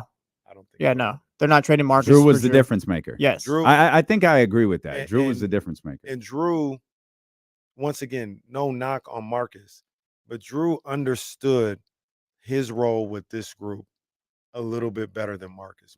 Drew seems to understand his role wherever the hell he goes. For sure. Marcus had a little bit of, and once again, I love his mentality and everything, but like his thing would be, it kind of came off, and Jesse, you can tell me if I'm wrong. It's like, yeah, it's Tatum, Brown, and Smart. Like this is my team too. This is my locker room too. And it was like you needed a little more Drew Holiday, where Drew was like, all right, this doesn't have to be my locker room. This doesn't have to be the three of us. I'm gonna just do whatever it calls for. I hear you. I think they thought that. I don't think that was just Marcus. I think they held him with a lot of reference. Yeah, Marcus, I think he was one of the core three, but I don't think it was that. It was more so Marcus doesn't have the calmness to his game that Drew has, where everything hits the fan. Drew Holiday's like, nah, give me the ball. I'm gonna get into the paint right here, create an open shot for someone else, or get a layup. Like Marcus doesn't have that calmness to his game. And that's always the thing that I thought worked, was because Drew and Tatum and Brown play a certain way and act a certain way and are a certain way. Marcus is different. And it was like, okay, that works. Drew is closer to Tatum and Brown than he is Marcus. So you have three guys who have really similar personalities and these like really, really calm demeanors. You know, you could go a step further and say, you know, they don't get caught up in the NBA life stuff. You know what I mean? They're grounded individuals, their families are highlighted. All of these like different things, they all have that same thing in common. And there was a sort of like, man, who's the guy who's gonna rally this team when they need it? And it was Drew. Yeah, and he just had a different way of doing it. He had a different, and this was like one of the things that I kept seeing, and they never really had to deal with this. I guess maybe in that first Indiana game, they never really had to deal with this, so you didn't see it play out. But I would always come on here and I'd talk about these in the game situations in the playoffs, and somehow Marcus Smart kept taking the shots. I don't know if it was drawn up for him. I don't know if the play broke down and he got it and he was unafraid or whatever, but it just signified something for me, right? It was like it almost felt like Tatum or Brown couldn't take hold of that locker room the way I felt they needed to, as long as Marcus was there. Maybe Marcus was like a security blanket type guy for him. And that's not Marcus's fault. That's nothing wrong. It's just, I thought no one will ever forget the legendary shot he missed at the Golden One Center against the Sacramento Kings many years ago. That was crazy. That was a classic. Yeah, absolutely was. It hit the back of the rim in December, I think. It was December. It was Sunday afternoon in December. It was a Sunday afternoon for sure. You know how I remember. I think it might have been a little earlier than December, but it was December. You know how I remember that? Because saw that game, rushed over. Kyle would love this. Rushed over to Punch Bowl to watch the end of the 49ers Cardinals, where Jimmy Garoppolo throws a angle route to what's my running back's name? Damn, I think he's with the Dolphins now, not Mostert. Jeff Wilson Throws it to Jeff Wilson. Is he with the Dolphins? Yes, sir. Jeff Wilson. Threw it to Jeff Wilson, and they were down by like 18 points in that game. 2019, they were down in like 18 points in that game. Jimmy Garoppolo throws the game-winning touchdown to Jeff Wilson. So let's look this up because I'm going to go November because I think I started working here the next day. Oh, wow. Not as a if it's November, it's the last week of November. But I'll still say December.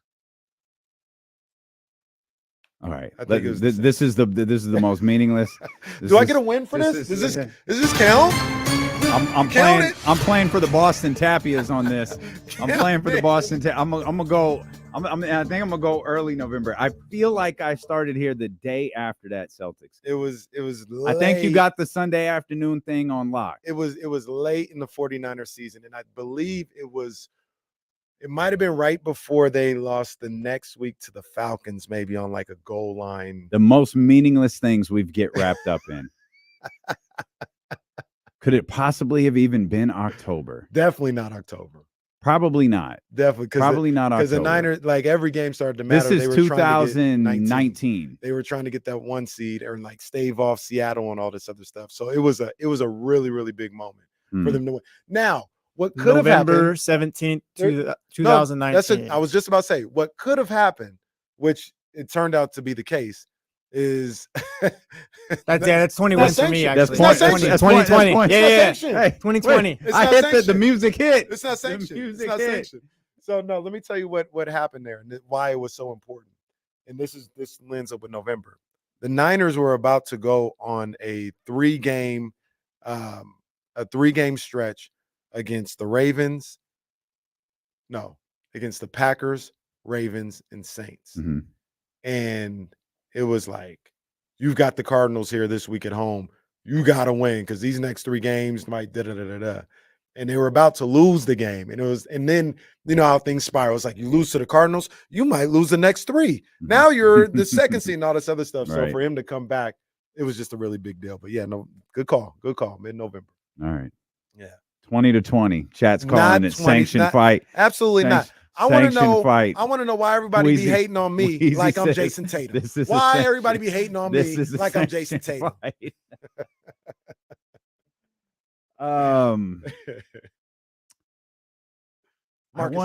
do wonder if I know you hate this. I think more people get rings than we realize. It's just not advertised. I do wonder if Marcus gets one. If he got a ring, I mean, again, a lot more people get rings than I think. People, well, not a real wing. But. Well, you did, and Brees walks around with it. Hell, the Maloofs bought everyone on the planet WNBA championship rings. Depending on your close, there were 2 different versions. Mm-hmm. There was the big boy version, and then there was like a very, very, very nice scaled down version that I think like every Arco employee got. Like all the ushers got one, the consent, like everybody got one of those. But they. You know, there are advertisers who got, championship rings, like partners that got championship rings. And I certainly don't think they're calling Marcus's name to, the floor on TD Garden, but there are a lot of people in that organization who hold him in very, very high regard, who will send him a note, saying, I don't know that we'd be here without you. And that would be. I think you send him and a Marcus note. would probably never tell anybody, and he would just tuck the little ring away. And see, I don't think you send the ring; you send the note. We appreciate I guarantee that note probably went out last night. Yeah. And I do want to say something else as we talk about like would they be here and all this other stuff. They absolutely. I think Drew and everything like took it to another level. Mm-hmm. But they were 2 wins away from winning an NBA championship with Marcus Smart. Mm-hmm. Like they absolutely could have won an NBA championship with Marcus Smart. Yeah. Probably should have won an NBA championship with Marcus Smart. I think what happens, and I wholeheartedly agree with you. I think what happens though is the thing we were talking about with the 49ers at the end of their season this year. And it's I don't remember where you got the analogy from, but the pushing the rock up the hill. And it's like we're gonna like the rock just rolled. You got all the way to the top and it rolled back down to the bottom. We're just gonna push it back up. Like all of us, the same guys, we're gonna do it all again. And you do, and you have the situation that you have with Miami, which was a little bit baffling. Like salute to Miami. They had a hell of a year last year. Miami was not better than Boston. But they in that postseason had one for the books. Like the postseason the Miami Heat had shouldn't be disregarded by me or anybody else for that matter. But it's the idea of, man, maybe if we change out a few parts, it won't roll back down the hill this time. And I think that's all it was. Because we can't do the other thing. Like we dissect calmness. We dissect Drew Holiday understanding his role. We dissect the different things that Porzingis brought to the group, not just during the playoffs, because Porzingis didn't really bring a lot during the playoffs, but through the 82-game season, and how important that is when you get to the postseason. But there could just in the locker room be a semblance of,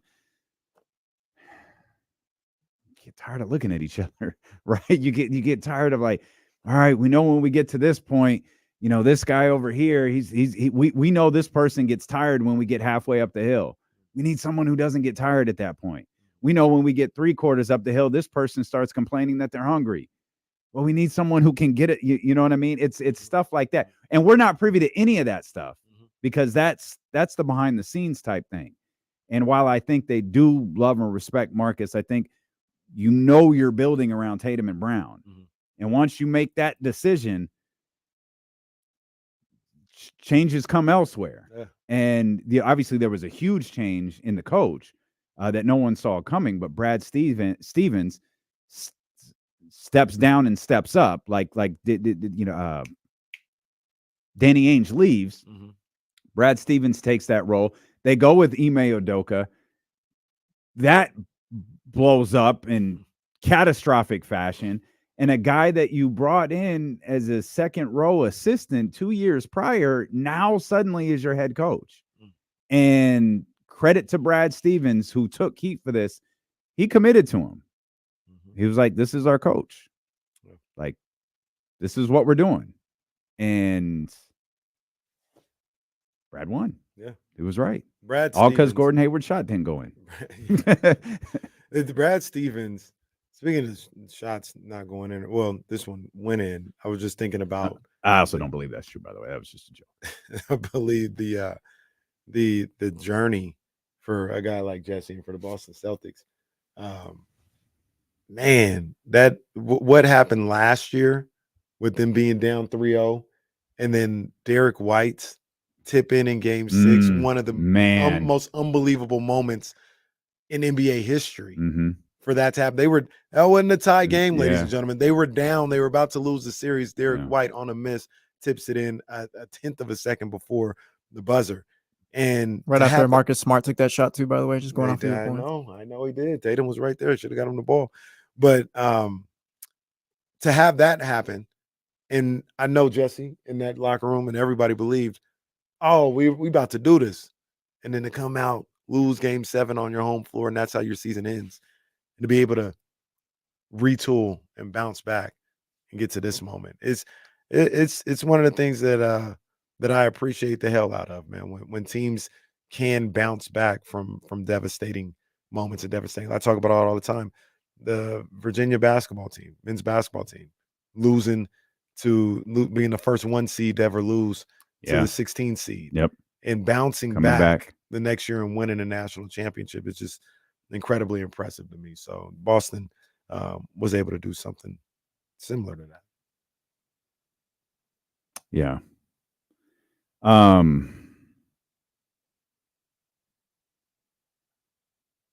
Where's Dallas next year? Good question. Did they end up right place, right time this season? Meaning the matchups, like it worked out for guys like PJ Washington, Derrick Jones Jr. and all that. But like next year, teams will retool and it's not going to be the same. Like, do we still expect that from their guys? I don't know. I was originally of the belief during the playoff run, like this team's barely had a chance to grow together. Like, could they have a more consistent regular season, right? And then, have healthier habits, so to speak, headed into the postseason. Shout out Mike Breen, who or maybe it was actually, I think it was Doris. Shout out DB. I know DB rocks with D'Lo and KC. Absolutely. Because she used the line that we brought up a couple of weeks ago or a week ago about how the pandemic reshaped Nikola Jokic, like literally and figuratively, and what that meant for his career, and how Luka might be on the, he might be entering an off season where he needs to make decisions. Luka clearly, in credit to him for being adamant about not discussing it, has been, injured or hurt or in pain or something through the bulk of this postseason. And I'm not by any stretch of the imagination saying changing your body eliminates that stuff. But I am of the belief that changing your body could really help with stuff like that. You play 100 games in a season, 100 plus games in a season, your body's going to hurt. You play that much basketball in that short amount of time, your body is going to be in pain. Then you get the, the sprains and the nicks and all of those different things that those guys deal with through this mega long stretch. Like it's going to hurt. Mm-hmm. But I also think you can, I think you can manage those types of things. Obviously this isn't, tears and dislocations and breaks and all of that stuff, but you can manage the wear and tear, if you will, a little bit better when you're in better shape. Mm-hmm. And that's something now that Luka is going to have to address. And if he doesn't, Luka might fizzle out a little bit, not fizzle out in terms of being a bad player. Like Luka's not going to be a bad player, but I mean his when he gets to 36 or 37, he's not going to be Steph Curry. Mm-hmm. And part of the reason that I'm of the belief Steph can play 4 or 5 more years is like, look at him. He's a smaller dude. He's in phenomenal shape. Like he could do that. Like LeBron is playing at 40 because of the shape that he's in. That's not an accident. Mm-hmm. Grant Hill, part of the reason Grant Hill was able to recover the way that he was is because of the shape that he kept himself in. A lot of those injuries would have just ended a person's career. They didn't end Grant Hill. Like Luka's got to, at this point, he can't let this continue to be a talking point if he wants to be a championship player. Right. And he might be at the point now where I got my running mate in Kyrie. We got some guys around us. We got an aggressive general manager. I've got my coach. It might fall on my shoulders to do some things differently now moving forward. Yeah, and it's great points about Luka. I look at this team though, and as is, I'd be surprised if they were back in the same spot next year. Meaning the finals. Yeah, the finals. I see that. Mm-hmm. I'd probably be a little surprised if they were in the Western Conference Finals. Mm. I think it's a good team. I think they kind of caught fire and got a good vibe going. To be fair, they caught fire. They didn't catch fire like the Heat did. No, they caught fire in like February. Before, yeah. But they don't really, from what I can tell of the cap, maybe I'm wrong, and they got mid-levels and stuff like that. There's not a lot of room to go out and add to this team. So that's why I say, as they are, I'd be shocked if they return or got to the conference finals. And with that, I think they're supposed to be losing. They could be losing potentially. He's not going to cost a lot. Maybe they can sign him. But Derrick Jones Jr., and he was a big piece of what they did on the defensive end. But even then, Derrick Jones, hey, you could get to a certain place and everything clicks for you. But, I mean, this is a journeyman. We expect him to play at the level that he played again next season. We expect no injuries from Luka. We expect no injuries from Kyrie. Some of the same stuff that they talk about with the Kings that they ended up being kind of right on. So I'd be surprised if they got back to this point. To be fair, I see it in the chat. Dallas got hot in February. Like their run is now going on like 4 months. Where I think the only team that had a better record than them in that stretch was the team that beat them last night. Like these, over a stretch of time, these were the 2 best teams in basketball. Would it be different if they went 7 with Boston or 6? Would we feel better about them? Did they just run into a team that was just a tier above them and that's what it is? And maybe that kind of alters why we think they can't get back, maybe? Because they did. It's hard. Beat Minnesota at 5 and all that. Yeah, it's hard for me to say no, because part of what made me look at Minnesota a little funny, part of what makes me have questions about Minnesota is the way that Denver beat them. I mean, Dallas beat them, because I didn't think Dallas was as good as them. And so I'm looking at them like a little like, So I can't pretend like it doesn't matter. But I don't know. It might matter a little bit because I look at Minnesota a little differently because I don't want to say they gave the series away or nothing, but they games 1 and 2 they kind of gave away.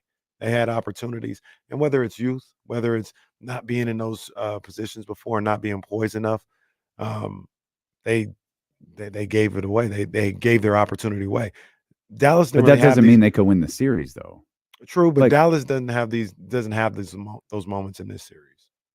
Like it was like, damn, Dallas. Boston was that much better. Yeah.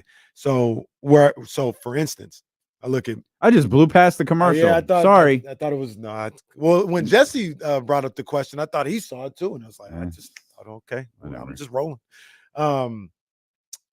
But like, I think I feel like there's a better argument for if these two played again next year, Dallas and Boston. I think Boston it would be the same way.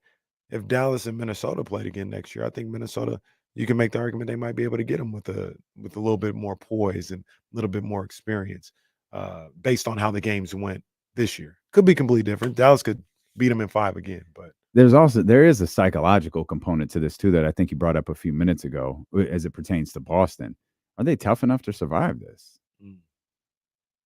Like, are they? As Jesse said, they got their ass kicked.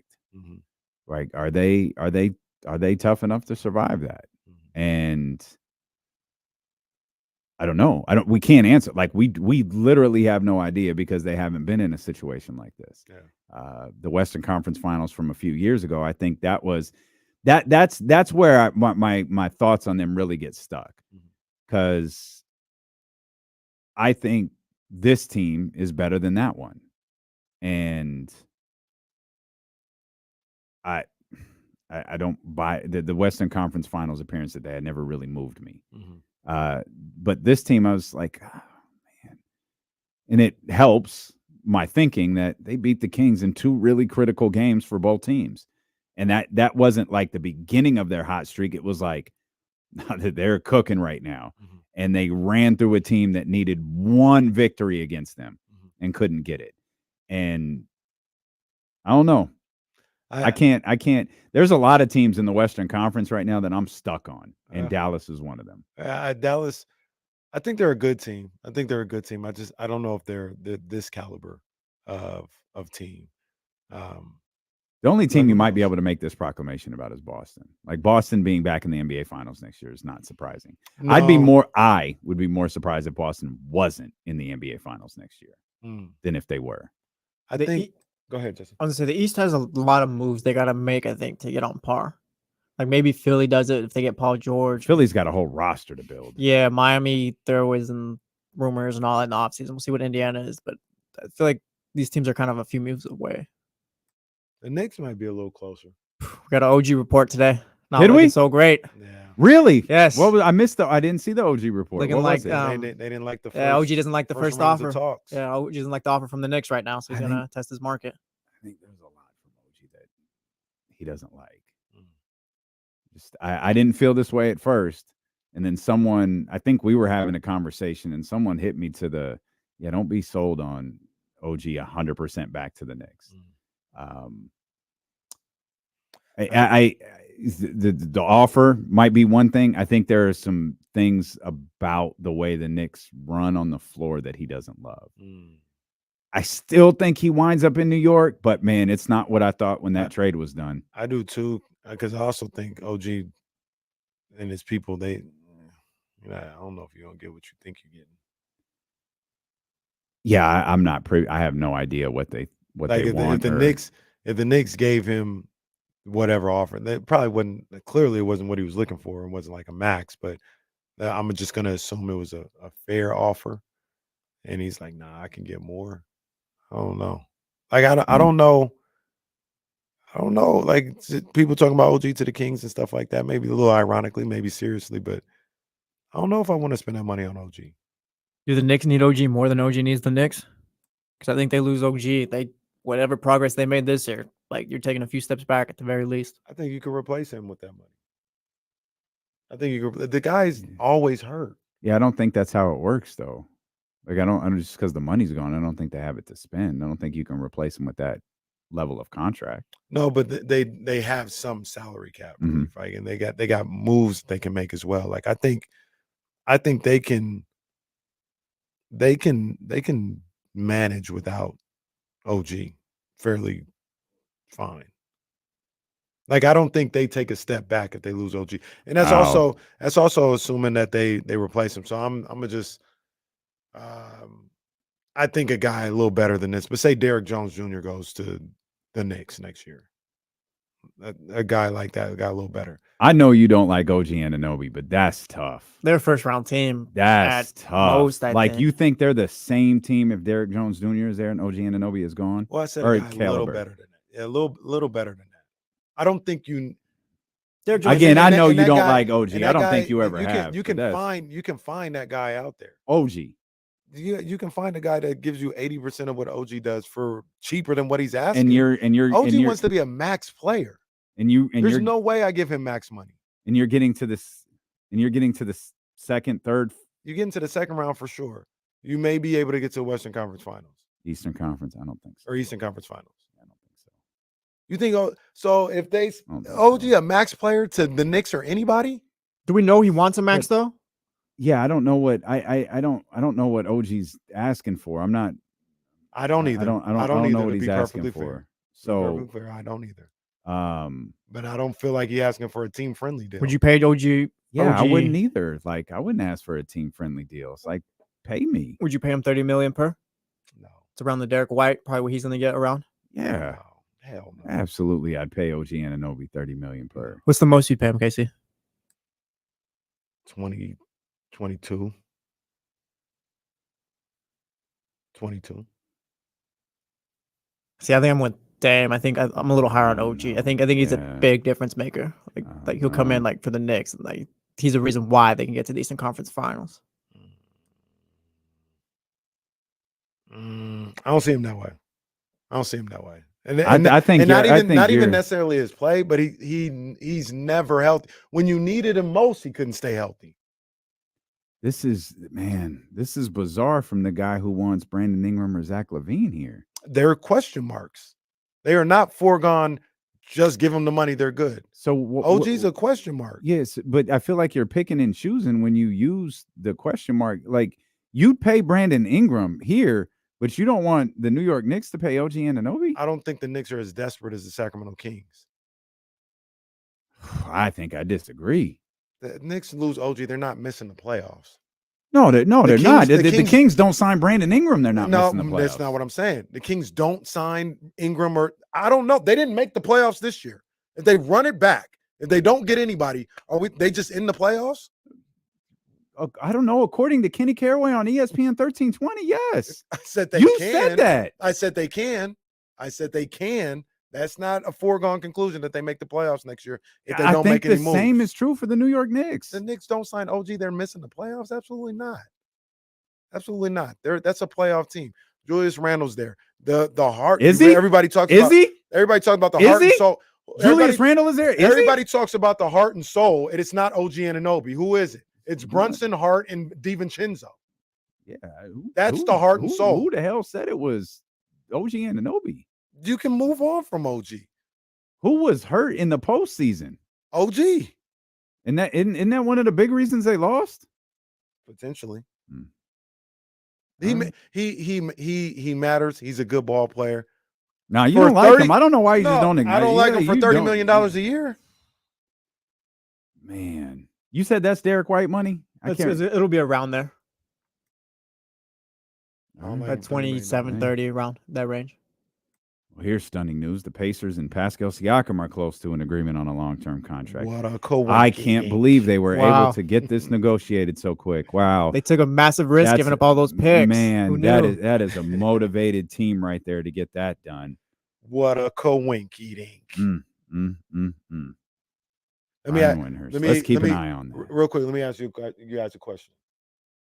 Would you take OG for $30 million or Caleb Martin for 18? OG for 30. Are you asking for I assume you're asking. I'm just asking. Oh, you're just asking for any team? No, for the Knicks. Oh, I don't care what the Knicks do.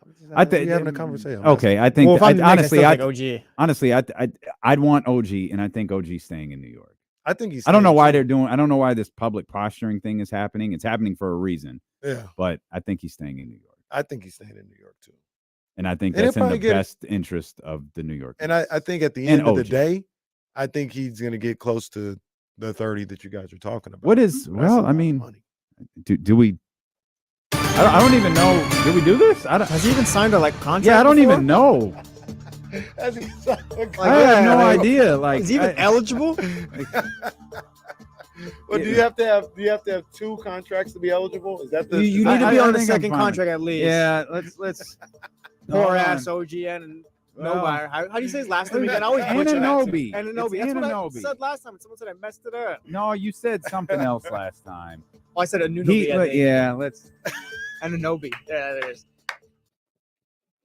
Get your bread up, OG. Maybe you can play. Yeah, he hasn't. He hasn't hit the number of years required for a pocket watching segment. I don't know what is he at, like 45, 60 million? I think he did. I think he's like 60 around. He got like 17 per. He's on his second contract. I would have guessed 60 around there. What would you have guessed? Hit the music. Hit the music. Wait, what'd you say? What'd he say? It's commission if he wants to give my answer. I already turned in my answer. I would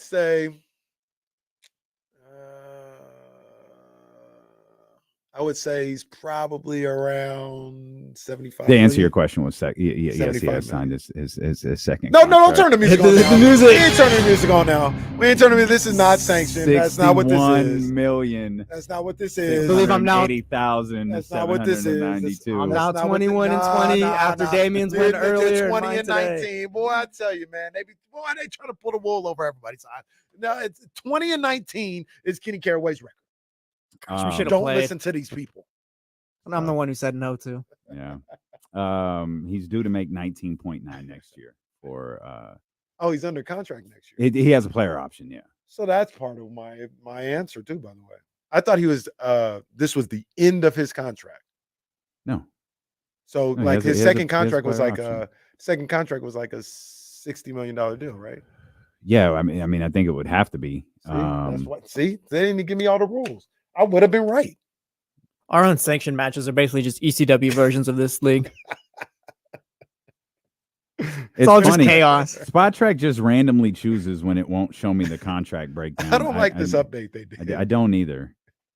And we haven't gotten Odyssey to pay for this yet. Aaron said publicly that they would pay for it. I think we have to go to break. I have no idea. This show has gone straight to hell. Trista Crick's going to join us. She's going to trash the NBA champions coming up here soon. We'll talk to her at the top of the hour. Jason Jones in the final hour of the show. Much more ahead. We're happy you're here with us. It's D'Lo and KC on Sacramento Sports Leader, ESPN 1320. Okay.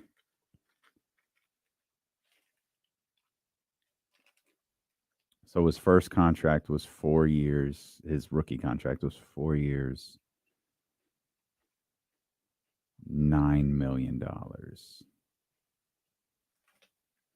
So he got a healthy second contract.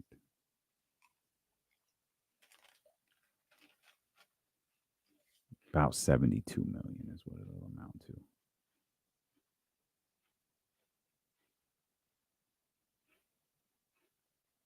Yeah, he's in the vicinity of 30 per year. Sorry to the person who's calling me right now and doesn't know that I'm busy. Jayshawn Tate is a free agent. He got a club option. Damn. If he hits the market, the Kings need to look at him. He might be relatively cheap.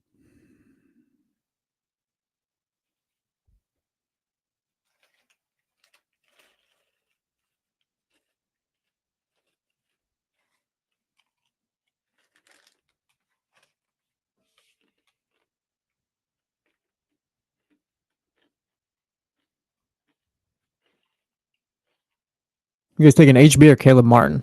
Alex in the chat asks. Caleb Martin.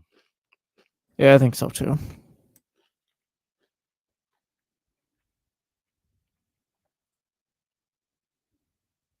Damn, that's crazy. All three of them dudes want new contracts. That's your all your money's gonna go to those three guys. You think all three of those guys are on the Cowboys? Yeah. Which one? CD, Micah, and Dak? Mm-hmm. Yeah, I think they are too, but Mm-hmm. damn. Whatever else is on that roster is gonna be tough. That's a lot of money. I think they might move on from Dak. Oh, I think they will too. I just don't think it's next year. Like, because I wasn't talking about for this upcoming year. Oh, For for it to be the next year, Dak would have to sign a new contract, right? Isn't this his last year? yeah. So, But it's incredibly after this year. I think this is the last year of those three. Mm, I think they move on from Dak. mm, Did you see? I think it was McCarthy talking about Trey Lance. mm-mm. I have a question, Couple and it's weeks kind of ago. mean. Do we see Trey Lance start in an NFL game first next, or a UFL game? Well, look, so that's what I was, McCarthy. I don't know what to make of it, but McCarthy is like, man, the growth in his game. You see, he's been working on things, and he's really getting a grasp of the offense. I love what I'm seeing from Trey Lance, laying the groundwork for when they let that go. Can I think ask we a see him in question? the NFL. Do we know what the question was? No, Okay. I think we see him in the NFL. Is he the backup, or is it still Cooper Rush? I think it's Cooper Rush. I think they're all on the same timeline. Dak, Cooper, and Trey Lance. Like contract wise. I think this is all three of their last seasons. Patrick, I don't hate this prediction. Christian Wilkins can free up a lot for him. A D-line might eat. Not might, it will.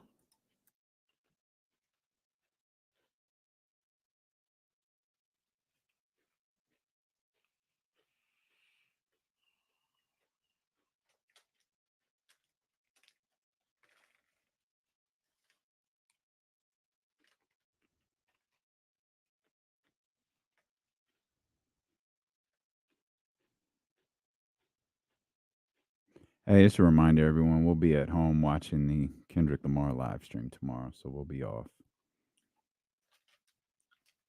K-Dot.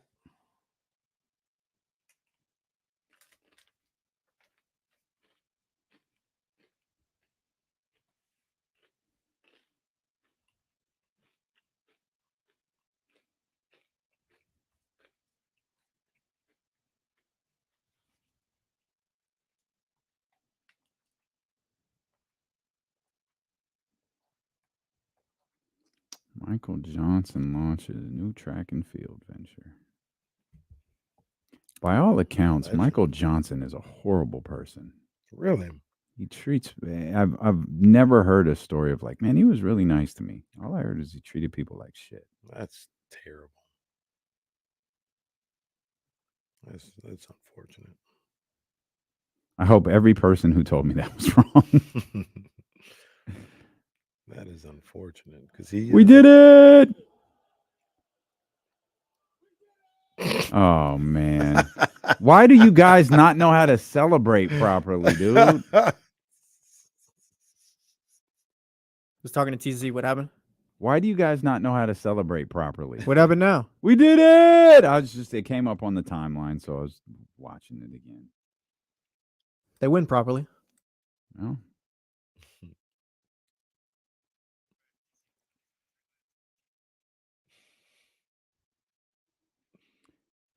916-909-1320. You want to get on the phone lines, talk to our man TC here. Trista Quick, the top of the 2 o'clock hour, by the way. TC, what's going on, baby?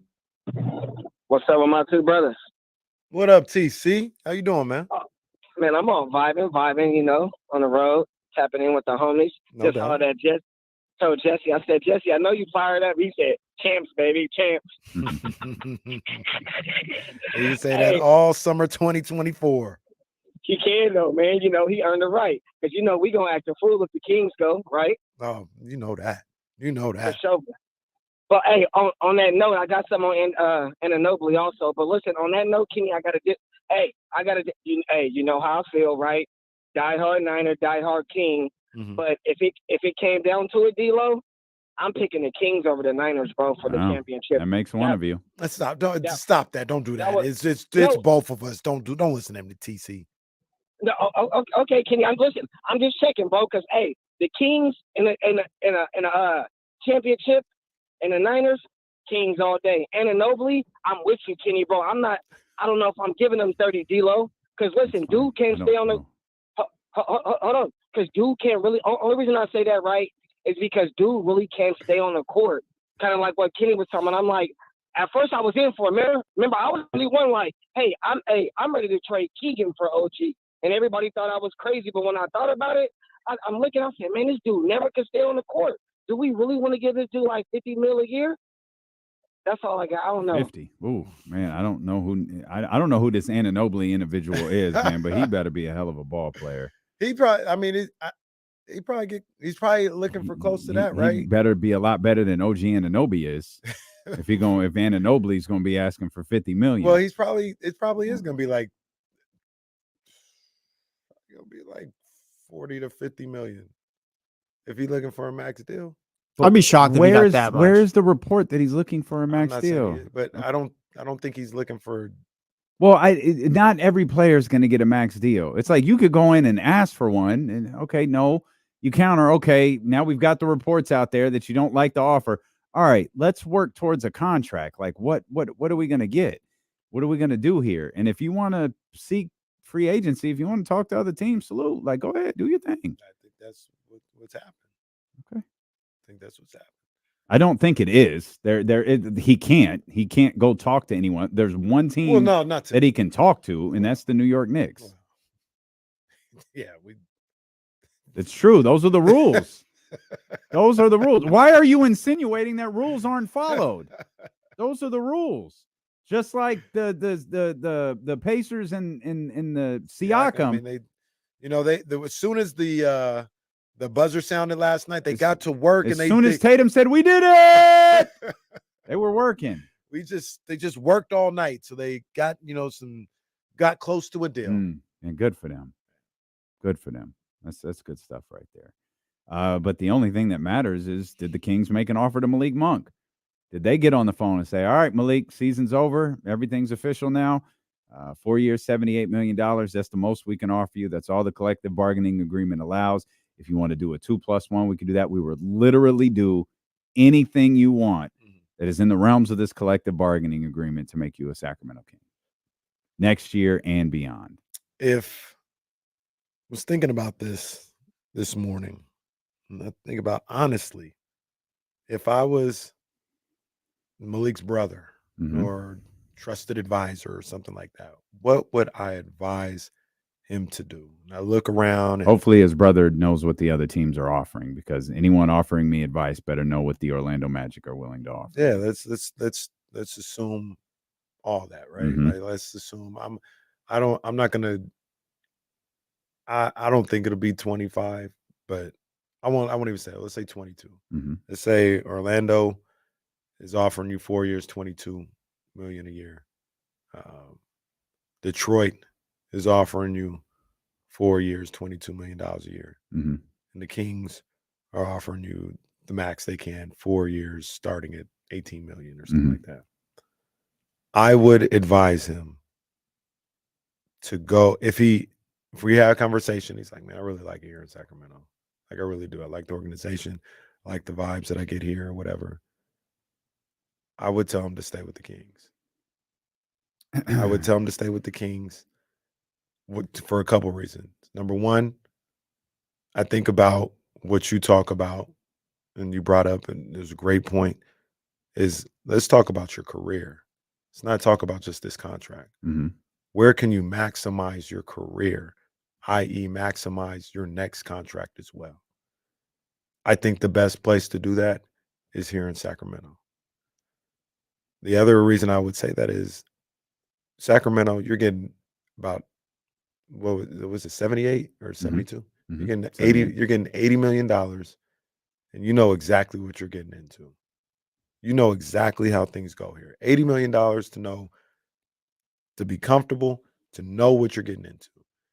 You may be getting 22 is, I don't know, like 85 or $90 million to go to Orlando. You don't know what that's going to turn into. Yeah, you'll have the money. And if I'll tell you, if you're Malik, if money's everything to you, then go take the money. We don't even need to talk about basketball. If it's only about money, then just take the highest offer. But if you factor in your career, if you factor in basketball and things of that nature, you don't know what might happen in Orlando. And I'm not talking about injury or whatever. You may not like it there. You may not like the organization. You may not have the best opportunity to maximize your next contract. Same thing with Detroit. If basketball is a factor at all, and it's a maybe it's not the first factor, but if it's a second, close second, or whatever the case may be, take your $80 million that you're going to get from the Sacramento Kings and be in what we know as a basketball situation and flourish there so you can get the next big time deal.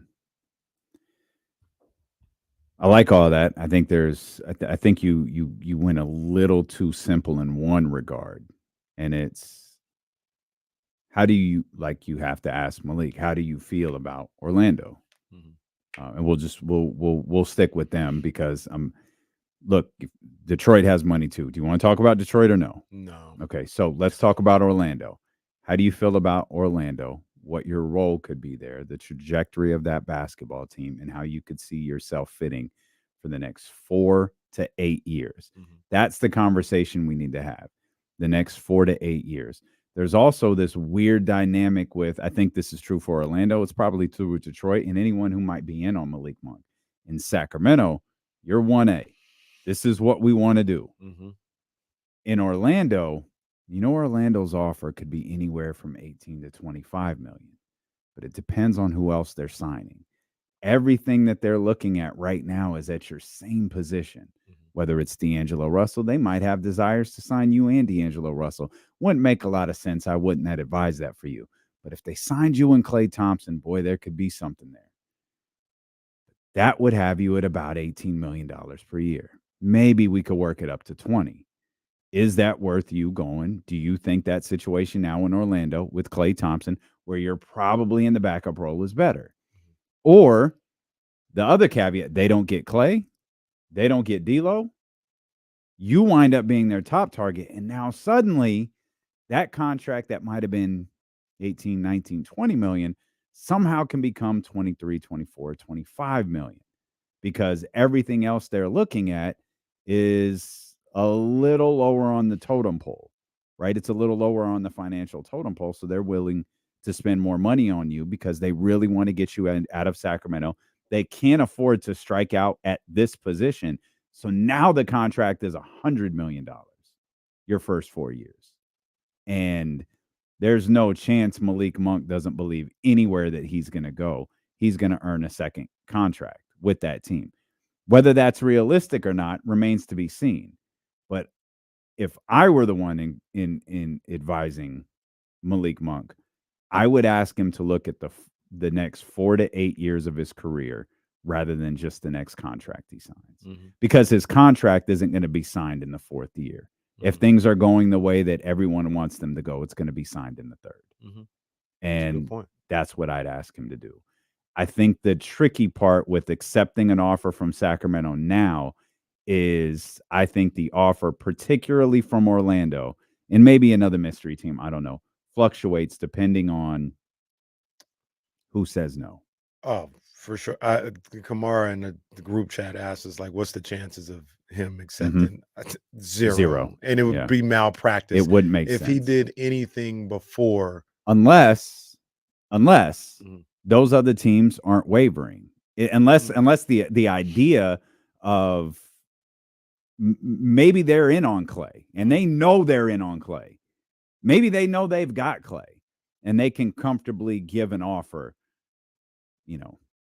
in conversation to Malik Monk. I don't think that would be the case, especially with a player like Klay in the situation that he's in. We've got to step out and come back because Trista's going to be with us for God knows how long. Who knows when we'll see So that's coming up here. Steeler 1KC, brought to you by Sky River Casino and Sacramento Sports Leader, ESPN 1320.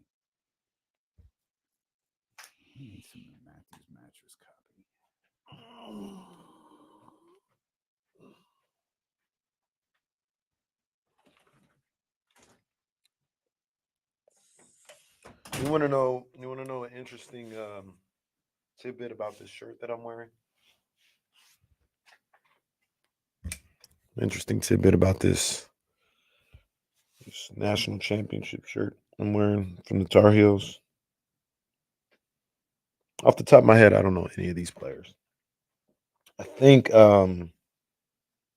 where's that's was this RJ Davis? I don't know. But where's my boy? The one who was in college forever. This is 2021-22. Wasn't his last name Baycott or something like that? Baycott, Yeah. I don't really recognize him on this shirt.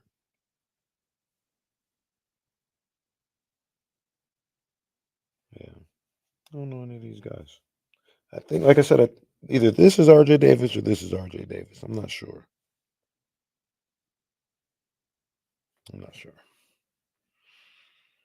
Thinking about it yesterday, like after Tatum's commercials dropped after they won and all that. I wonder where they send like the Luca commercials and all that. It's a Bolivian. The my wife went to the Chapel Hill and said, you gotta give me a Carolina shirt. And I really like these shirts. I'm gonna be on the hunt for some of these cartoon championship shirts or team shirts. This was the best era when they would come out with these type of championship shirts. So I saw this. I was like, yeah, pick this up for your boy. And I need more Carolina colored clothes to go with my shoes.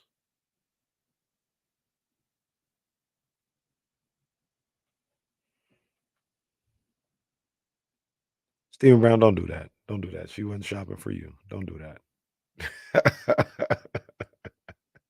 She wasn't shopping for 5'3", 124. Stephen Brown, man, come on, man. You going up to the draft party, dog? I'm disappointed Stephen Brown ain't never pulled up on us, man. Stephen Brown been rocking with us for a long time, man. He never pulled up on us. I'm disappointed. Is Stephen Brown even here? Yeah, I think he in Sac. You in Sacramento, right, Stephen?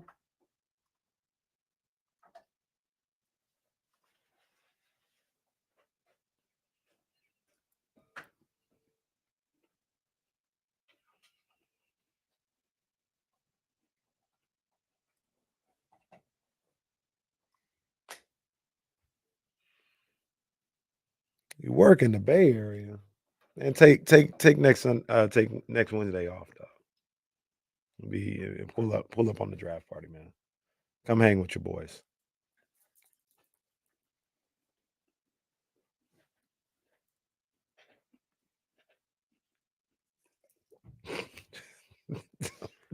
I didn't even say this one. I didn't say this. This was Kieran the Monk who said. I didn't say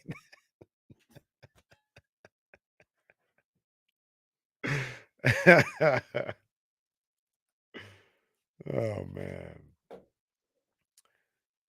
Steven, we're gonna be at Tom's Watch Bar after the show on Wednesday.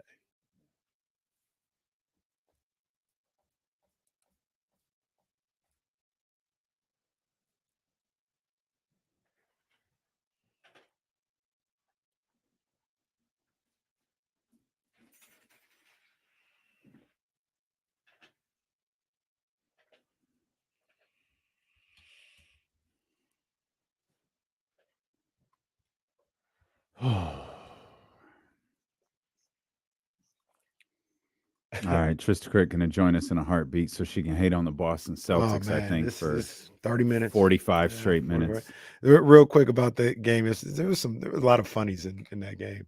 I only saw the clip once and read the transcript, so I'm not sure if this is exactly how it went. But did you see where they were like they were panning into the crowd and they were like, "Oh, There's Drew Holiday's lovely wife. Mhm. And then they went to Sounds of the Game and they came back. Want to apologize. That was not Drew Holiday's wife. It wasn't. It was absolutely not Drew Holiday's wife. That was tough.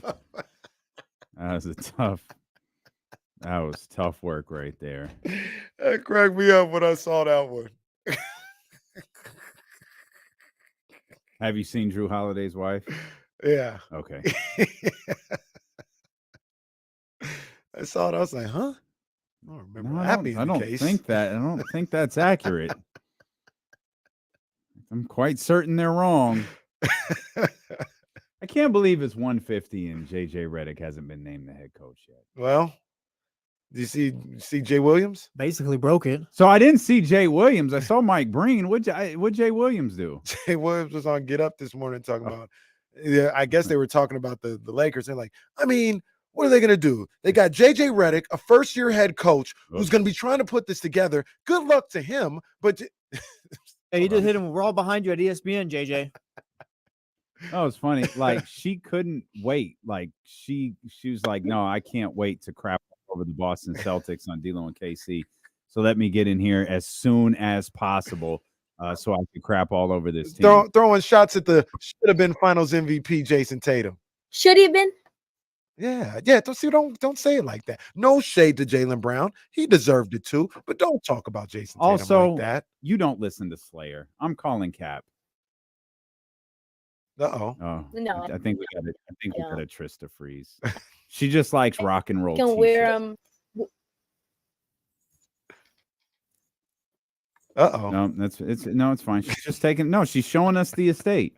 The Trista Crick estate. We were hoping to maybe see Vivica and De'Aaron out there. No chance. So we're going somewhere where the Wi-Fi is stronger. Like, look at all of these rooms that she's got. This is just a house with many, many rooms. That's it. It's like D'Lo's house. I was just about to say, let's talk about D'Lo's rooms. Let's talk about his house. During the break, we can spend 10 seconds on this, but during the break, I was talking and everybody, I'm wearing this North Carolina championship shirt from 21-22 season. And I said, I didn't know they still made those. I know, that's why I love the shirt. I love when they do the little cartoon character championship shirt. And I was telling everybody, I don't know anybody on this team. Huh? I think this is RJ Davis, or that might be RJ Davis. I can't find Baycock. I'm pretty sure that. I'm sorry. Bangkok. What's his name, Justin? Baycott. Baycott. Armando Baycott. With the C, not a C. I mean, with the T, not a CK. No, you're all right. You're flirting. I don't know. It looks like you have UCLA. Baycott's like a fair chase. Why is he around? You know any of these? You know any of these kids? Walton. These kids? You know any of these kids, Tristan? Yeah, you've got. It looks like Marvin Bagley in the corner. No, you've got that kid who played for Australia. Looks like JaVale McGee up there at the top. Like, just have random people all over your shirt. They're champions, though. I don't champions, know. baby. Champions. You're champions. Candy Rich, we were, Chef. Go ahead. Didn't mean to interrupt your hating. Yes, you start off by hating on Tatum. Let's start there. Yeah, why do you hate? Okay, let's go this. He's a champion now. Do you still hate Jason Tatum? I've never hated him. No. I've never hated Jason Tatum. I just think it's like you know how like there's certain brands that you enjoy the brand, but you just think that like people overhype the brand maybe too much, right? Like people act like Off-White is Saint Laurent. Don't do that. Don't do that. And like Off-White is a great brand, but it's not Saint Laurent. Okay, dude. You're going to see me when you come back. No, I see you. That's fine. That's good. That's fine. Just off the top of my No, head. you're just throwing shots at everybody. That was good. You know what? Now that I see it, now I'm seeing the connection. You hate light-skinned people. That's what it is. See? No, I see it. Tristan basically said everybody likes Off-White. Off-White is not Kith, but they try to act like it's Kith. That's what she said just now. Mm-hmm. So I think Jason Tatum for me, should be a top 5 player in the league. Like, he should be. He has all the tools, all the skills to be that. But upstairs, not top 5. Minus 30 in 2 games of the finals, like one of the worst 3-point shooters in NBA playoff history. Only person worse was Jaylen Brown. Interesting. Yeah, I mean, you just nobody's claiming Nobody that Jaylen talk about Brown, that though. but no, because nobody says Jaylen Brown is that. He's just a very useful piece that's able to pick up Luka 94 feet from the hoop, and sometimes he scores and sometimes he doesn't.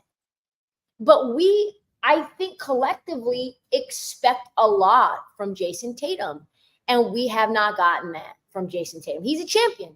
But let's not act like he didn't have 20 points when they were up 25 in Game 5 last night, and then just decides, oh no, like the ball is mine.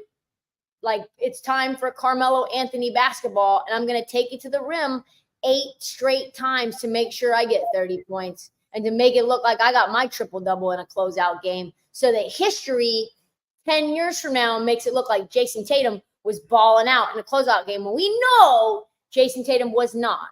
Don't do that. He was really good in the first half. See how we have to qualify? Well, no, you said no, he was really good the whole game, but you talking about the end of the game and he's trying to stat chase like he wasn't good throughout the rest of that game. Like he just wasn't on pace for 30, right? Like, he just wasn't there. And he hasn't been particularly efficient either. I think Tatum's really good. I think he's really good, and he's a fun player. He's just not that cream of the crop. And I am not going to allow other people to say that he is.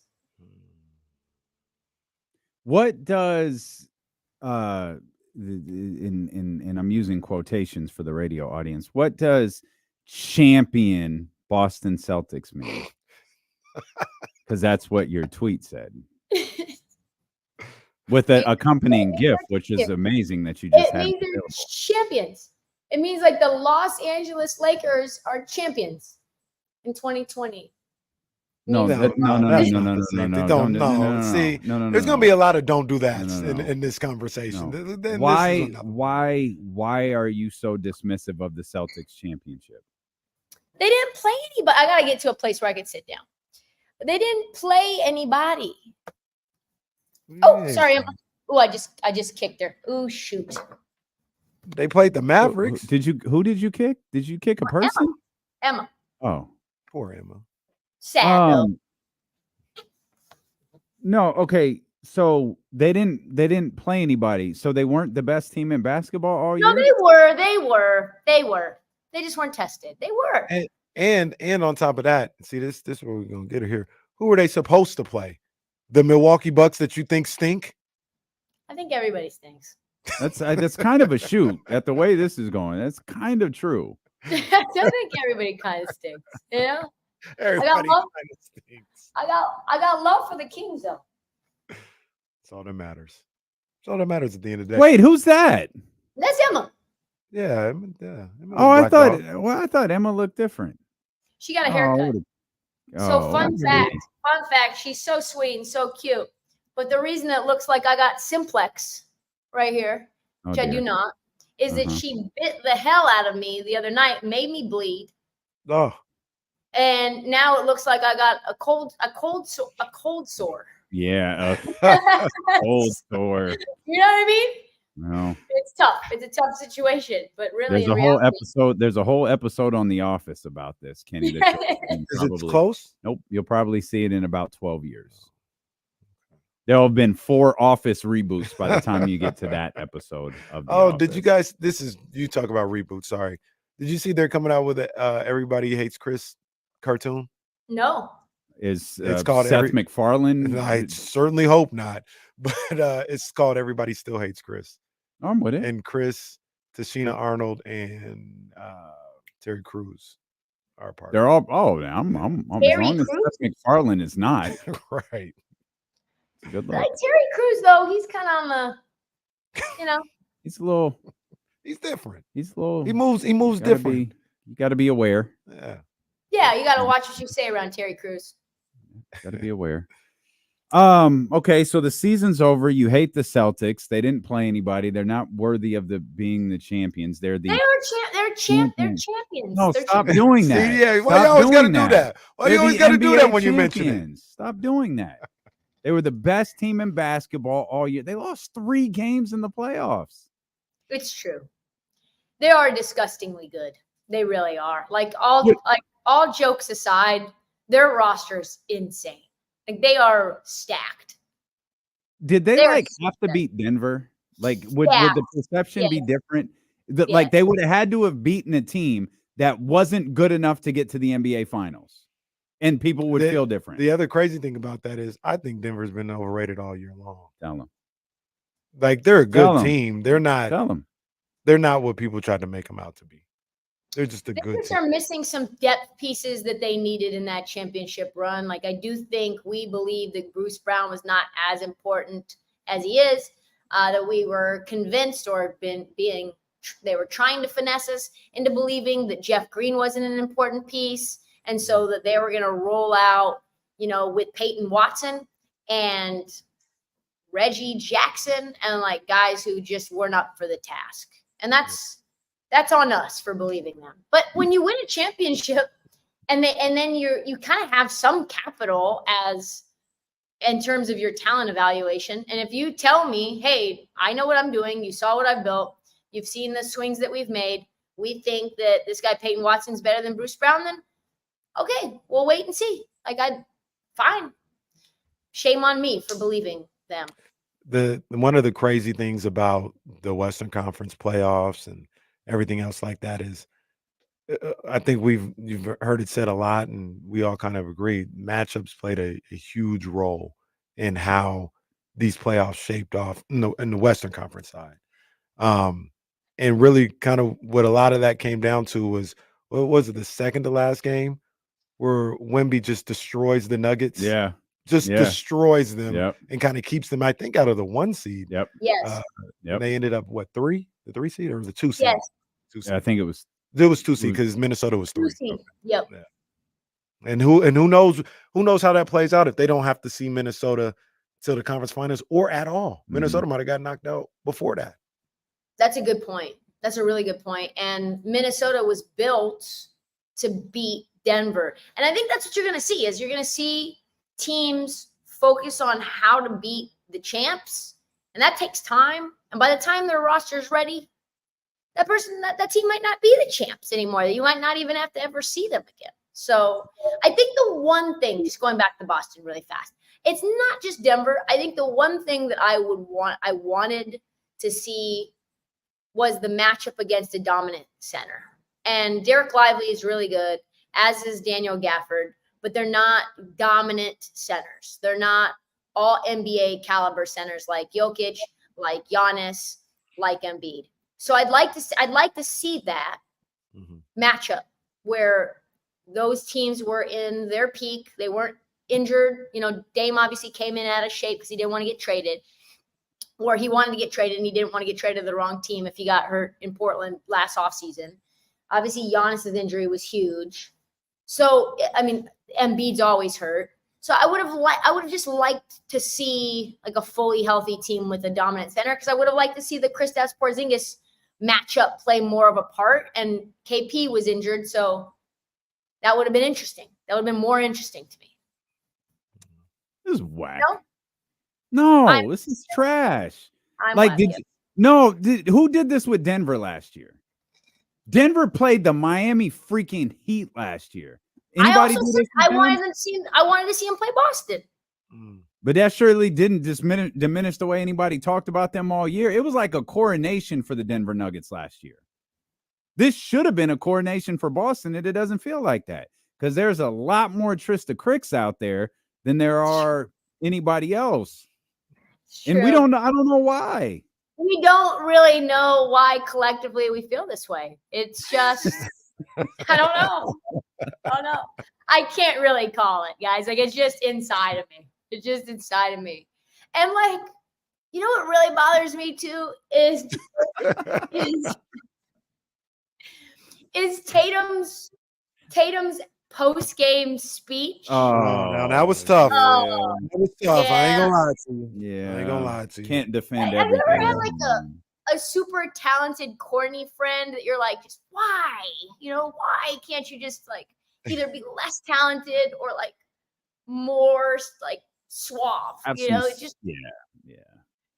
Just have a little swag to you. Like even the drop of the mic at the, they asked what would happen if we wouldn't have won. Guess they'll never find out. And drops the mic like, okay, Kanye. They said Tatum doesn't say anything original. Took Kevin Garnett's line, took Kanye's line. Sir, stop it. Trista, I think I'm a one-man wolf pack on this one. I want to know what you think. I think he was a little taken aback that he didn't win the Finals MVP. I thought he thought he was going to win it. My mom, I'm watching it with her, and she goes, she's just funny. Her wording was very funny. Her wording was hilarious. She's like, yeah, I mean, because she thought Tatum should have won it. She's like, yeah, I mean, look at him. Now he's got to hang out with Deuce since they humiliated him by not letting him. They brought him to the front, and then he didn't even win. You got to hang out with his stupid little son. Yeah, I think the NBA thought he was going to win it too. I think Jalen thought he was going to win it. So here's why, like Jalen was right at the front too. Like, True.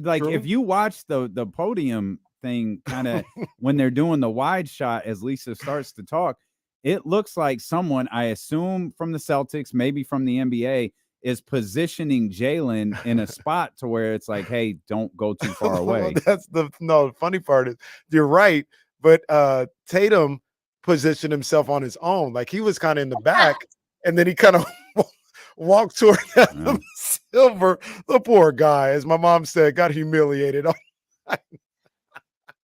He was trying to give him a reason. 30-point triple-double. That was what it was. And history, 10 years from now, they'll say, what happened? Tatum had 31. He had 12 assists or whatever it was, 9 rebounds. Like, what? What happened? It's like, well. That guy should have won, man. He should have won. Not the MVP of the game. No. My guy should have won Finals MVP. All his numbers were better than Jalen. He had 2 30-point games, to Trista's point.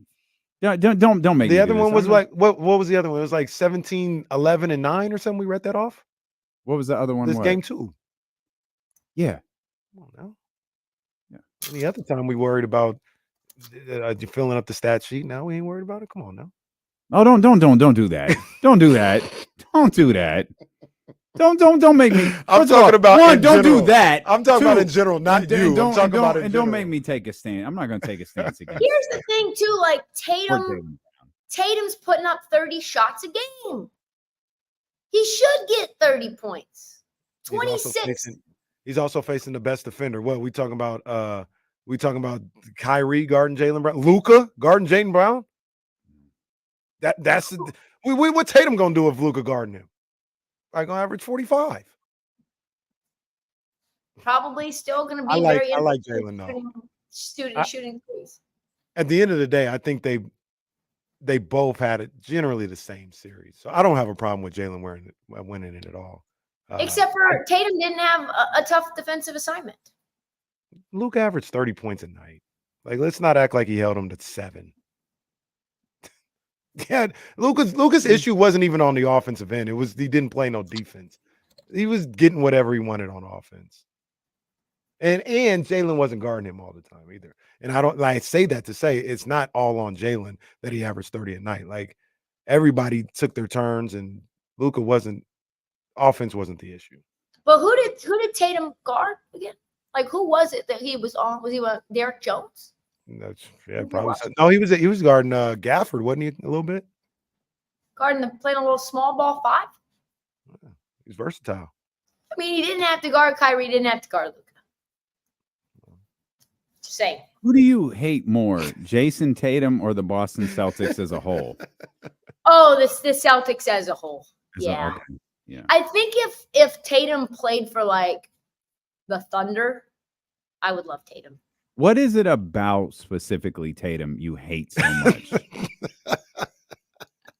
Like, is it his demeanor? Hurt your feelings.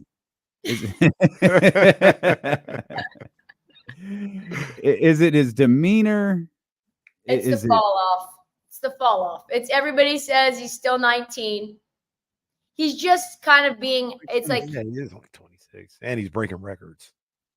Because he's been in there since he was 19. So was Kobe. He's been very good since the moment he entered the league. True. It's true. It's true. What I hope for in all things is growth, and not growth in our accolades, not growth in the fruits of our labor, but the growth of our skill set. And he has gotten a lot better as a rebounder and as a passer. But I want buckets from Jason Tatum.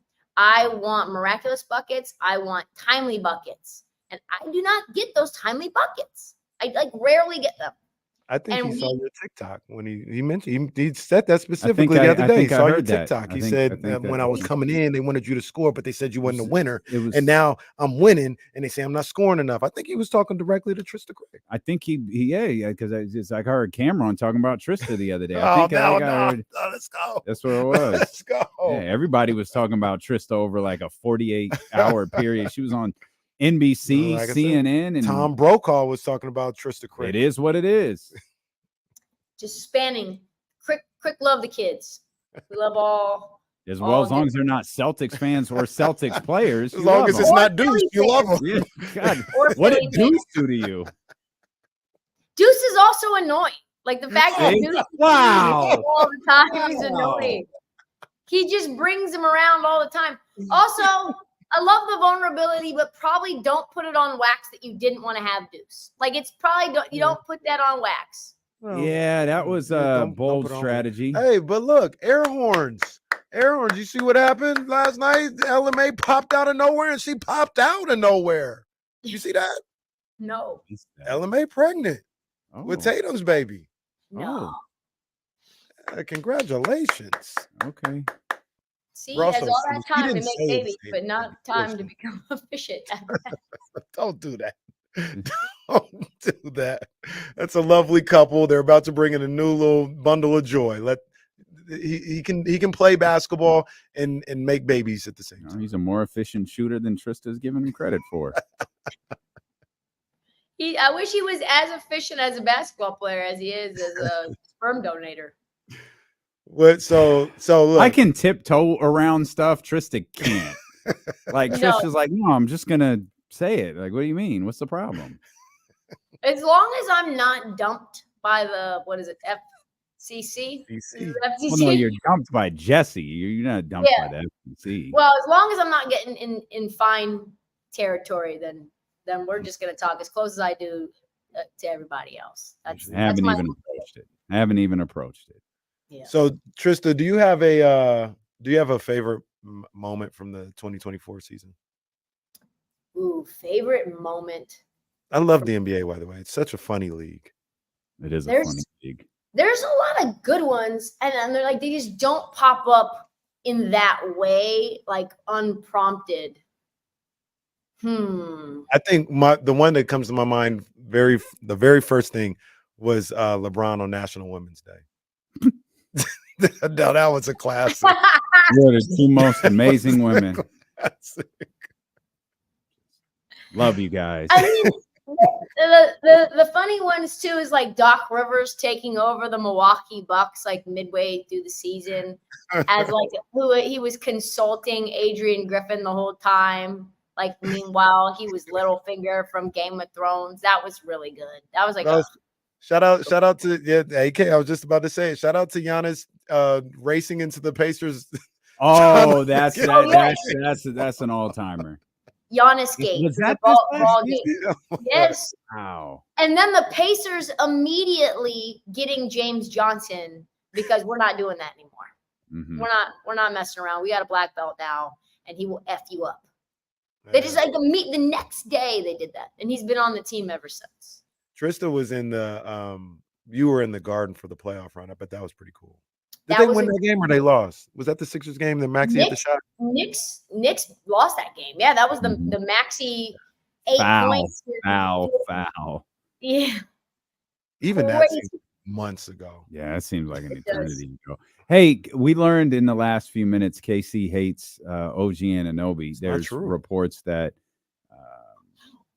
OG Anunoby unhappy with his first offer from the New York Knicks. What is OG's worth to the Knicks and to the NBA? Oh, that's questionable. So I think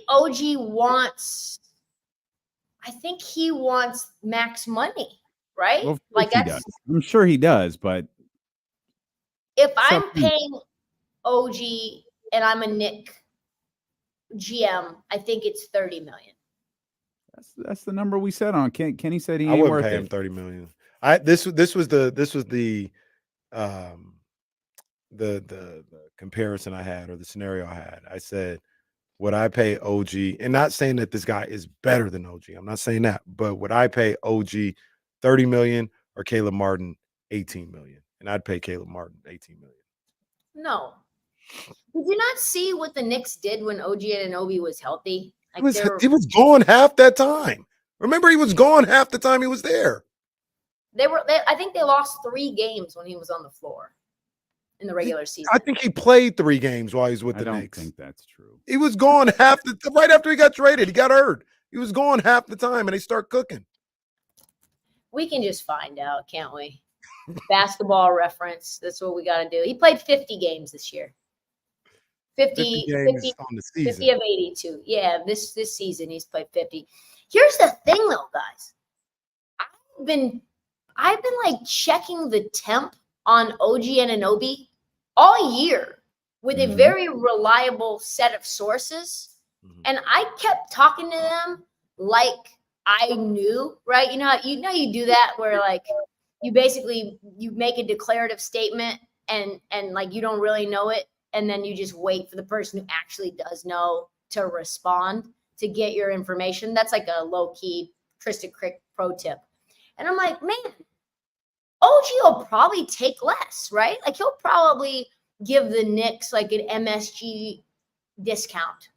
Probably. Like he probably loves playing in the Mecca. It's good for his brand. New York City's the best. He gets to play with Jalen Brunson.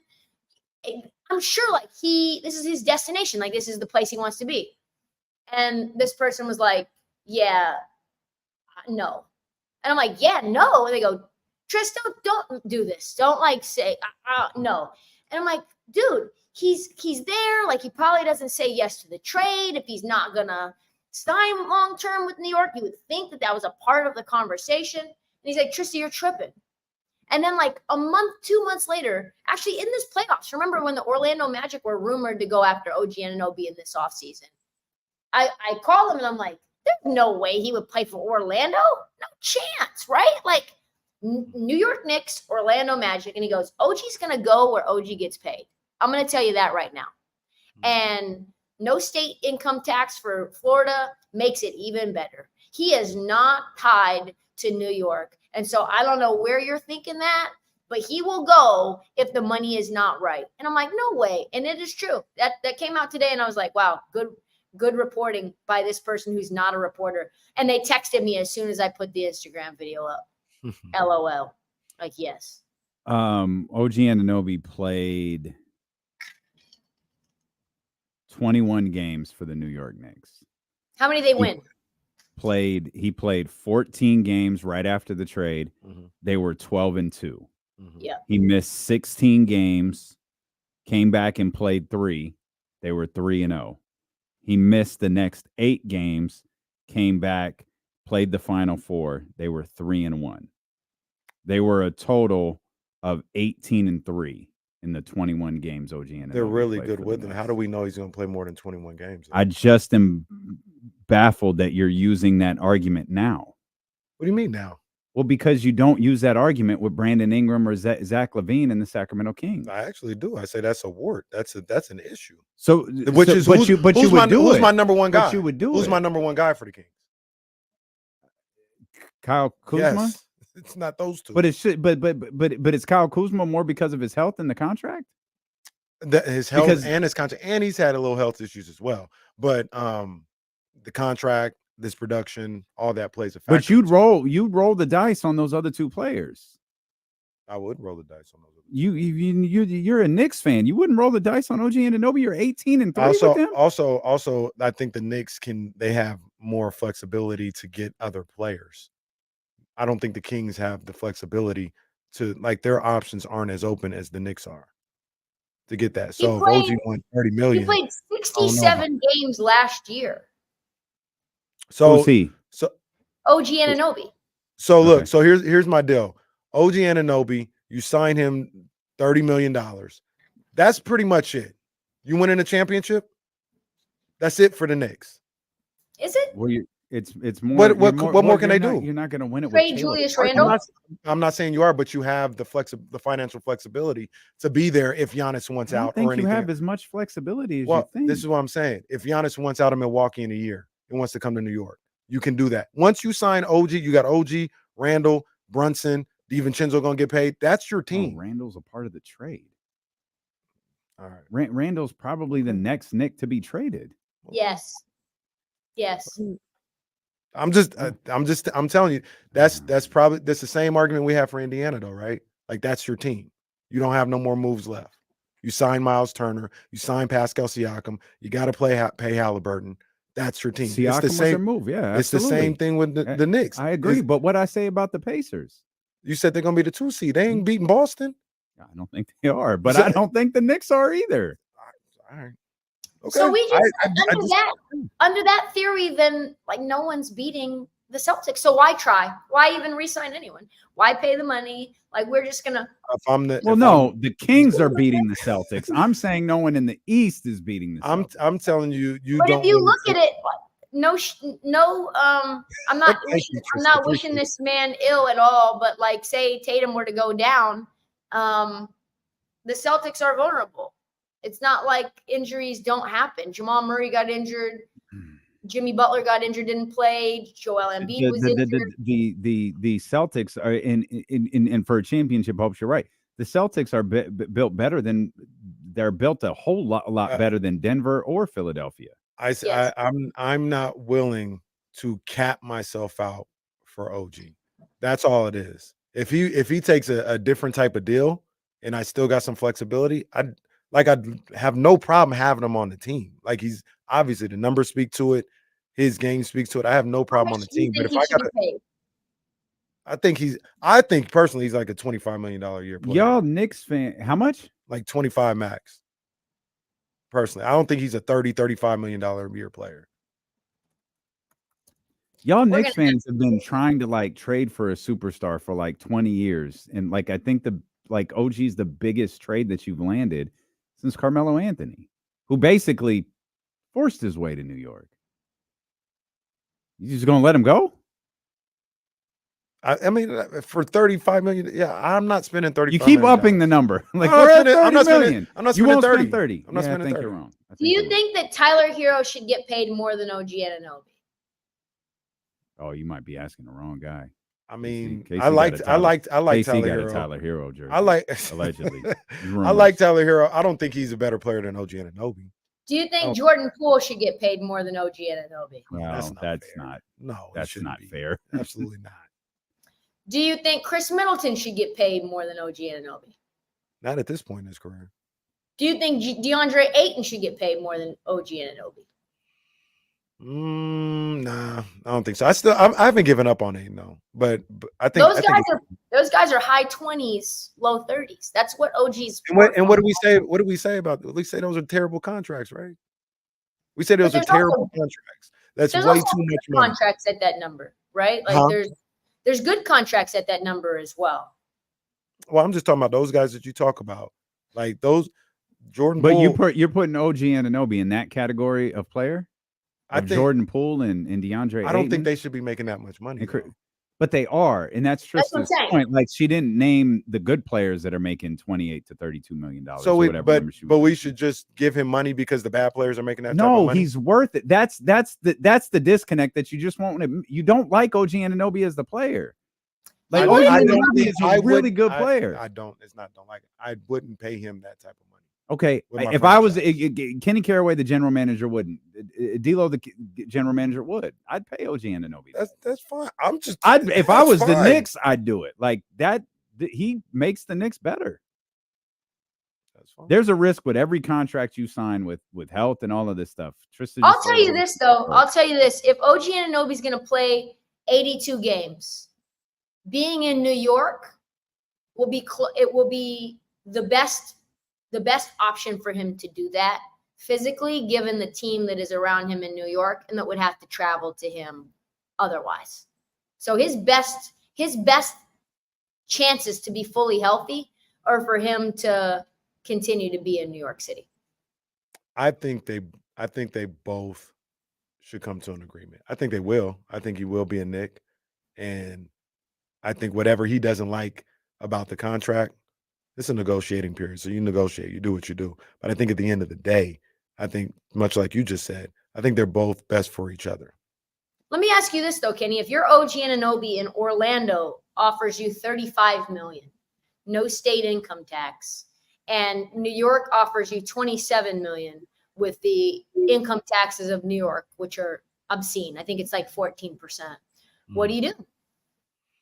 That's a good question. I admittedly, clearly, I'm not in that situation. So if I'm in that situation, I may be thinking differently. But in these situations, because we talk about this a lot with Malik Monk, I'm not overly money motivated. If I really like New York, if I really like being a Knick, playing in the Garden, being a Knick, and all this other stuff, maybe that contract and that team isn't what pulls me away. If I'm on the fence, like OG he seems money motivated, then I'm just taking the money. Like it almost don't matter who it is. He's going to triple his net worth with this next contract. This contract's really important to like establish. Like he goes from a kid with money to like he's wealthy now. Right. But what she's saying is like I'm obviously I'm not the same amount of money, but I'm wealthy if I stay with the Knicks too. If I really like being in New York, maximizing your lifetime expected like salary value. If you take 25 now, then maybe the next contract you're getting 35 or 40. If you take 35 now, you're not getting 35 or 40 next contract. That's just, you have to kind of capitalize on what you're worth when it's the highest that it can be, because usually, unless you have a big downgrade in production or you have injury risk or like significant injury history, like what we've seen with Clay, your values of your contracts normally don't go down in the prime of your career. So I think that's a big piece. And I don't know necessarily that it's just money motivated. I think it's role motivated too. And that was my big concern with New York. And I think it's a great fit for New York. OG Anunoby is absolutely impactful for them. And I would do everything that I could to keep OG Anunoby. But OG Anunoby's been saying, I want plays called for me. I want to be a focal point of the offense. And as much as we all love Jalen Brunson, and he gets his 8 assist boy, a lot of those that are going to OG Anunoby are like swing, corner 3, 4 seconds left in the shot clock. He's not the second or the third option offensively. Even Josh Hart was getting more shots than OG Anunoby. So I think it's money. I think it's role. I think it's situation. And like, does he feel that connection to the Garden? I don't think one half of a season that he played 23 games in was enough to solidify that bond. Trista Crick, the host of the Real Heat Check podcast. Yeah. Why have the Odyssey like legal team not done? You gotta talk to Danny about that one. I talked to Danny today. You got to talk to Danny about that one. I did. I talked to him today. He's not going to go at Steph. Danny is the wrong guy to talk to. I know. We got Bay Area. He was like, this could help. We need an impart. I can hear it. I can hear it in his voice now. Oh, I'm not saying that's how I feel about it. I'm not saying I agree with you, but I'm just saying if there's nothing we can do, there might be some positives for you here with you and like the greatest shooter of all time having the same podcast name. They could just stumble on your podcast. I didn't ask. I feel like he might have named his daughter Steph, but I didn't ask. I should have. Love you, TK. We'll come Love back you with guys. more My Steeler girl. and KC here on Sacramento Sports Leader, ESPN 1320. Bye. Bye. So securing the monk. You talk about KC, you're wrong. I mean, that's subjective. He's Like wrong if you're about what? if you're motivated by every single dollar that you can make in that respect, then that I can't even tell you're wrong on that. Like if the contract is 30 million and another contract is 20, and you're like, I want every dime, that's your prerogative. That's what you do. Some people may look at it where like, I'll take $20 million to be where I want to be for my happiness. You know what I mean? For my peace of mind. And that doesn't make them right or wrong. It's just what it is. I say all the time when those questions come up, I can't accurately speak to it because I'm not in that position.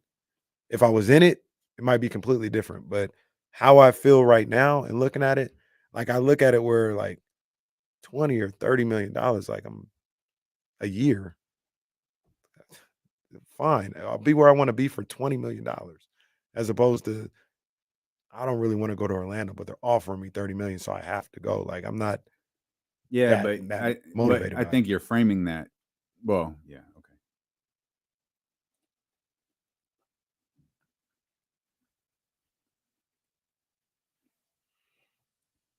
These oranges aren't good. This is disappointing. Oh, this is really disappointing.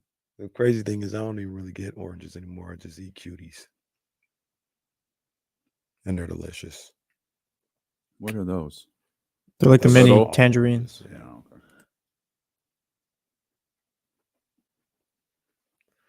Alex, if I've got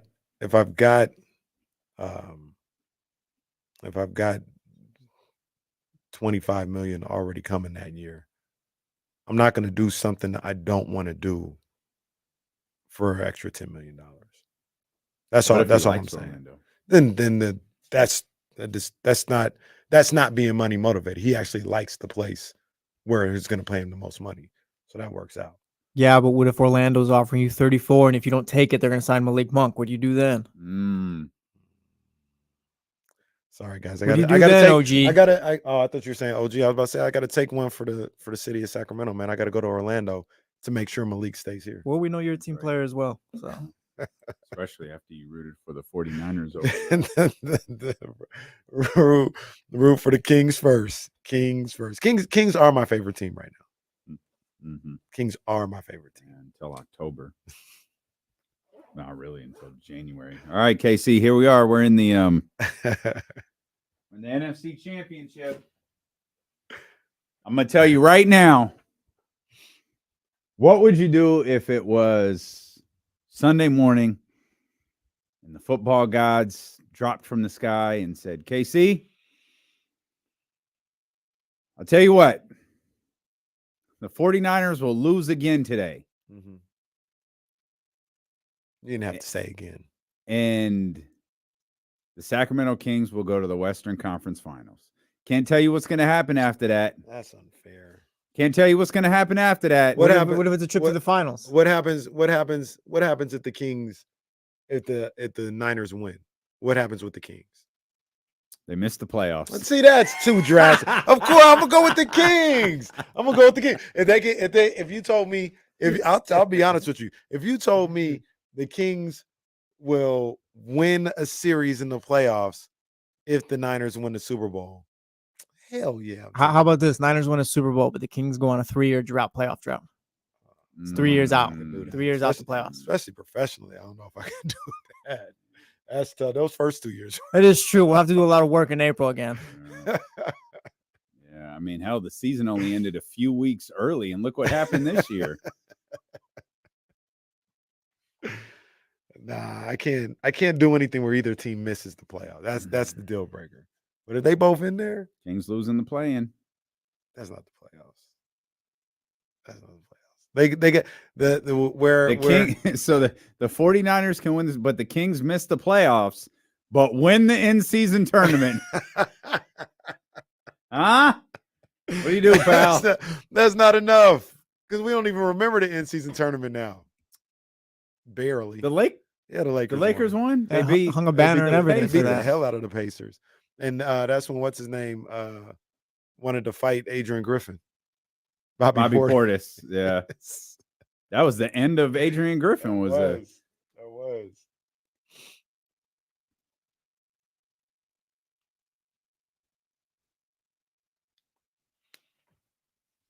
Ooh, 49ers missed the playoffs, but the Kings go to the finals.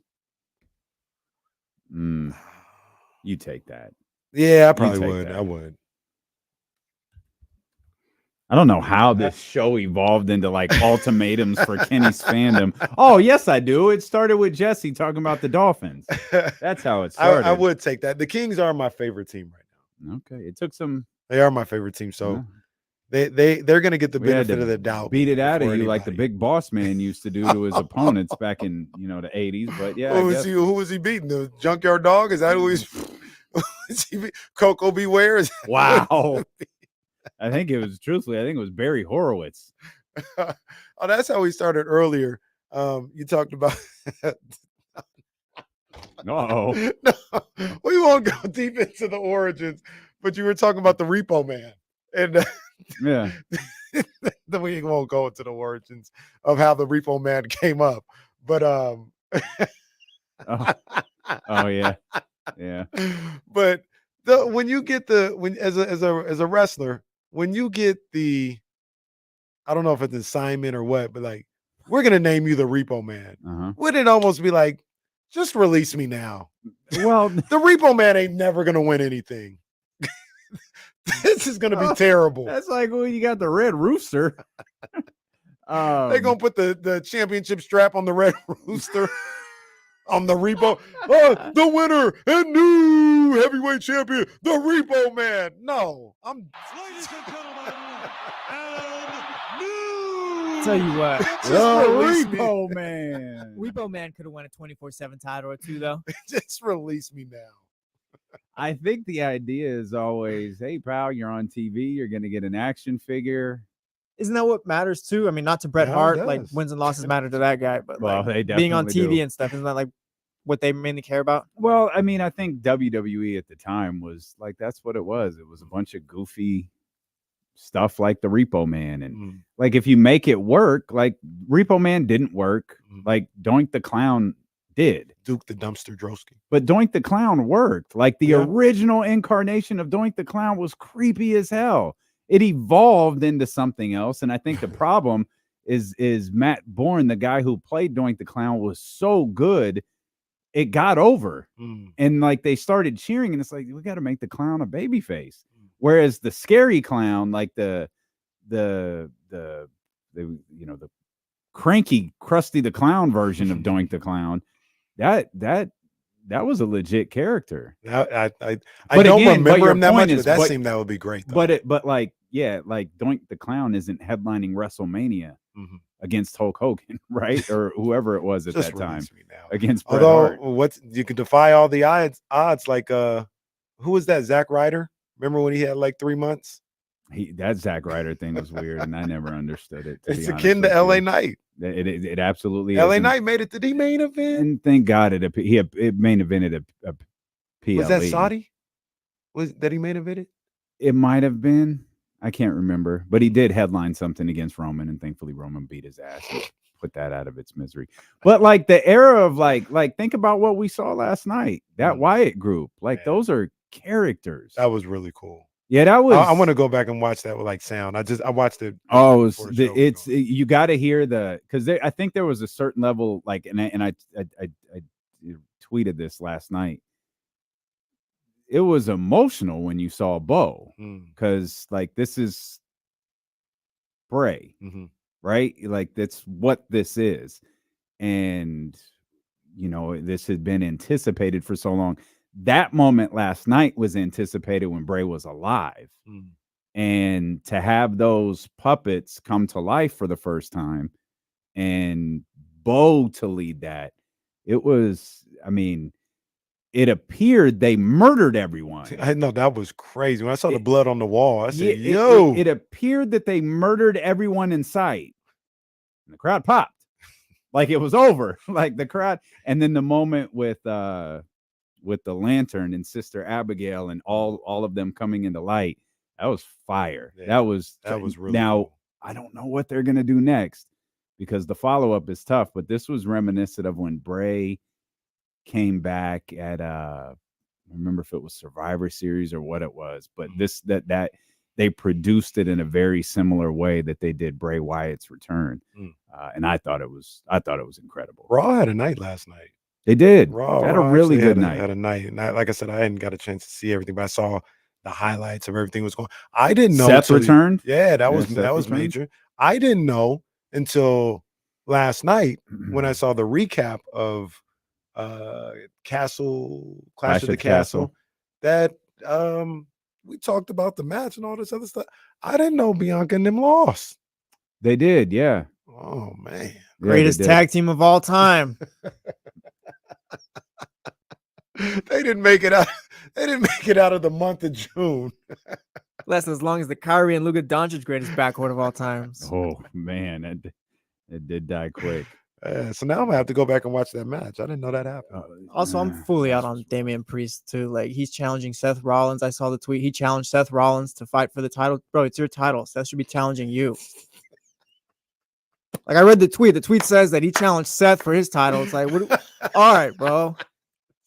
This is what I'm talking about. We push these Cesaros all the time. Oh, wow. Damian Priest is not Cesaro. Yo, that was crazy though. How you gonna challenge somebody for your title? Hey Seth, I want you to challenge me for my title. They haven't made Seth look strong. I think the toughest part is like it's cool. Like you've got another Money in the Bank coming up, right? And you had to do something with Damian, and I guess it all kind of worked out with the way Seth, his health was, and the story between Drew and Punk. The story is Drew and Punk. And now that Seth's back, like you do whatever here, but the story is Drew and Punk. You can sidetrack back to, and that's drowned out Damian Priest's run here. And he can't. It's okay. I mean, Triple H's first one wasn't great, right? Like he needs someone to put him over the top. And he's in this weird phase where I don't know if he's like a good guy or a bad guy. And as simplistic as that sounds, it's difficult to, am I rooting for him to win? Right. Am I rooting? Like, what's the story here? And then like, who do you even match him up with if you don't know what he is? And the story in the Clash at the Castle was Drew at home. And you continued to build the Punk story. Right. And Damian became an afterthought. Yeah. And you can only do that for so long before it's like, you know who they did this with a lot? They did this a lot with Brett, where Brett had the title. Now, Brett, Brett's better, but Brett was always like a vehicle for a different story. Like losing to Yokozuna. Yokozuna should have been the story. Hulk Hogan beats Yokozuna 9 seconds later. Hulk Hogan comes back, dies at the hands of Yokozuna. Yokozuna has the title for the next year. And then, you can go to, when he beat Diesel, he was basically setting himself up for Shawn. He kept being a catalyst. Brett was a bridge champion to a certain degree. Pretty much. Yeah. He helped tell stories for Diesel and Taker and Shawn and like everybody but him. Damian has no story. Like, I want to see what happens next with Drew and Punk. And somehow I want this title involved. And Damian, before we get out here, but he's gonna have to. They're gonna what's the faction? Judgment Day. Judgment Day is gonna have to turn on him. Yeah. He's gonna have to feud. And that'll springboard him. Yeah, I agree. Yeah, I agree. Then he's a babyface. I think that's what it is. But now you're with Seth, Punk, and Damian, and you're with Seth and Punk, and now Damian's the least popular of the three. Well, and I don't know if they can do it, but I always thought Seth was best as a heel. Now, I think you're good with. I think eventually it's Punk that's got to turn. Now, I don't think Punk is at the stage of his career where he can't turn, where he's just going to universally be. He's so good he can turn. I guess we're just not there yet. We'll come back. Jason Jones going to join us coming up in about 30 minutes. We'll talk more Kings and more NBA. We got some information, WNBA information this morning I want to talk to you about. Okay, let's do that. D-Lo Casey on ESPN 1320.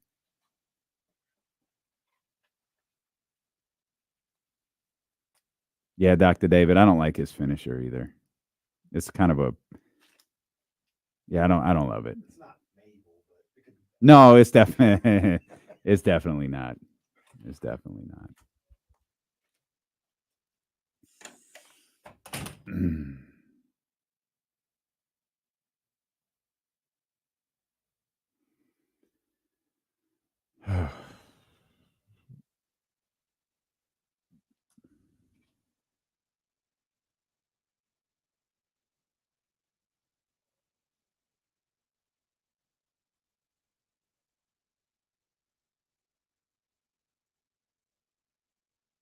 I like Damian Priest a lot, though. It just feels like something's kind of missing right now.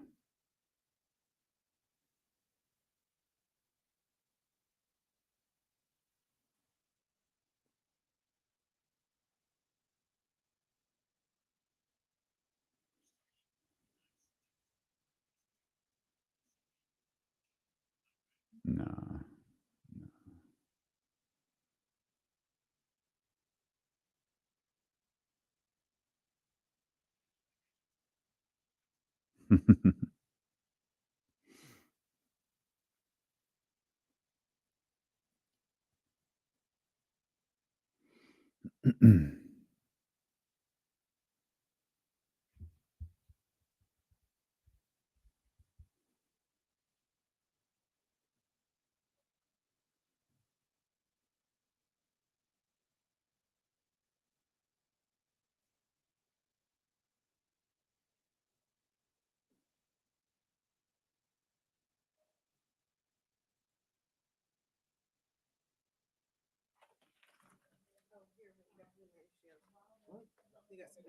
Hey, don't be a jerk.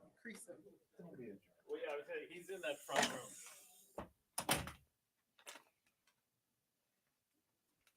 We're not on that. Mm-mm. Did you see that clip of Luka? I don't think tagged you so. on Instagram. Legends. A very disrespectful person. Yeah, that's a wild boy, man. The whole, I think Luka's a good guy. I don't know. You tagged me? Yeah, on Instagram. Well, I in your DMs. Oh. He a wild boy for that. Oh. Damn.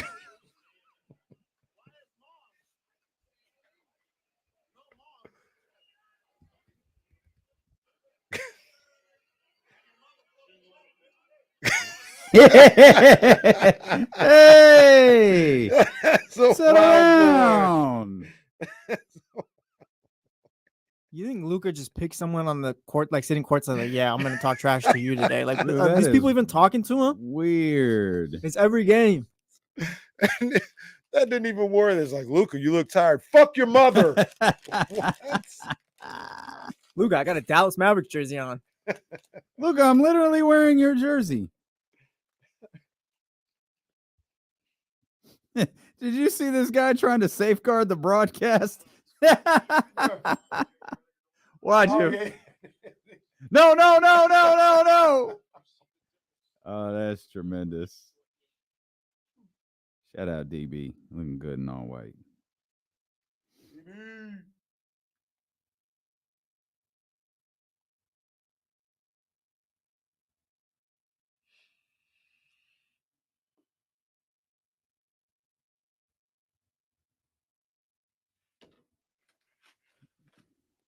Okay. Oh man. They got pictures of Justin Timberlake leaving the jail. Damn, JT, what you thinking, bro?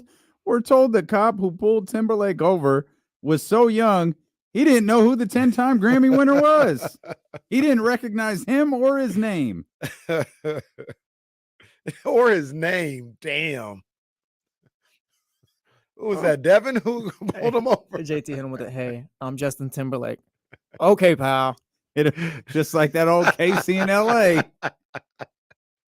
That's exactly how it sounds and went down. Jeez. Who'd you say was on the line again? We got Eric. Let's get Eric in here. 916-909-1320. What's up, E? Dang, KC, man. Shout out to you guys, man. I had to call and just give y'all props, man, and thank y'all, cause y'all and Jesse, cause your boy was calling with some. I was on some other stuff. I thought so. I remember, man. I remember. Yes, indeed. But man, props to my Celtics, man. I'm still on a high, on cloud nine. I just didn't think they could do it. I mean, the many failures the past few years, and I just, I wanted them to win, but I don't really blindly root for my teams. I was born and raised here in Sacramento, went to JFK, and I became a Celtic fan. You CKM, ain't you? Yes, sir. Yes, sir. Yeah, I used to give Mr. Harvey Tahara some problems over there. But no, I just, like I said, man, y'all always keep it a buck with me, man. Y'all told me, don't worry about it. They're gonna be there. You didn't say they would win, but you said, don't worry about it. And like I said, I wanted to just call and give y'all props and thank y'all for the conversation over the last couple of years. Man, we got love, you, man. Always, man. Do it again. Yeah, we're not done. We're winning next year, too. We're not done. Call not back. One, not two, not three, not four, not E. Congratulations to you and your Boston Celtics, man. I can't imagine, I really only have one team that I have an emotional interest in, and I cannot imagine what it would be like for them to win the NBA championship. Yeah, I can't imagine. Kings or Niners. Like Kings, I can't.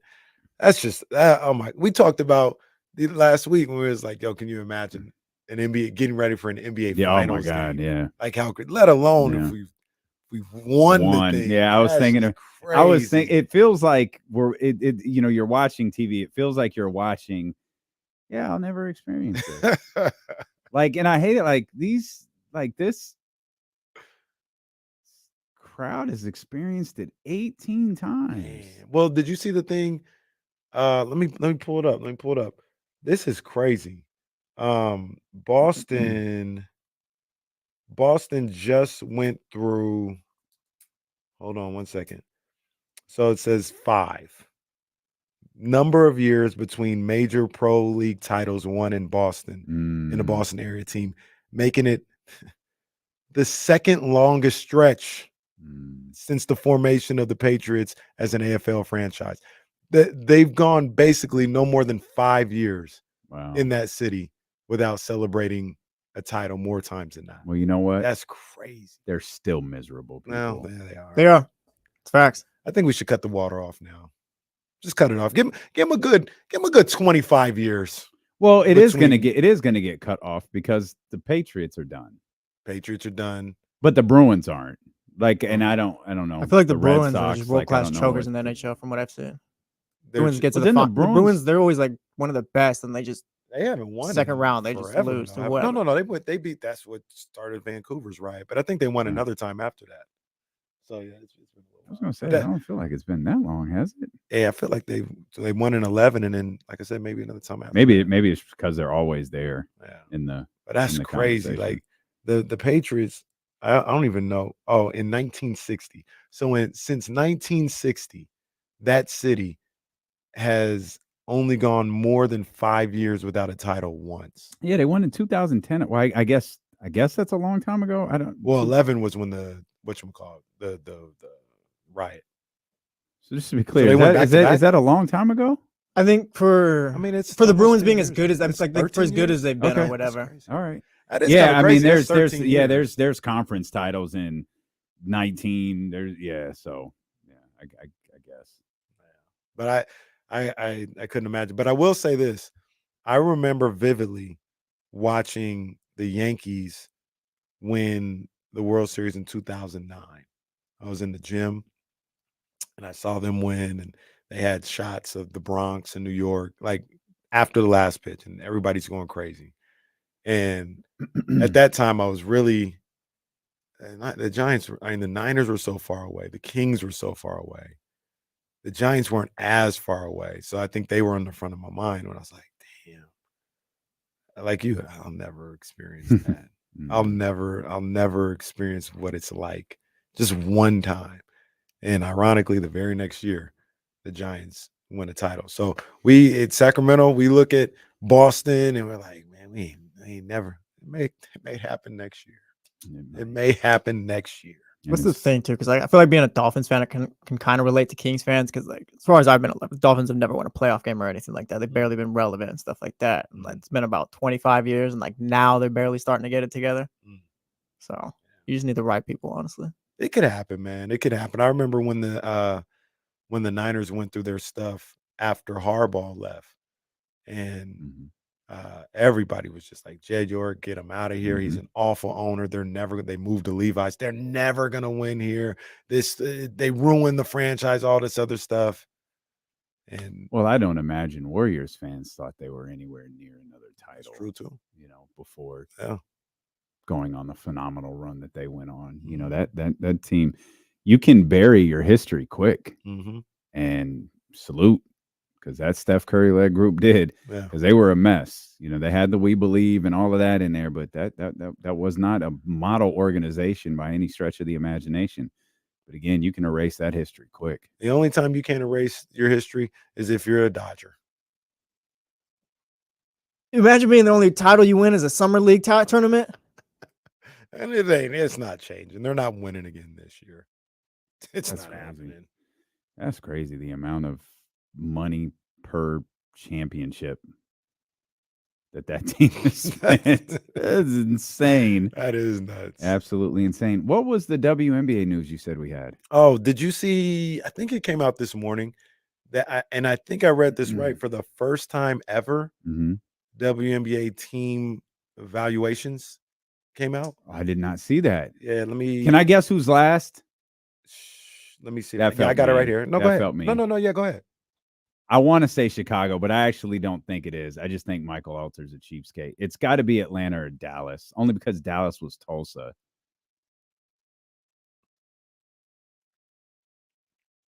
I'm gonna go Atlanta. You're the man. Is it really? It's Atlanta. Where's Dallas and Chicago then? Dallas is right above Atlanta. Dallas. Okay, that makes sense because they were. Chicago was 5.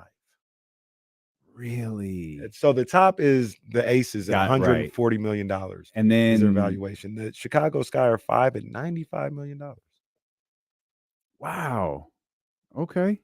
Do you think maybe that championship helped them or something like that? It helped the popularity and sales. I just don't know what they have, because I assume so. The Aces are number 1, but part of the valuation is like that practice facility. I don't know what the Aces own. So the story, I mean, not the Aces, the Sky. The story is not just what happened. Do you remember what Mark Davis bought the Aces for? I don't. $2 million. And I think it was like 5-6 years ago. Yeah, you could have bought it. Well, I don't know why you would say that. I don't know why you would say that. $2 million for the Aces, and immediately paid Becky Hammond $1 million to be his head coach. I know Raider fans don't want to hear it. Yeah. He's done a phenomenal job with the Aces. Absolutely. He has done a great job. Absolutely. With what they're doing. You can't just ignore the fact that he left Oakland. I don't think he's done a bad job with the Raiders. Unfortunately, they couldn't get the stadium done there, and that's awful.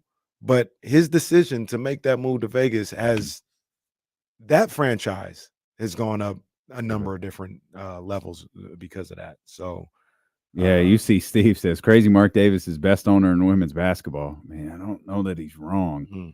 Yeah, I don't know that he's wrong. I'm amazed that Chicago is 5. Yeah. You know who's 2? I want to say guess. So I'm trying to think about assets. If Seattle owns Key Arena, I think that they're second, but I don't know that they do. So I'm gonna go New York. I don't know what New York owns now that I think about it. Go with your gut. Seattle is 2 at $135 million. New York is 3 at $130. Okay. Then we got Phoenix. Well, then who's 4? Oh, Phoenix that should have 4, been easy. Okay. Chicago 5. Indiana, as of now, is 6. They probably go up. Yeah. Road series. Yeah. Sparks surprisingly are 7th. Not surprisingly, they've had ownership trouble. Like they've changed ownership several times, and they obviously play at the Staples Center, which they don't own. They have to pay a massive amount of rent in. The crazy thing is that I don't know if it was just those early games. Remember, they weren't even playing there. They were playing at Long Beach State. No, I think their home is the Staples Center. I don't know why they didn't play there before. I don't know did they start during the play. I think the Lakers were eliminated at that point, right? I don't know why they didn't play. I agree with you. I thought their home was Staples, but I know the season opened in Long Beach State for sure. Well, I know the WNBA also does dumb stuff like they did with the Commissioner's Cup. Is scheduled in Brooklyn next Wednesday. I don't know why they did this. That's crazy. I have no clue why. So what are they going to do? They're moving it to I can't Long Island or something like that. I can't remember where, but it's like an hour away. I think probably because do the Islanders play in Barclays or do they play somewhere else now? The Islanders? Yeah. I don't know. I know for a minute they played in Barclays. I thought they went back to like Long Island or something like that. But yeah, that's come on, man. With the Sparks, they play at Staples, but they have a partnership with Long Beach State and all that, so they play some of their games there. So I think that's the case with like we were watching the Mystics. We were talking about them. I think that's the case with some of these teams is where they don't like the Mystics still play at the. It's not Verizon Center, Capital Center. Yeah. They still play there, but they'll play some of their other games at George Washington or wherever. I don't know why they do that. I just remember being there in like 13 or 14 and Mike Tebow driving me saying, "Yep, I think this is where we'll be playing." And it was the place that Leonsis was talking about for moving when they were talking about moving to Virginia. Yeah, like they've been talking about that. That was 10 years ago. Leonsis was still talking about that place. Where are the Mystics? They're probably near the bottom. Yeah, they're 9th. They're the third 9th out of 12. Yeah, because the Sparks and the Lynx are tied for 7. Sun and Mystics are tied for 8, 9. You know what kind of hit the back burner because it was lumped in with television stuff and you and I didn't talk about it, but I had it in our notes a couple of times, and this is probably as good of a time as any to bring it. We know that the Valkyries are coming when we know that the Toronto franchise is coming. Kathy Egert, the president of the WNBA, has stated on record she wants 16 teams in the WNBA. We're at 12. We know we're headed to 14. There's 2 more. She's adamant that the league needs 2 more teams.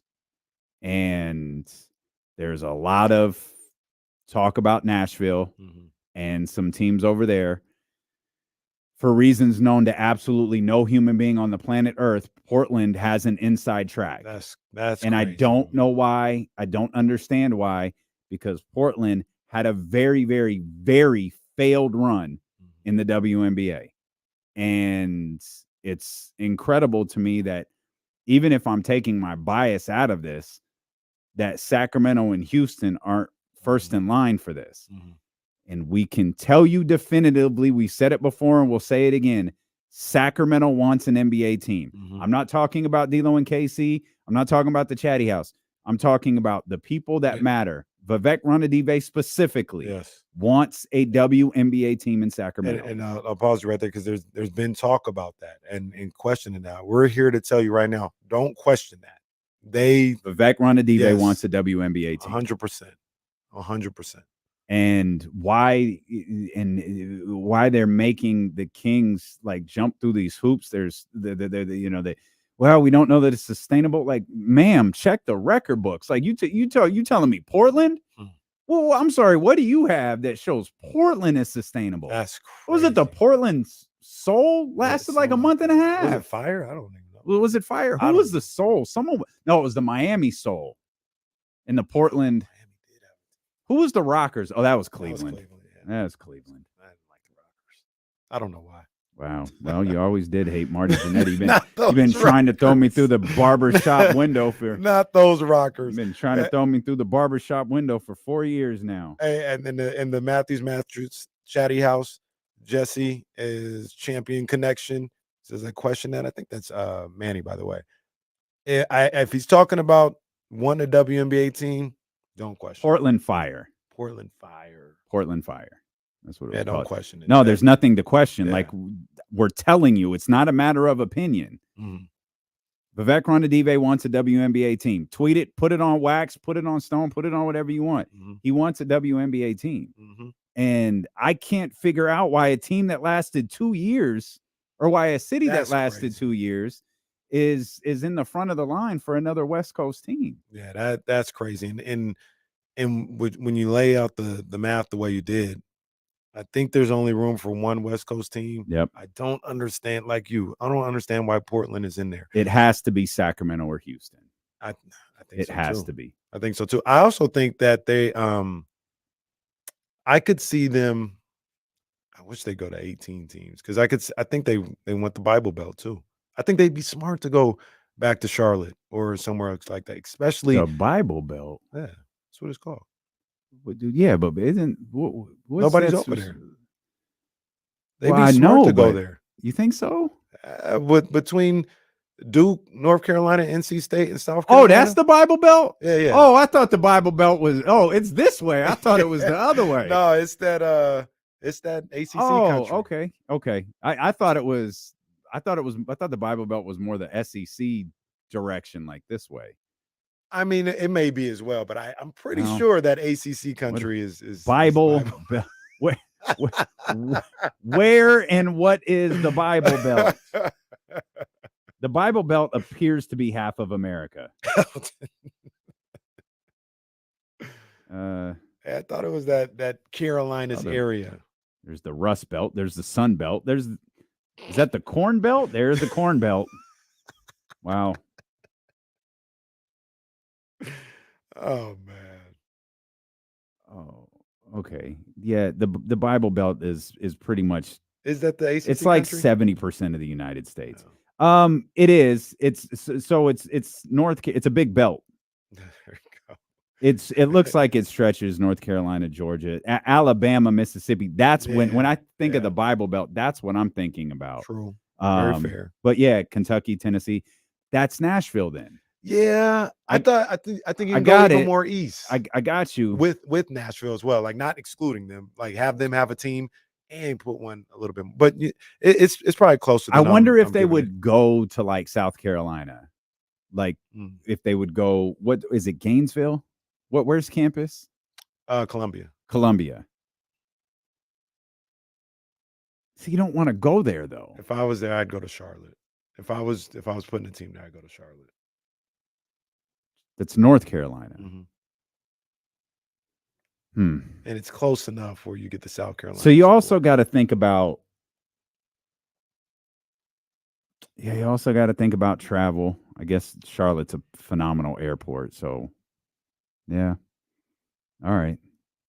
That's why I think they should go to 18. If they go to 18, they can do Nashville and Charlotte and Houston and Sacramento. The point was Kathy Eager wants 16. Right. So the Golden State in Toronto is not the end. They have their eyes right now on 2 more.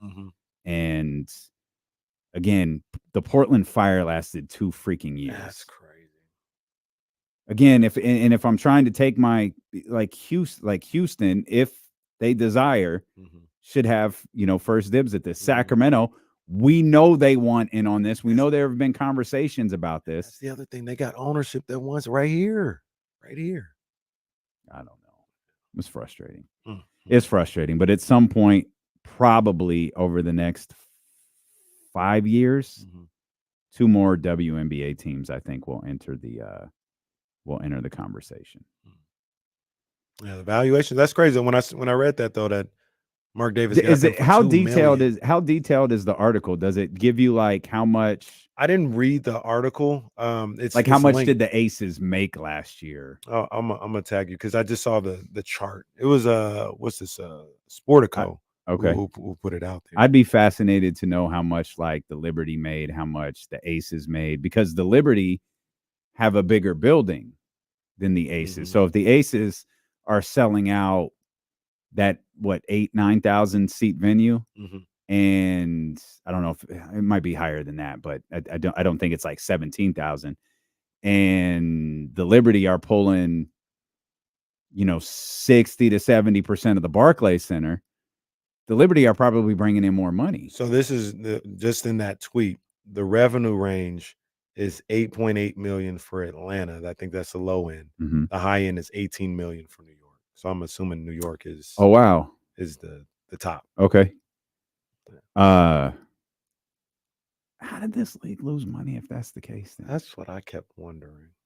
I feel like if every team is bringing in, because if you just said Orlando, Atlanta brought in 8 million. And that's where. So this was the whole basis of this conversation I had over the weekend.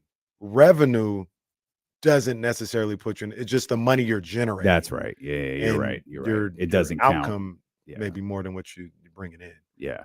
So you're right. That was a dumbass thing to say on the radio. But I because I can make $1,000, but if I hold $2,000 worth of bills, but like it ain't gonna work. So I don't know. I don't know how it works, because to say that the league is losing money, that would mean it only like less than a handful of teams are making money. Well, what it means is right. So there's probably less. So if what'd you say, 18 million was New York's. If New York is spending, and I couldn't even venture a guess, $10 million to operate, right? Let's say it roughly costs $10 million to operate a WNBA team. Then you get down to like Atlanta, that's making $8 million in revenue, but it costs $10 million to operate the team. Right. They're at negative $2 million, and it's probably a lot more than $10 million to run a team.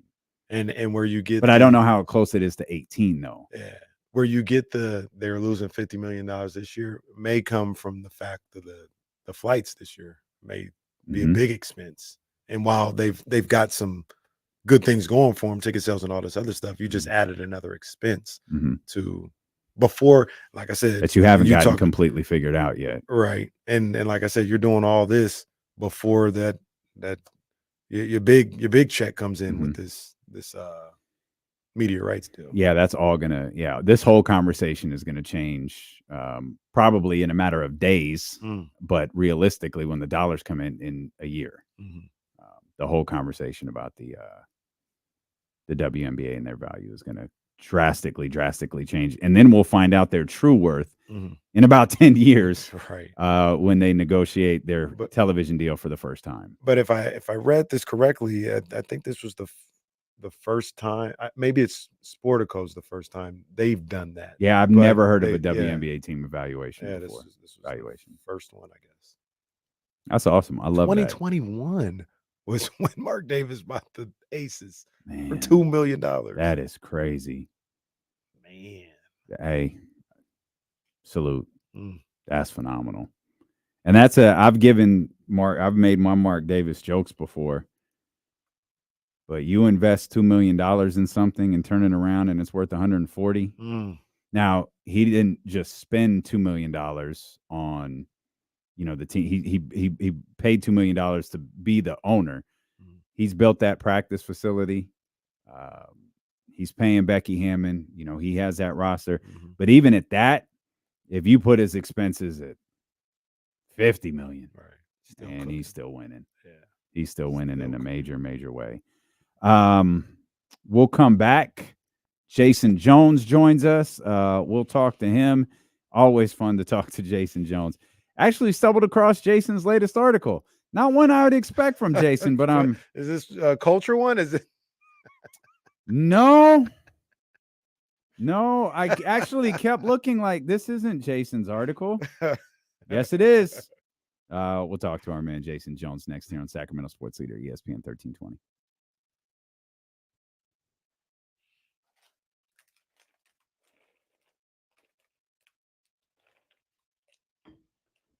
$1.7 million viewers for this week's Raw, huh? Man, those numbers seem so weird compared to what they used to be. Compared to the Monday Night Wars.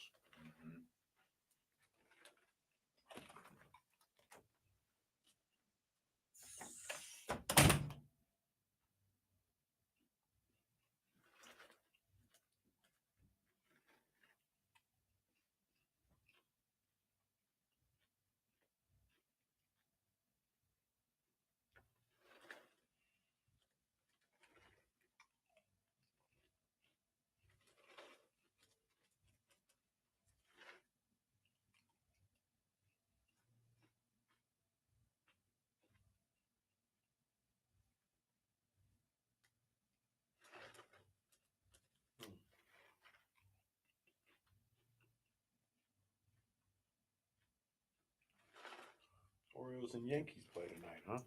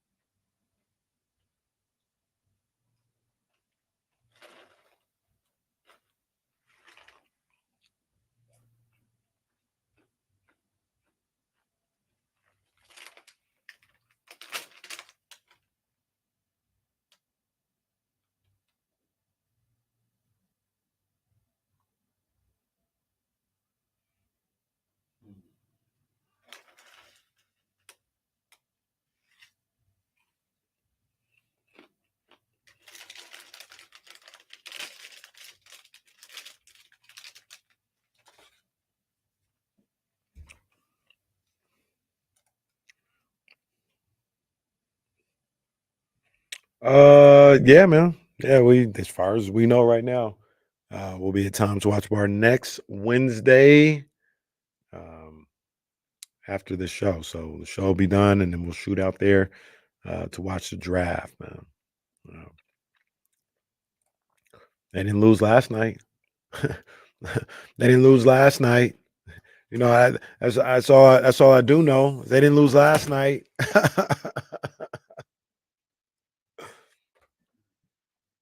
That was a sneaky bad playoff loss when the Cubs lost to the Giants.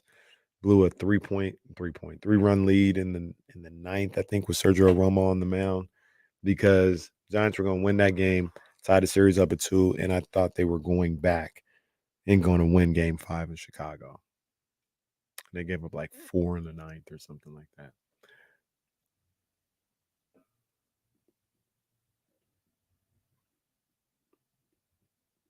Does it all end tonight, Damien? Is it all over? That's it. That's it. The white gloves are coming out.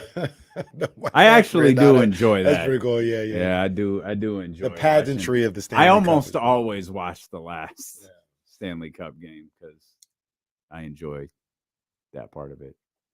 Oh, some of that. Overrated Jaylen Brown. Oh. Hey. I got a question for you right when we come back. Mm-hmm.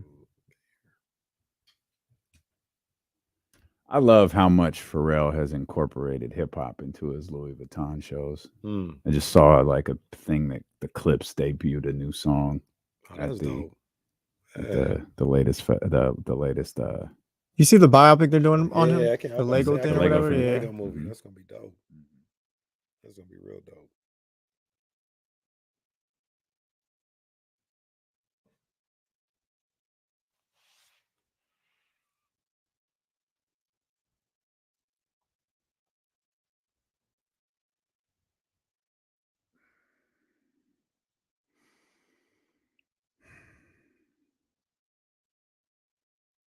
Oh, I guess this is a video of Tatum stealing everybody's catchphrases. Oh, man.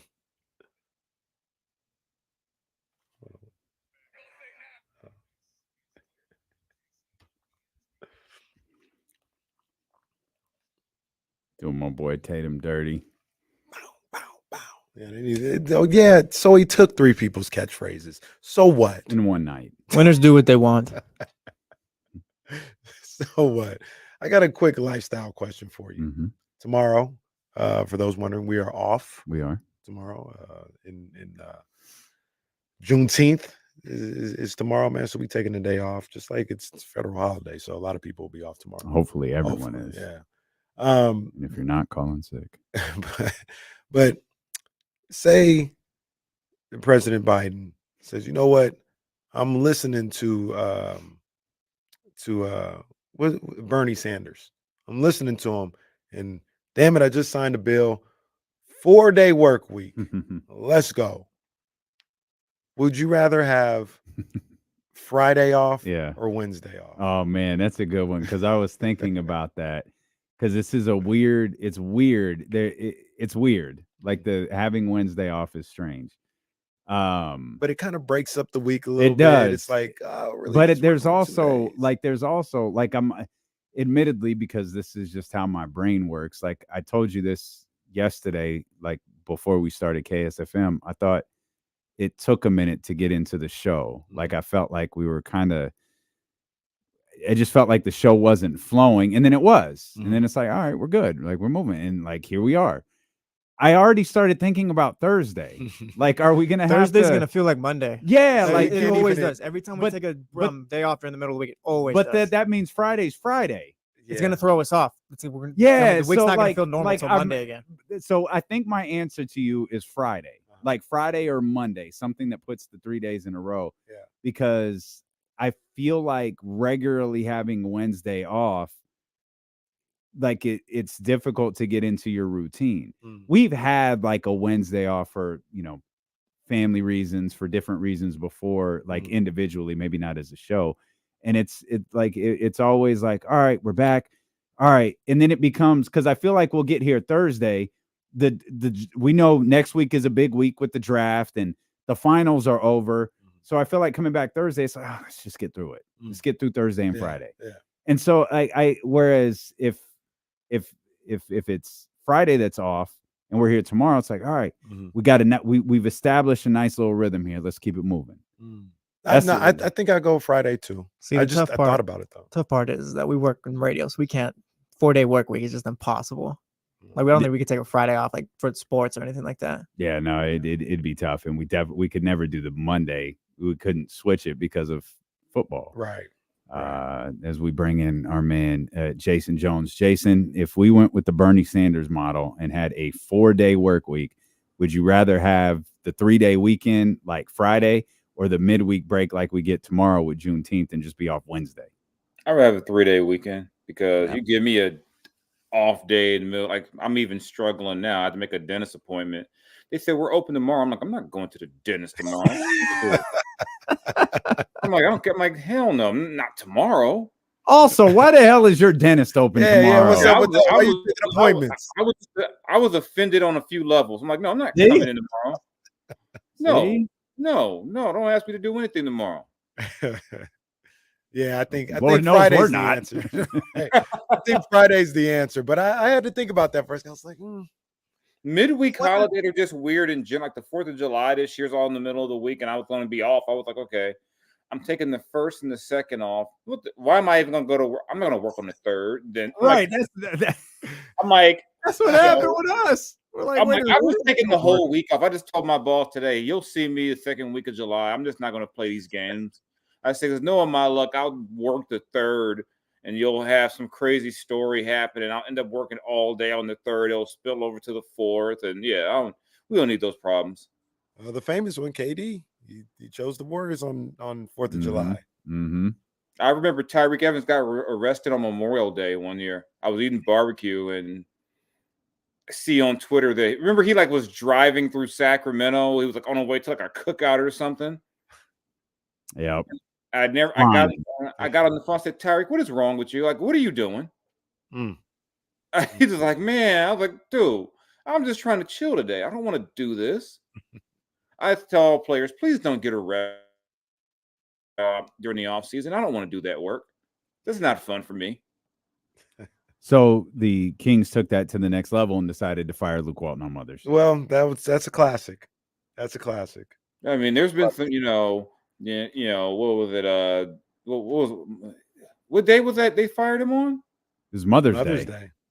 God, that's cold. It was Mother's Day? It was Mother's Day. They fired Luke Walton on Mother's Day. I don't remember. I don't know why I didn't feel like it was. It felt like it was earlier than that. Well, it was one of the COVID season years. So, the league was kind of back to normally Mother's Day is the playoffs, right? But yeah, okay. That's why I'm like, it was. I knew it was during. I'm like, it was Mother's Day. Yeah, it was God. one of the.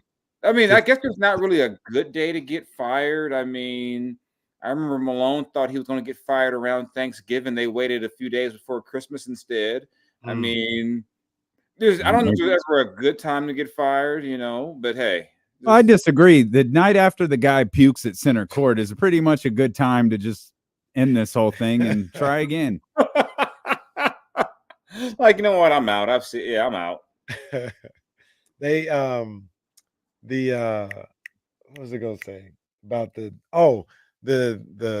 one that I missed though, because I worked in education, and this was always a good one, was the week between Christmas and New Year's. I mean, that was just great. That was that, yeah. When they like, hey, yeah, you got to be at work on December 26th. I said, what are you talking about? No, I need to go back to school. Yeah. We don't work until January 2nd. What are you talking about? Like, or like those days right before Thanksgiving, and this is like, or some of those jobs who are like come in on Friday after, like, no, they lost. No. Yeah, I was bugging. When I went to work for the state, they're like, yeah, we'll see you on the 26th. What? I need to get out of here. Yeah, but see, I'm used to working holidays and weekends and nights. I forgot how many years in a row I had a streak where I was on a plane on Christmas. Because the Kings never played on Christmas. They always had that game in LA the day after Christmas. It felt like. Or LA was coming up here the day after Christmas. Yeah. Or they never had, so everyone says, oh, you get the holiday game, but it's always that other side of it. Well, either you have the holiday game or you travel the holiday, one or the other. So, I mean, I think I've had, football games on holidays, so I mean, hey, I kind of got immune to holidays until recently. I'm like, wow, you guys actually take the whole day off. Like, you cover the NBA. The 4th of July means, okay, it's time to get ready for free agency. It doesn't mean chill. My friends hated me. I have my laptop all nearby, and I'm on the phone half the time, and I'm texting people, and they're like, this is miserable. They're like, you're no fun. I'm like, well, they may, and then it would be a signing or a deal that they'd be like, oh, that's who they got? Yeah. Hey, man, the Kings signed Trevor Ariza. They did. They'd be like, you got to stop hanging out for Aaron Aflalo. Like, what the hell? I'm like, I mean, they were my friends were brutal to me.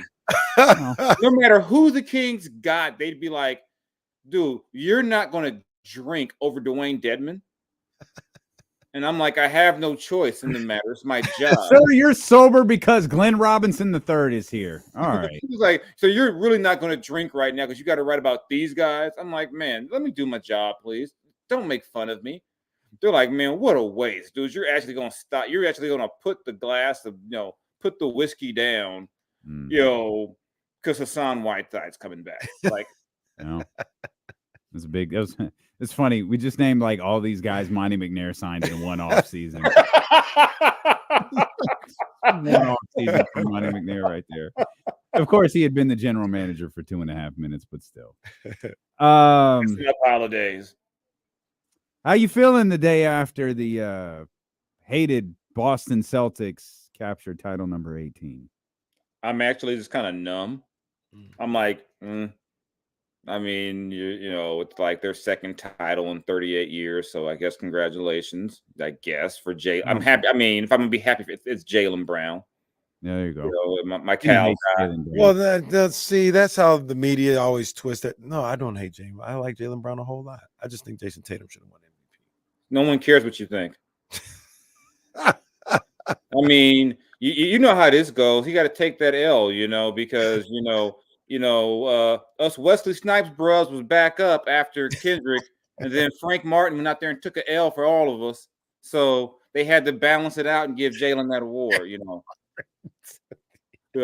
how this stuff goes. Frank Martin had to die so Jaylen could flourish, huh? That's even if Tatum would have won it, he should have it revoked for copying everyone's celebration in one night. No. And don't retweet that either. Stop that. I was like, really? I'm only going to give him a slight pass because if he would have had a jacket and did the Kobe in the shower pose, he would have had hands put on him. Somebody would have put hands on him. So at least he had enough sense to not go that far. I guarantee you the tweets that Jason's actually retweeting are significantly less funny than the ones he's sending to us in the chat. The ones he's sending to us in the group chat are way funnier than the ones. I can't share some of that. No, but some of them are funny. A lot of it is hilarious. I mean, even though what I said about Jared Mayo, I mean, that was probably out of pocket, what I said, but Oh no, that was funny. When they thought they saw Jaylen Brown out there too, that was oh my God, he's tall and black. There's Jaylen Brown. He's like, hey, I'm just here with a jersey on, sir. I don't know. Well, speculation that Celtics fans will be angry again tomorrow is pretty funny too.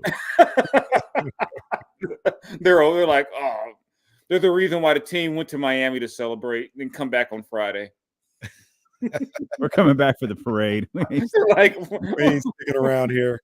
We want to imagine being the Miami Heat, and they're like, I mean, God, if you're like, what happened? Oh, they're going to come down here and celebrate. That's tough. Like, I ain't got no clubs in Boston. That's tough. I guess not. The one of the things that we kind of mentioned that we had planned to talk about, but I think it'd be a good idea to talk with Jason here is like Boston, unfortunately. Now I can go back to hating the Celtics because Jesse got a championship. But unfortunately, it looked like they might be ready to kick off a little. They already were one of the premier teams in the league, but now they're going to have that championship glow to them.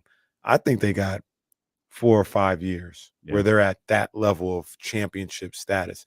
What would say they have 5 years? How many titles do you think the public would deem as a success for them? Like, is just this one good enough? Or if they don't take advantage and win at least another one, are they going to be like, man, failed opportunity. They only came away with one in this really like 7-year run of. I think they got to get at least 2 more.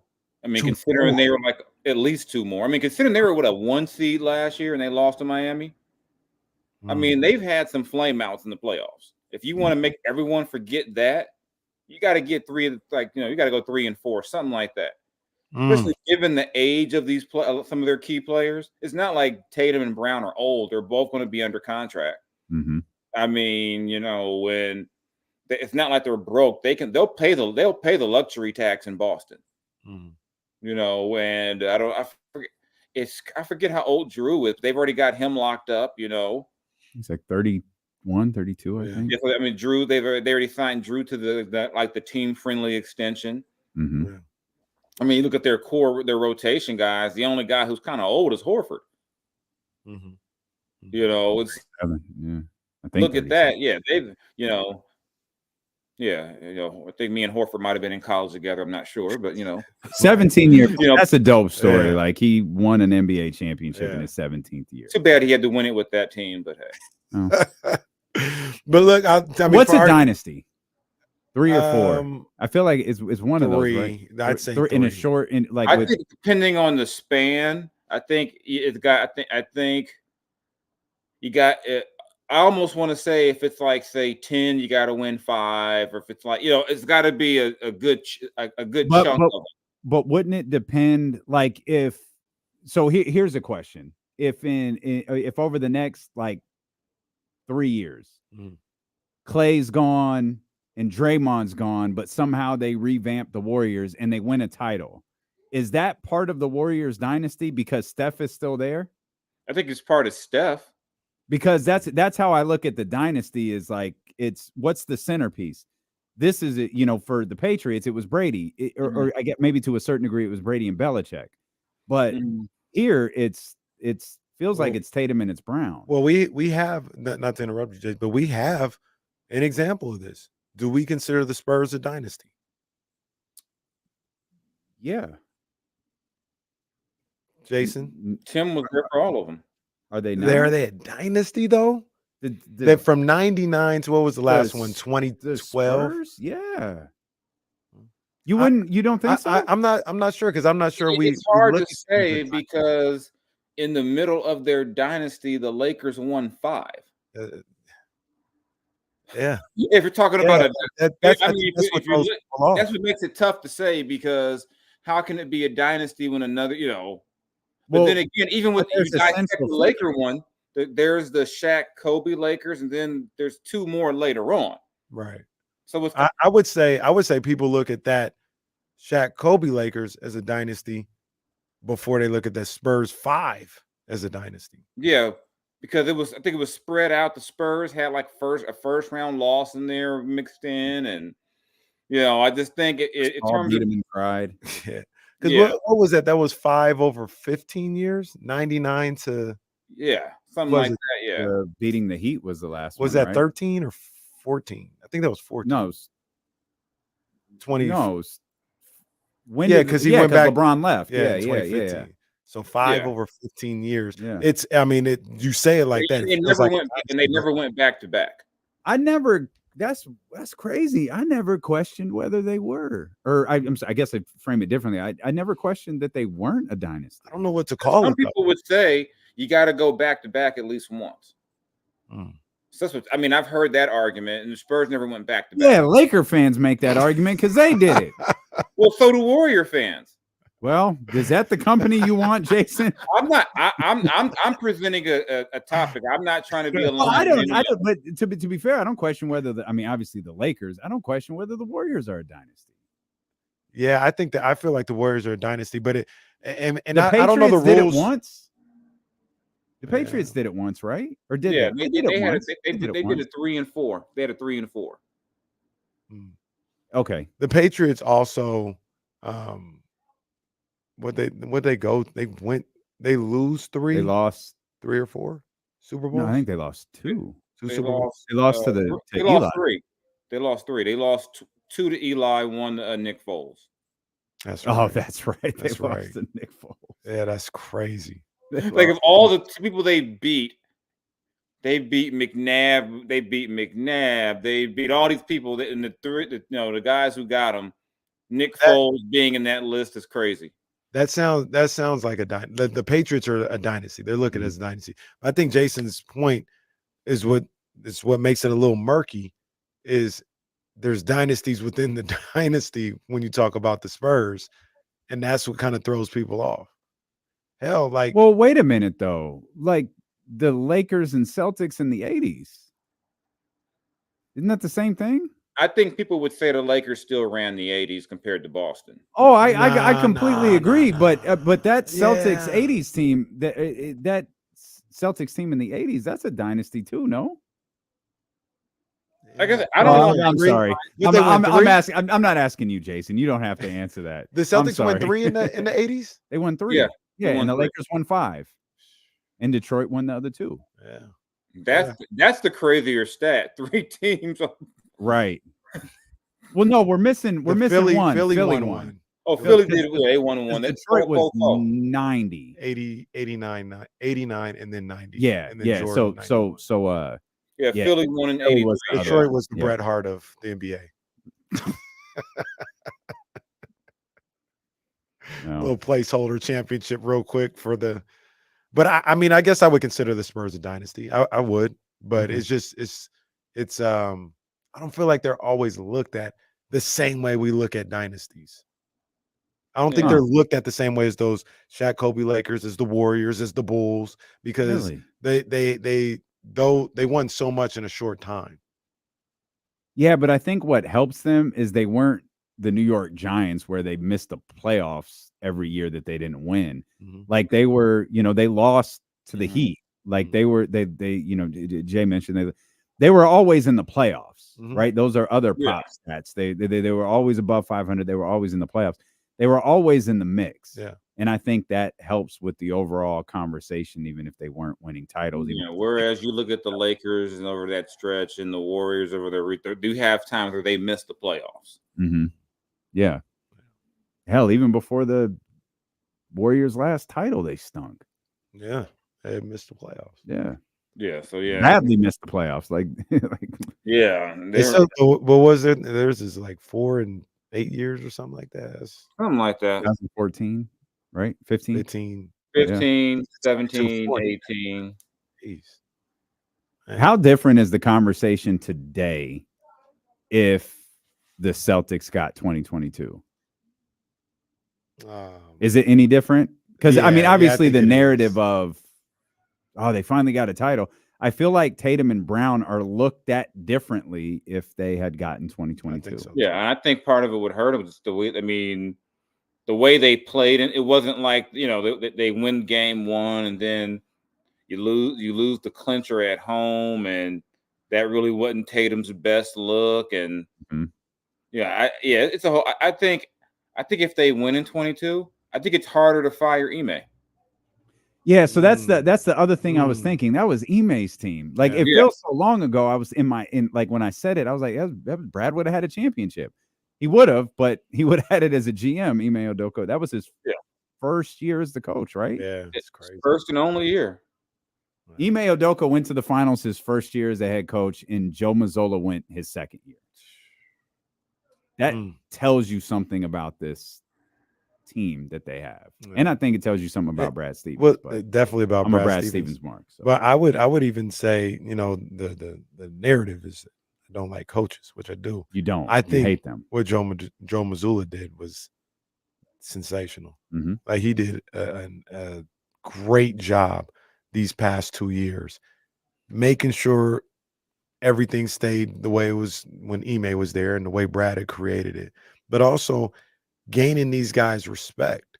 You know, I mean, look, he was a guy that to a certain degree was their third choice. They wanted Ime, obviously, then they had to fire him.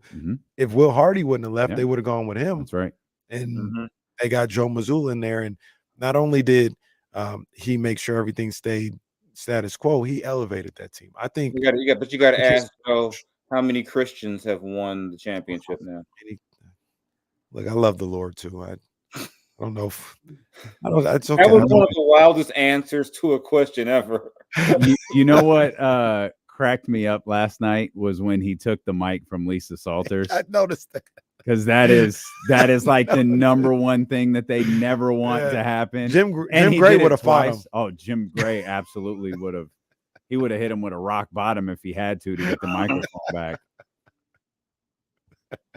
There was some funnies last night. There was a lot of funnies. Yeah, there was. I mean, I purposely didn't watch most of the game because I didn't need that type of negativity in my life. Oh, no, it's like that. I didn't watch the Dodgers. Yeah, I didn't need to hear my next coach calling the game either. So okay, that was going to be the next question, but I guess we don't need to. Everybody's saying it's a done deal. The streets are saying it's a done Man, deal. It's been a done deal since that podcast started. Come on.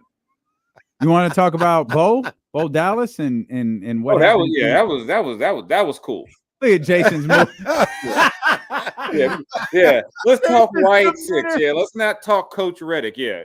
That's no Celtics talk. No JJ Redick talk. Let's talk about Bo Dallas. Yeah, the JJ Redick stuff is just so sad to me. It's just like, really? Jason, what if he's a good coach? We don't know if he's bad or not. Like I said, we don't know, but put it this way. Like I think the week you weren't here. If De'Aaron started a podcast with another player and they fired the coach, and the Kings go hire De'Aaron's podcast partner, that'd be great. Kenny Caraway. You'd be sitting there going, what in the heck? What is going on here? Vivek would get destroyed. I hope he's better than Marvin Bagley's podcast partner. Man. What was his name? Earl? Facts. I mean, Earl. like, I'm trying to think of a comparable player, like somebody who was, I don't know. I can't think of a comparable player. Like I don't know. Like what if De'Aaron and Lou Williams had a podcast and they're breaking down the game or whatever, and then they're like, we're gonna make Lou Will the coach. You'd be like, Lou Will might be really good at this, but last time I saw Lou Will talking hoop, him and De'Aaron were sipping wine, breaking down ATOs. Like you would feel it. You would feel it kind of way. The cool part is the podcast is really good. Yeah. I mean, the podcast is really good. Like I said, he might be a really good coach. I'm just like, could we have not gotten here like this? Like it just looks crazy and wild. And then the whole LeBron has no part in it. And then every time that quote pops up, no, LeBron's not part of it. Next episode of Mind the Game podcast drops. Where it's just like, I'm like, they should keep the podcast going. I think they just keep it going. They break down their own film, and LeBron just keep it going during the season. They're just during the season going in on someone like, look at Austin right here. LeBron, here's why Anthony Davis is ass right here. If you look here, Domantas Sabonis scores his 37th point because AD is looking at the baddie in the first row, and he just goes around. He goes, JJ, out right there. JJ, why did you call this? Well, I wanted to run this. I mean, that'd be the best when LeBron ignores JJ and they have the podcast, like ignores him on the court, and they have the podcast. And now LeBron, I called horns right here. You completely ignored me and went with 2 up. Why did you do that? It's a better play. Or LeBron gets mad. No, LeBron gets mad at him and like cancels that week's podcast. They've lost 3 in a row. LeBron, I'm not doing it this week, JJ. And then LeBron, coach, he's just JJ. LeBron post game after the loss. You know, a lot of people doing a lot of stuff off the court instead of fitting in here. And then you have to figure out if he's talking about JJ Redick or Bronny. Guys want to record podcasts and not work on their craft. Some of us are trying to get better here. Some of us want to get, more downloads. And they're like, LeBron, you're on the podcast with him. What are you talking about? I didn't say podcast. I said other interest outside. He'll just start subtweeting them. God, I mean, man. Who's that? I mean, that's a lot of kids. I know a lot of kids that be better podcasters than a lot of people out here. Let Bronny be the guest. James and James coming to a podcast platform near you. I know second round picks are way better than the ones we're using.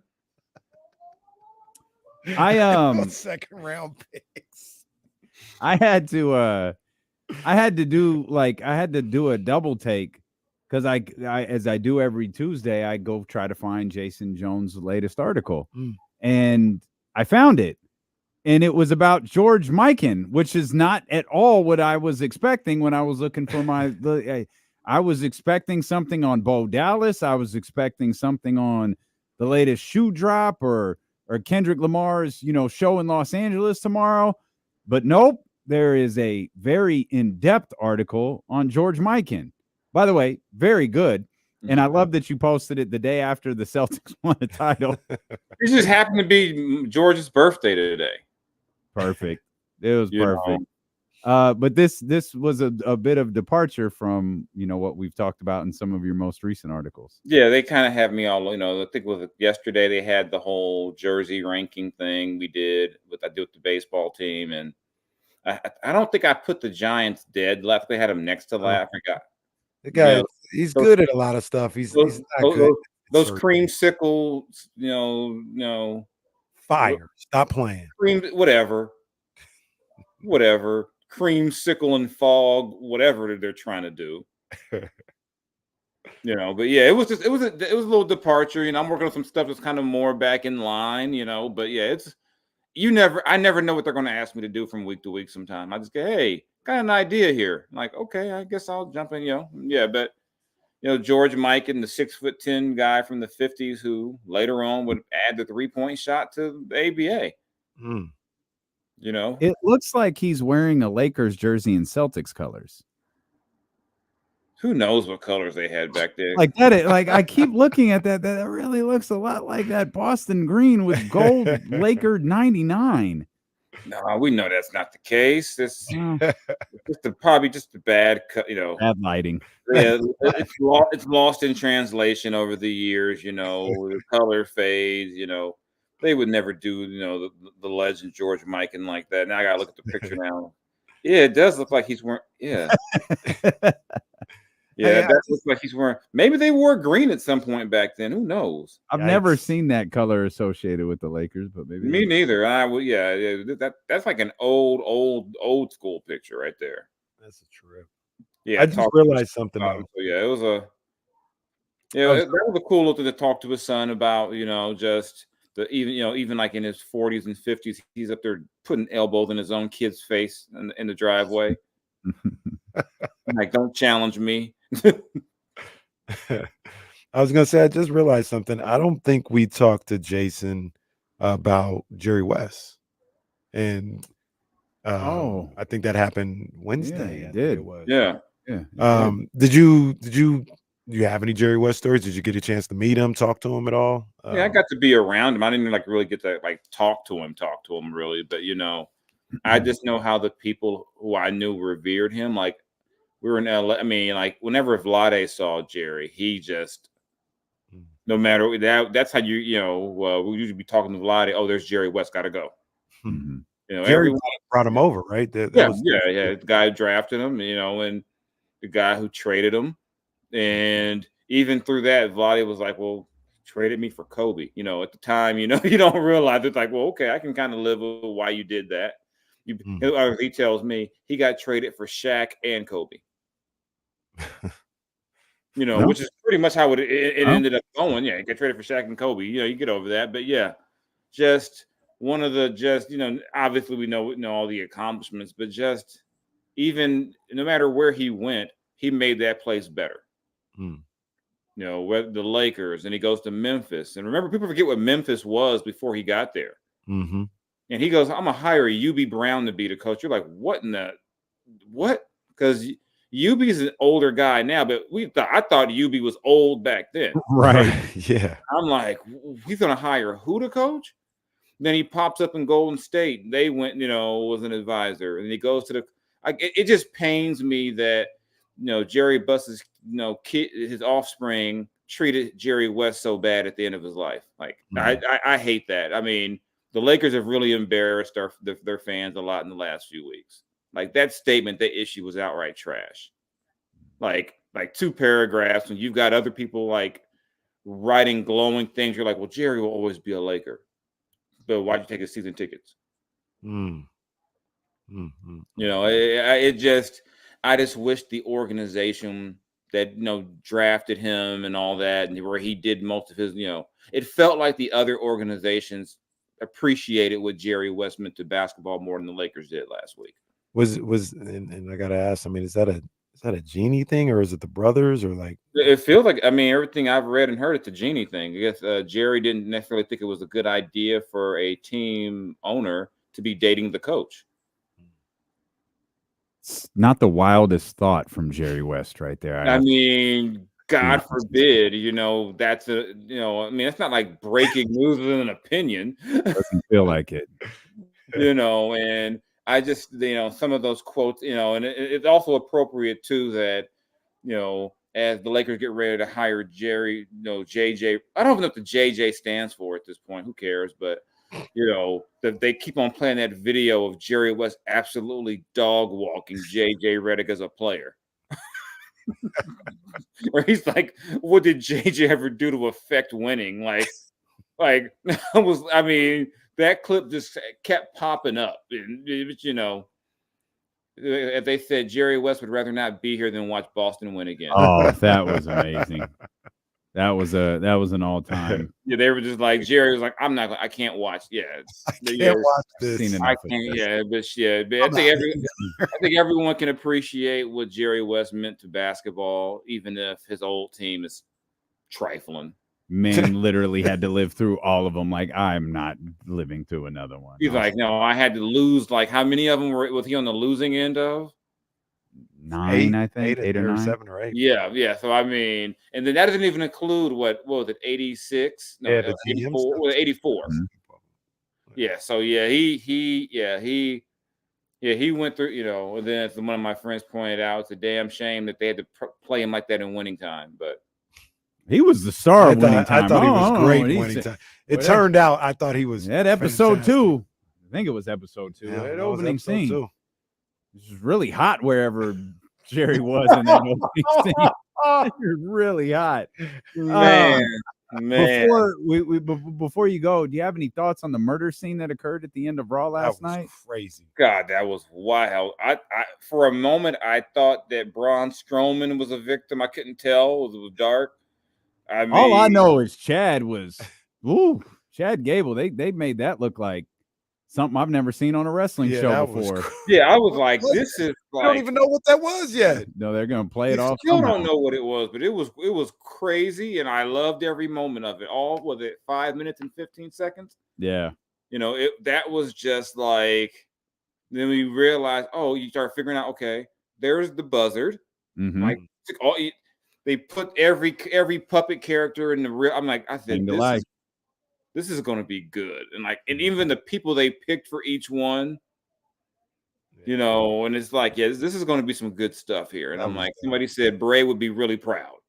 Yeah, he had that was it was. I thought it was flawless. Yeah, Now what they do next is important. Like the introduction is fun, but what do you do now? We'll see. I love how they do these intros now. They intro you at the end of the show. Mm-hmm. Like you okay, the show's over. We need to deepen Bo's voice a little bit though. He basically. See, I got to hear what the sound. We're here. Hear it. Oh God, that does. Oh no, that didn't work. Yeah, it's like maybe Rowan has to be the one that's drop that line or something, or Gacy has to do it. Jay, we appreciate you as always, man. Great work over at The Athletic, and take care, y'all. We'll talk to you next week. That's our man Jason Jones right there of The Athletic, and we're done. I guess we're just running it back. We're back. Man, how about that? Yeah, we'll run it back next on Sacramento Sports Leader, and then we'll see you Thursday. That's right. Celebrate tomorrow. If you don't know what you're celebrating, learn what tomorrow is. And we'll see you back here Thursday at 10 a.m. with the Insiders on ESPN 1320. Vamos Gigantes. Happy Juneteenth. Yeah, a little weird. Oh, he did break his nose. Mbappe. Mm-hmm. Oof. Mm-hmm. Oof. Throw a mask on and get out there, bro. It's soccer. Toughen up, pal. It's my sport, Blake. It's your face. You'll be fine. Toughen up, pal.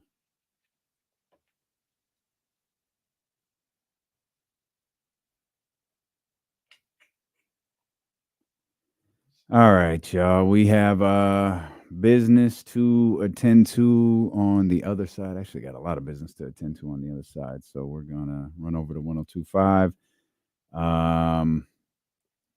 I hope y'all. Hey, just quick, real quick. Y'all got tomorrow off? Thumbs up, thumbs down. Y'all off tomorrow? Discord is open. I'll pop in throughout the day. Yeah. But hopefully you guys aren't. All right, Dr. David. Never mind. I'm trying to be serious, and y'all are being jackasses. Man, y'all half day. Nope, hell no. Wow. All right, Kyle's got it off. Man, that's fucking trash. Russell's off. Mr. Rancho. There you go, Zay. It's crazy to me because it's a federal holiday. There you go, Chester. Just take it off.